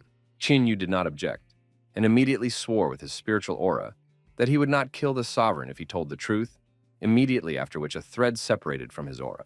Realizing that he would survive, the sovereign laughed, after which he told him that his country, Qingfeng, was just a small country, and unless he was ordered to, there was nothing he could do. After which, he asked if he could go against the ruling Qin Divine Sword dynasty alone. Qin Yu shouted that he didn't want to hear any idle chatter from that one. Startled, the sovereign jerked back and immediately revealed that someone had instructed him to eliminate the Bafeng squad of the Qin family. He was not a sovereign then, only a crown prince. But the stranger promised that he would make him a sovereign. Qin Yu demanded that the sovereign, said who, give him the order, to which the latter replied that he did not know it. Immediately after which, Qin Yu grabbed him by the throat and said that the man clearly didn't value his life. Squirming in pain, the sovereign explained that that person had not shown up from the beginning to the end. All he knows is that that person's cultivation is truly astounding, and he has a rough guess as to who it might be. The sovereign said that even though he was secretive, he wasn't the type of person who humbly waited for his death. According to his demeanor and clothing, he could only assume that this person was probably from the imperial family of Hao Yue country. Qin Yu was surprised at what he heard, wondering why the sovereign had brought Hao Yue country into this. After all, even in his other life, he had never heard of Hao Yue country having anything to do with the Qin family. Seeing Qin Yu pondered, the sovereign was frightened and shouted that it was true, and if it was a lie, the heavens would punish him with a painful death. Realizing that this was indeed true, Qin Yu threw the sovereign aside, and with a disdainful glance at the one said that he would not kill him. The sovereign realized that his life had been saved and began to laugh. Just as suddenly, he was restrained by Qin Yu's spiritual aura. Qin Yu asked Shilan what he was waiting for. After all, this was his chance. Hearing this, Shilan roared and struck the sovereign, shouting that this strike was for Old Man Hu. He dedicated the next 2 strikes to Sanlan and Shilan. He beat the sovereign for Xiaowu, for Shuqi, and other tribesmen killed because of him, and he struck the last blow for himself. After being beaten, the sovereign was forced to admit his stupidity, because if he had known about it, he would not have spared them. Then he coughed and asked Qin Yu if he thought he had won. Sovereign told him that he still had a son who would avenge him and kill every last survivor, after which he started laughing madly. But his laughter was interrupted by Shilan's last punch. Tears sprang from Shilan's eyes, and he told his fallen comrades that he had avenged them all. Somewhere in the forest, Situ Zhengyu finished his account of what had happened to the Qin clan. Listening to all of this, Old Man Humeng sobbed uncontrollably because his family was facing such a great calamity. Fortunately, their young master was with them. Moments later, Qin Yu and Shilan returned to the camp. Upon seeing them, Humeng immediately shrieked with joy and bowed, greeting the young lord of the Qin family. Shilan ran up to the old man and grabbed him by the shoulders, joyfully telling him that he had killed Sovereign Qingfeng with his own hands. Qin Yu lifted up the old man, and the old man began to thank Qin Yu for their revenge had finally come to fruition. Qin Yu replied that this was not the end, as they still had to find the person behind it all. And according to Sovereign Qin Feng, the imperial family of Hao Yue country was behind it. Old Man Humeng wished to go to Hao Yue country with Qin Yu, but the latter refused him and explained that there were more important things for the old man to do. Humeng wished to hear what the young master wanted to order him to do, and Qin Yu explained that since the Qin family's bloodline had been preserved, it was only natural that it should not dissipate from now on. And so he ordered Ba Feng's squad to listen to his orders. Qin Yu ordered them to return to the divine sword-ruling dynasty and restore the Qin family. The other members of the Ba Feng squad honorably accepted this order. And Old Man Humeng slapped his chest and said that he would do it even at the cost of his own life. After which, Old Man Hu looked up into the sky and swore to his father that he would restore the Ba Feng camp to its former glory. 2 months later, Hao Yu Imperial City. Qin Yu stepped out of the cart and looked around. After him, the girls came out and began to wonder childishly at the size of the city and the number of people around them. Qin Yu felt embarrassed and asked them to be a little more serious. Just as suddenly, the heavens parted and a huge amount of spiritual aura began to spread out. One of the townsfolk cried out that it was the holy maiden Hao Yue. Immediately afterward, a huge golden dragon flew out of the sky, on the head of which was Hao Yue's holy maiden, Xuan Yuan. Xuan Yuan jumped off the dragon's head onto the fortress wall and left, accompanied by the guards. After thinking for a bit, Qin Yu realized that the holy maiden was probably a member of the imperial family. Just as suddenly, someone behind Qin Yu's back chuckled and explained that the holy maiden was the second of the 4 great beauties of Hao Yu City.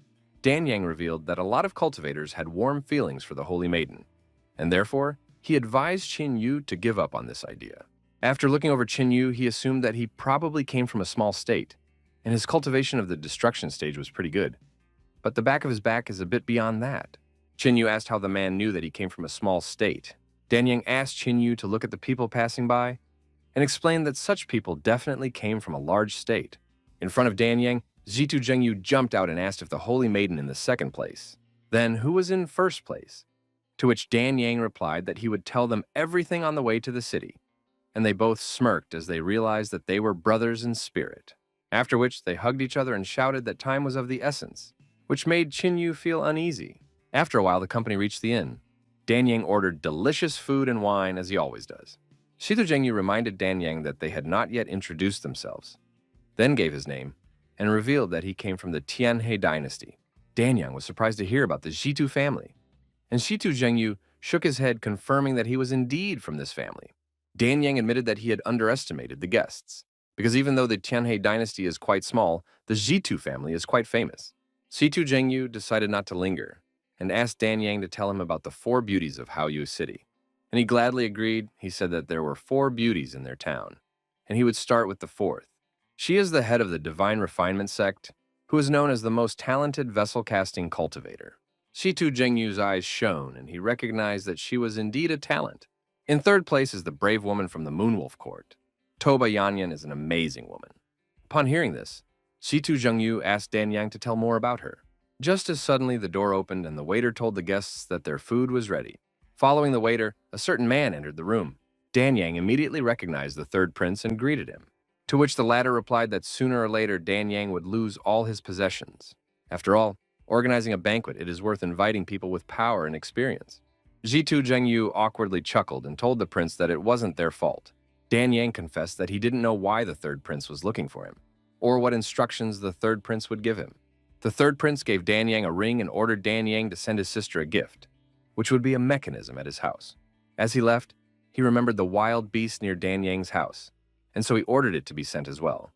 For tomorrow was Yanyan's birthday, and he must give it to her. Dan Yang said that he could give the prince the mechanism, but there's a problem with the wild beast.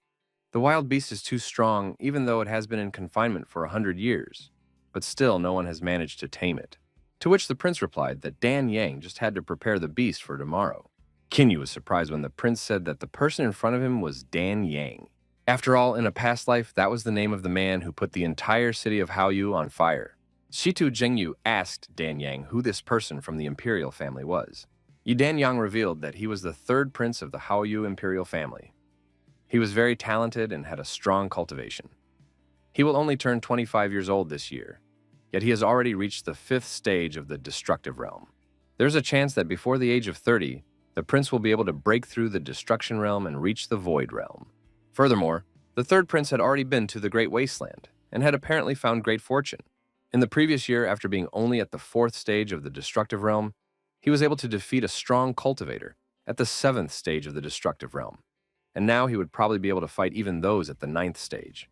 Shitu Zhengyu said that in Haoyu City, the prince might be a talent, but compared to the rest of the world, he is a nobody. After which he glanced at Qin Yu and asked if that was the case, but there was only silence in the air.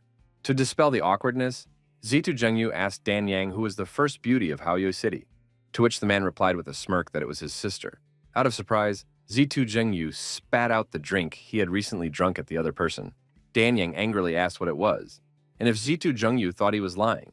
Then he shouted that he knew that they would not believe him, and therefore from this day on, they would all live in his house, so that they could realize that his words were true.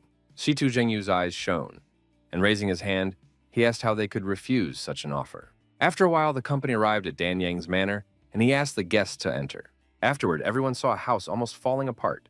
From what he saw, Shitu Zhengyu was at a loss for words. Dan Yang explained that his house was in quite a state of disrepair, and asked if they would mind, to which Shitu Zhengyu replied sternly that they wouldn't. Suddenly, an unbridled aura wafted from the side of the house, almost knocking them off their feet. Dan Yang explained that it was all because of the wild beast, and asked the guests not to take offense because of it. After feeling this aura on him, Qin Yu asked if they could see this beast. Dan Yang asked why not, and led them to the beast's den. Upon arriving at the beast's lair in the backyard of Shitu Zhengyu, was horrified by such ferocious ki emitted by the beast. And even Qin Yu was forced to admit that this ki was indeed fierce. Being exposed to such ferocious ki, Yetong and Li Qingyao felt uncomfortable. Seeing this, Qin Yu explained that this beast's aura was too ferocious, and that they would not be able to be near the beast due to their lack of cultivation. Hence, he advised them to leave. Otherwise, their aura within them would begin to rage. Dan Yan clapped himself on the head and admitted that he hadn't even thought about it when leading them here. He then called Xiao Zhouzi and ordered him to take the guests away and take care of them. As soon as Xiao Zhouzi led the girls away, Dan Yang broke the seal of the beast's lair. Immediately afterward, a loud roar was heard, and a beast emerged from the den. Seeing him for himself, Situ Zhengyu was forced to admit that this was indeed a strong guy. Dan Yang said that his ancestors captured this beast, after which imprisoned it in this place for hundreds of years. Over the years, they had tried every way to get rid of this ferocious key, but all to no avail. Furthermore, the beast's power had only increased over the years, causing his family to have to create various spells, formations, and restraint arts to keep the beast here. Suddenly, Qin Yu stepped in front of Dan Yan, causing the latter to try to ask what Qin Yu was up to. Approaching the beast, Qin Yu told the beast that he could understand its feelings. After all, it was imprisoned here by force, causing it to be full of resentment, helplessness, and hatred. After which, Qin Yu asked Brother Dan if he could have this beast for himself. Dan Yang was surprised to hear this, after which he apologized and explained that it was impossible. Situ Zhengyu clapped Dan Yang on the shoulder and said that if money was the problem, he could take it easy and offer his price. Dan Yang explained that the problem was not money. The problem was that the third prince had dared to get the beast, and if he gave the beast to Qin Yu, the prince would not let him live on. Situ Zhengyu told Qin Yu that Dan Yang was telling the truth, and that if Qin Yu really wanted a beast, then they should turn to the beast. Taking another look at the beast, Qin Yu agreed that he would have to talk to the prince, immediately after which Situ Zhengyu remembered something, and poking Dan Yang with his hand, asked about his sister. Dan Yang chuckled and admitted that he had almost forgotten about it. At this one, they had guests over. Toba Yanyan asked if this was the place where the Dan family had imprisoned the beast, to which Dan Yana's sister replied that she would definitely like the beast. Hearing Zhuiying's voice, Dan Yang immediately turned around, and Zhuiying was surprised by his company and asked who these people were. Dan Yang revealed that the two are good friends of his whom he recently met.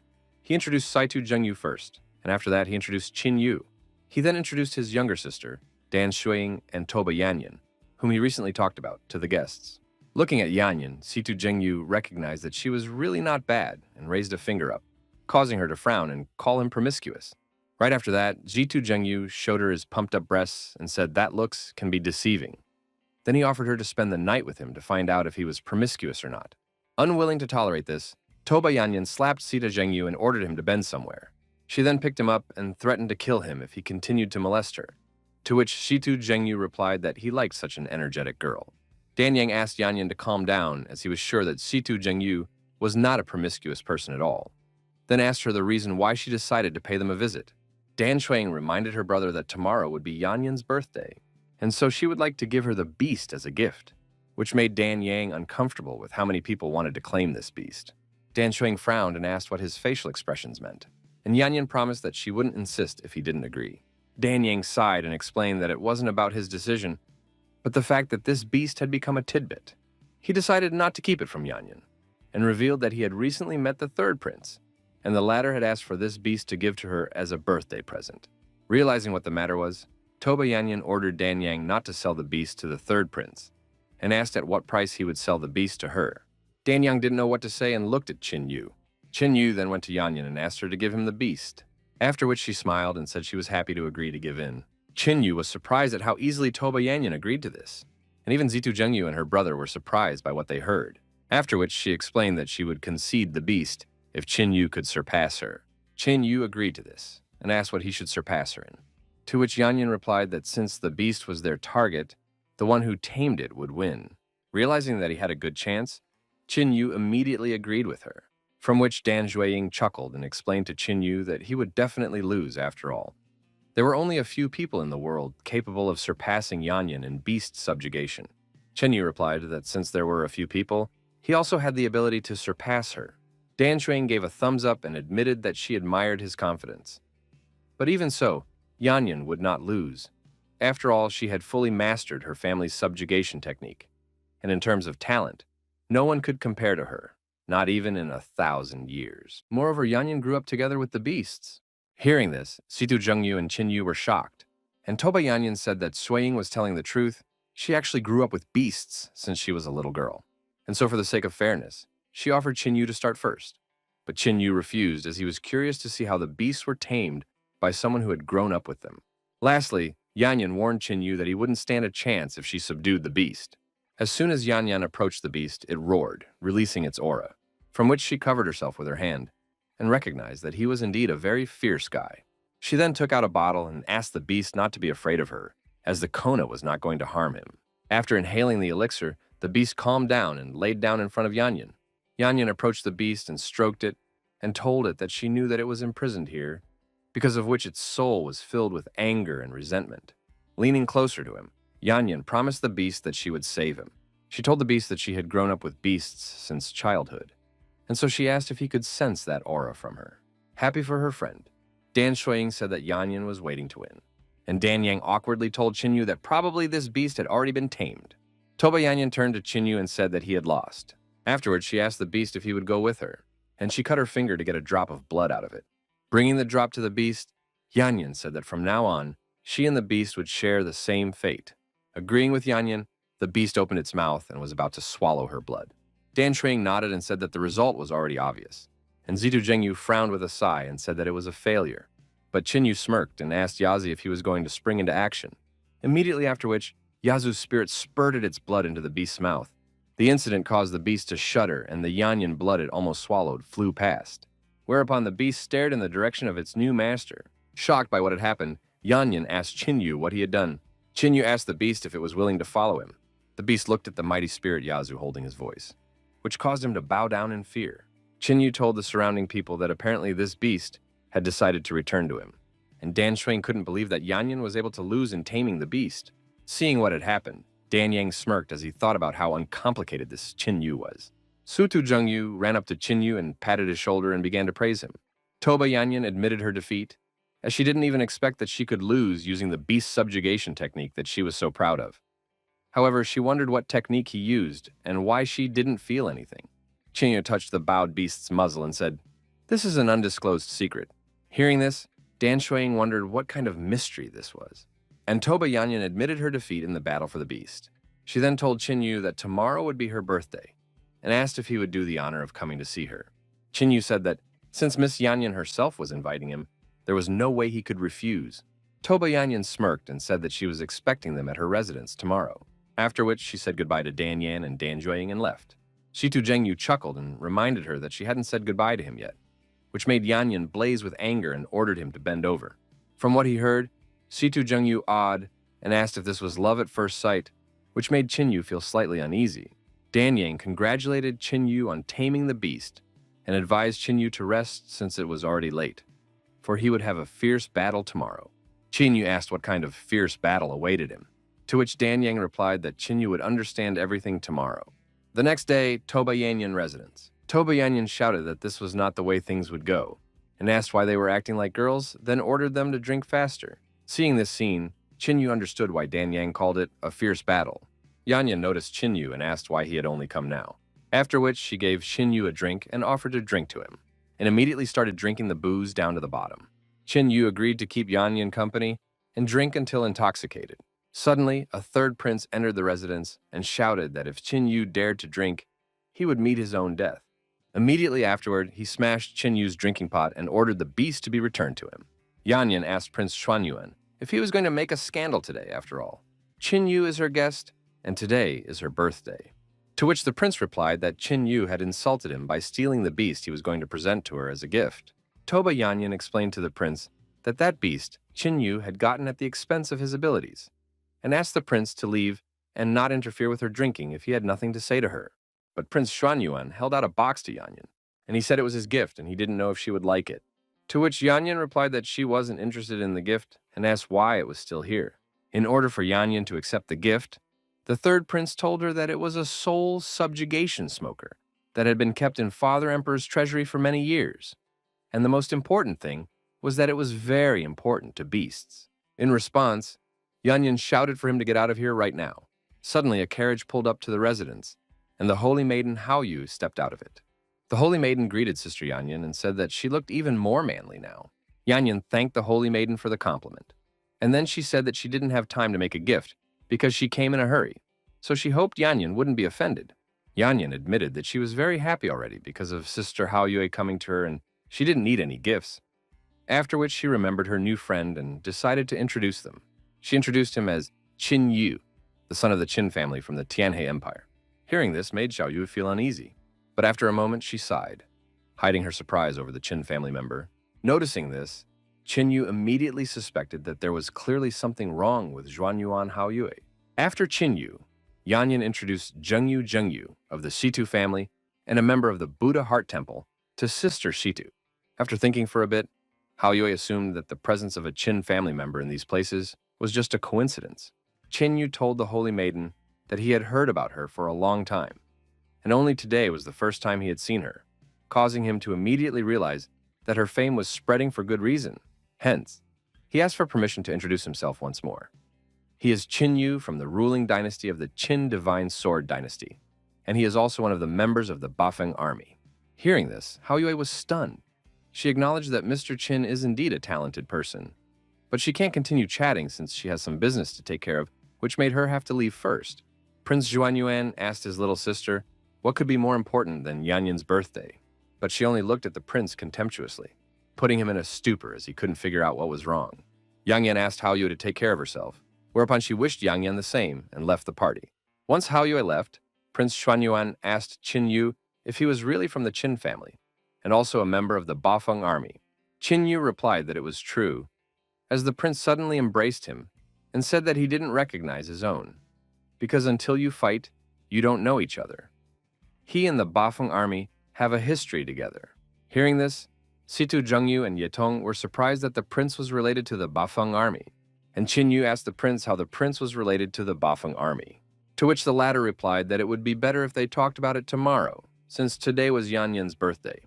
Seeing this in person, Yanyan was surprised at how drastically the prince's attitude towards Qin Yu had changed. After a while, the guests were still drinking in honor of Yanyan's birthday. Prince Xuanyuan asked if they had come here to participate in a big battle, and Qin Yu didn't bother to hide the fact that they had arrived for the sake of it. Hearing this, the prince sighed and said that it was really enviable to be able to fight the strongest members of the 8 dynasties. He said that he would also like to go, but unfortunately, only the eldest sister and the 9th prince of the Haoyue royal family were eligible. The prince decided not to talk about sad things and said he knew something about other dynasties. He said, to put it mildly, given their cultivation, Qin Yu and company wouldn't stand a chance, even if they found out about it. Hearing this, Ye Tong shouted to the prince not to dare to underestimate them. And Zitu Zhengyu said that they would think of it as a preliminary introduction about every talented person from every dynasty. After which the prince said that the leaders of the 8 ruling dynasties appeared continuously, but among them there were only 3 to pay attention to. These 3 were the top 3 in this great competition. He assumed that they knew that his sister's talent was at the highest level. But even so, she wouldn't be able to withstand 100 blows from these 3. These 3 were Zhang Feiye of the Shishui clan of the Shishui ruling dynasty, Emperor Zhou's son Tianlin of the Dazhu ruling dynasty, and Chen Sheng of the Luoji ruling dynasty. Situ Zhengyu said that he had heard of Zhang Feiye. She was rumored to be a once-in-100 years female leader. As in talent and looks, she's great at everything. Qin Yu asked the prince what cultivation these 3 had, and the one revealed that Zhang Feiye was 27 this year, and she was already at the peak of ascension. She also possesses several divine weapons of the 3rd level and above, and she is supported by the great Yin Immortal clan. Rumor has it that she was accepted as an apprentice by an elder of the Immortal clan, and among all 3 of them, she probably possesses the most number of weapons. As for Zhou Tianlin, he is ruthless and willing to do anything to achieve his goal. He is 35 years old and has probably already broken through to the immutability realm. Although Zhou Tianlin has not received any support from immortals, he is extremely talented and has created his own technique that makes him stronger when he meets the strongest. No one knows what his strength lies in. All that can be said is that Zhou Tianlin is the most terrifying opponent of the 3. As for Chen Sheng, this person is very secretive. Many years ago, he achieved fame and defeated all the leaders of dynasties, becoming invincible. In addition, Chen Heng has excellent qualities as a human being. Not only did the clans he defeated not complain, but they learned his best techniques from him. Chen Sheng is also on the cusp of ascendancy, and the prince admitted that in his opinion, this man is clearly not simple and may be the latest dark horse. In his past life, Qin Yu had never heard of these 3, which could indicate that they had died young. Holding out a drink, The prince told Qin Yu that if he really got a chance to face these three, he would be willing to give him a weapon to increase the chance of victory. Qin Yu accepted Prince Xuanyuan's offer, after which he took a drink and, hitting the pots, they shouted about getting drunk. Watching the two, Tobayanyan wondered whose birthday it was today. Same night, guest room. Walking over to the window, Qin Yu asked Xuanyuan to tell him about his connection with the Bafeng squad. The prince revealed that more than 20 years ago, the ruling Haoyu dynasty had sent an army to Qingfeng City to help defend it from the demon clan's attack. It was then that they met, after which they fought side by side with the men of the Beifeng camp. Hearing this, Qin Yu realized that this was not at all like what the Qianfeng monarch was talking about. Besides, Hu Meng had not mentioned such a thing. According to Hu Meng, when Xuanyuan went to Qingfeng City, the Bafeng camp should have already been destroyed. The prince said that he was too young and impulsive at the time, causing him to be surrounded by demons. But thanks to Camp Bafeng, he remained alive. Otherwise, he would have died on the spot. Afterward, he smiled and said that Camp Bafeng had saved his life. Listening to the prince's story, Qin Yu wondered what really happened. The prince said that after his return to the Haobu dynasty, strangely enough, everyone tried not to mention what had happened. He sent many letters, hoping to repay the favor, but nothing came in return. But today, he was finally able to meet the man from the Bafeng camp, which is clearly fate. Qin Yu agreed and said that it was indeed the will of the heavens. At this moment, he was trying to figure out who was really lying. Calling Qin Yu a brother, Prince Xuanyuan said that although it was the first time they had met, but he felt as if he had met an old acquaintance. After that, he said that he would sleep here tonight, and they could talk more tomorrow. And tomorrow he would show Qin Yu the imperial palace and introduce him to his brother and sister. Suddenly, the prince remembered something and said that back then, Sis was also with him. She is probably too busy today, and so he will take Qin Yu to her tomorrow. After all, she always thinks about how much good Bafeng Camp has done for them over the years. Qin Yu realized that this was a great chance, as tomorrow he would be able to check what Xuanyuan Haoyue was hiding. The next day, the imperial city of Haoyue. The prince asked Qin Yu how the guards of the Haoyue imperial dynasty were doing, to which Qin Yu replied that their cultivation is very strong and their blood is strong. A very brave and courageous generation. The prince liked Qin Yu's words and said that these were his inner guards, and they had all killed monsters from the demon clan before. As they approached the palace, they heard shouting. Haoyue wanted to ask her subordinates why she needed them if they couldn't even do their jobs. Once inside, the third prince asked his sister what was going on. Xuanyuan Haoyue told the subordinates that they could go, after which Haoyue apologized for the prince and Qin Yu to see this, and pulling up chairs asked them to sit down. Qin Yu recognized that the Haoyu imperial clan was indeed awesome, as there were even first-rate divine weapons turned into table and chairs. Haoyue replied to Qin Yu that he was probably joking and offered him some tea, after which she explained that she had been busy with other things yesterday, causing her to have no time to thank the Bafeng squad, and therefore she hoped that Qin Yu would be patient and not blame her for it. The prince said that Qin Yu is a shallow man and he wouldn't take it personally. Qin Yu, on the other hand, nodded to the prince in turn. Realizing that there was no offense here, Haoyue said that she had prepared a gift for Qin Yu. Just as suddenly, a guard ran in and addressed Haoyue. He reported that the Chen family's son, Chen Sheng, had come to visit them. Haoyue wondered why he had come, but still allowed him to enter. Qin Yu reflected on the fact that just recently, Xuanyuan had told him about him, and he had in no way expected to meet Chen Sheng so soon. Once inside, Chen Sheng greeted Xuanyuan Haoyue as a cultivator of the ruling Sunset Dynasty. Just as suddenly, Qin Yu recognized the person beside Chen Sheng and greeted his older brother. Upon seeing Qin Yu, Chen Sheng admitted that he had in no way expected to see Qin Yu here. Suddenly, Qin Yu realized Chen Sheng's real identity because of the similarity of names with the prince. Haoyue asked Chen Sheng what the name of the person who arrived with him was. Immediately afterward, Chen Sheng introduced himself as the 9th prince of the ruling Tianhe dynasty. Hearing that he was also from the Tianhe dynasty, Haoyue smiled and invited the guests to sit down. Chen Sheng told the holy maiden Haoyue that he had come today to ask for something. He asked if the ancient demon mountain under the control of the Haoyu family was too quiet lately. Haoyue's gaze hardened, and Chen Sheng explained that he had no bad intentions, but he needed the demon core. And according to his information, this demon was imprisoned in the ancient demon mountain. Because of that, he wants to help the Haoyue imperial family to solve the problem of the ancient demon mountain, and only get one beast as a reward. Qin Yu understood why Haoyue was so angry just now, for she had developed a problem with the ancient demon mountain. Chen Shan explained that suppressing the ancient demon mountain requires a large price, but the effect is negligible. Fortunately, he has a way to deal with it, and protect everyone. Haoyu accepted the offer, because for her as a representative of the Haoyu imperial clan, giving one demonic beast a gift is not a problem, and since he is so confident in his success, she is willing to give him a chance. Hearing this, Chen Sheng joyfully thanked the Holy Maiden. At this moment, the ninth prince realized that this was a great chance, and asked Qin Yu if he wanted to join them to help. Chen Sheng was surprised at what the ninth prince was about to do, and Qin Yu replied that if Brother Chen asked, he couldn't refuse. Chen Shan stood up and said that they needed to hurry before it was too late. Prince Chuanyuan was surprised and asked why they were in such a hurry. But Haoyu said that they had better hurry there and take care of everything, and she would send someone to take them to the mountain. Lastly, she thanked them for helping with this, and Chen Sheng and Chen Sheng thanked Haoyu for her help. Walking outside, Chen Sheng told Qin Yu that they were very lucky to meet here.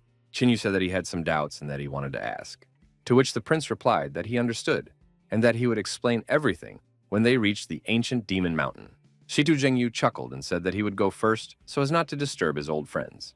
Hearing this, Chen Shang recognized that the Zitu family truly knew what was right and wrong and was capable of great deeds. After a while, Qin Yu's escort reached the ancient demon mountain. One of the attendants apologized that he wouldn't be able to guide them further as he and the others' cultivation levels were too low, and so he asked them to be as careful as possible on their journey. Once the attendants left, Qin Yu asked Brother Chen if he was ready to tell everything.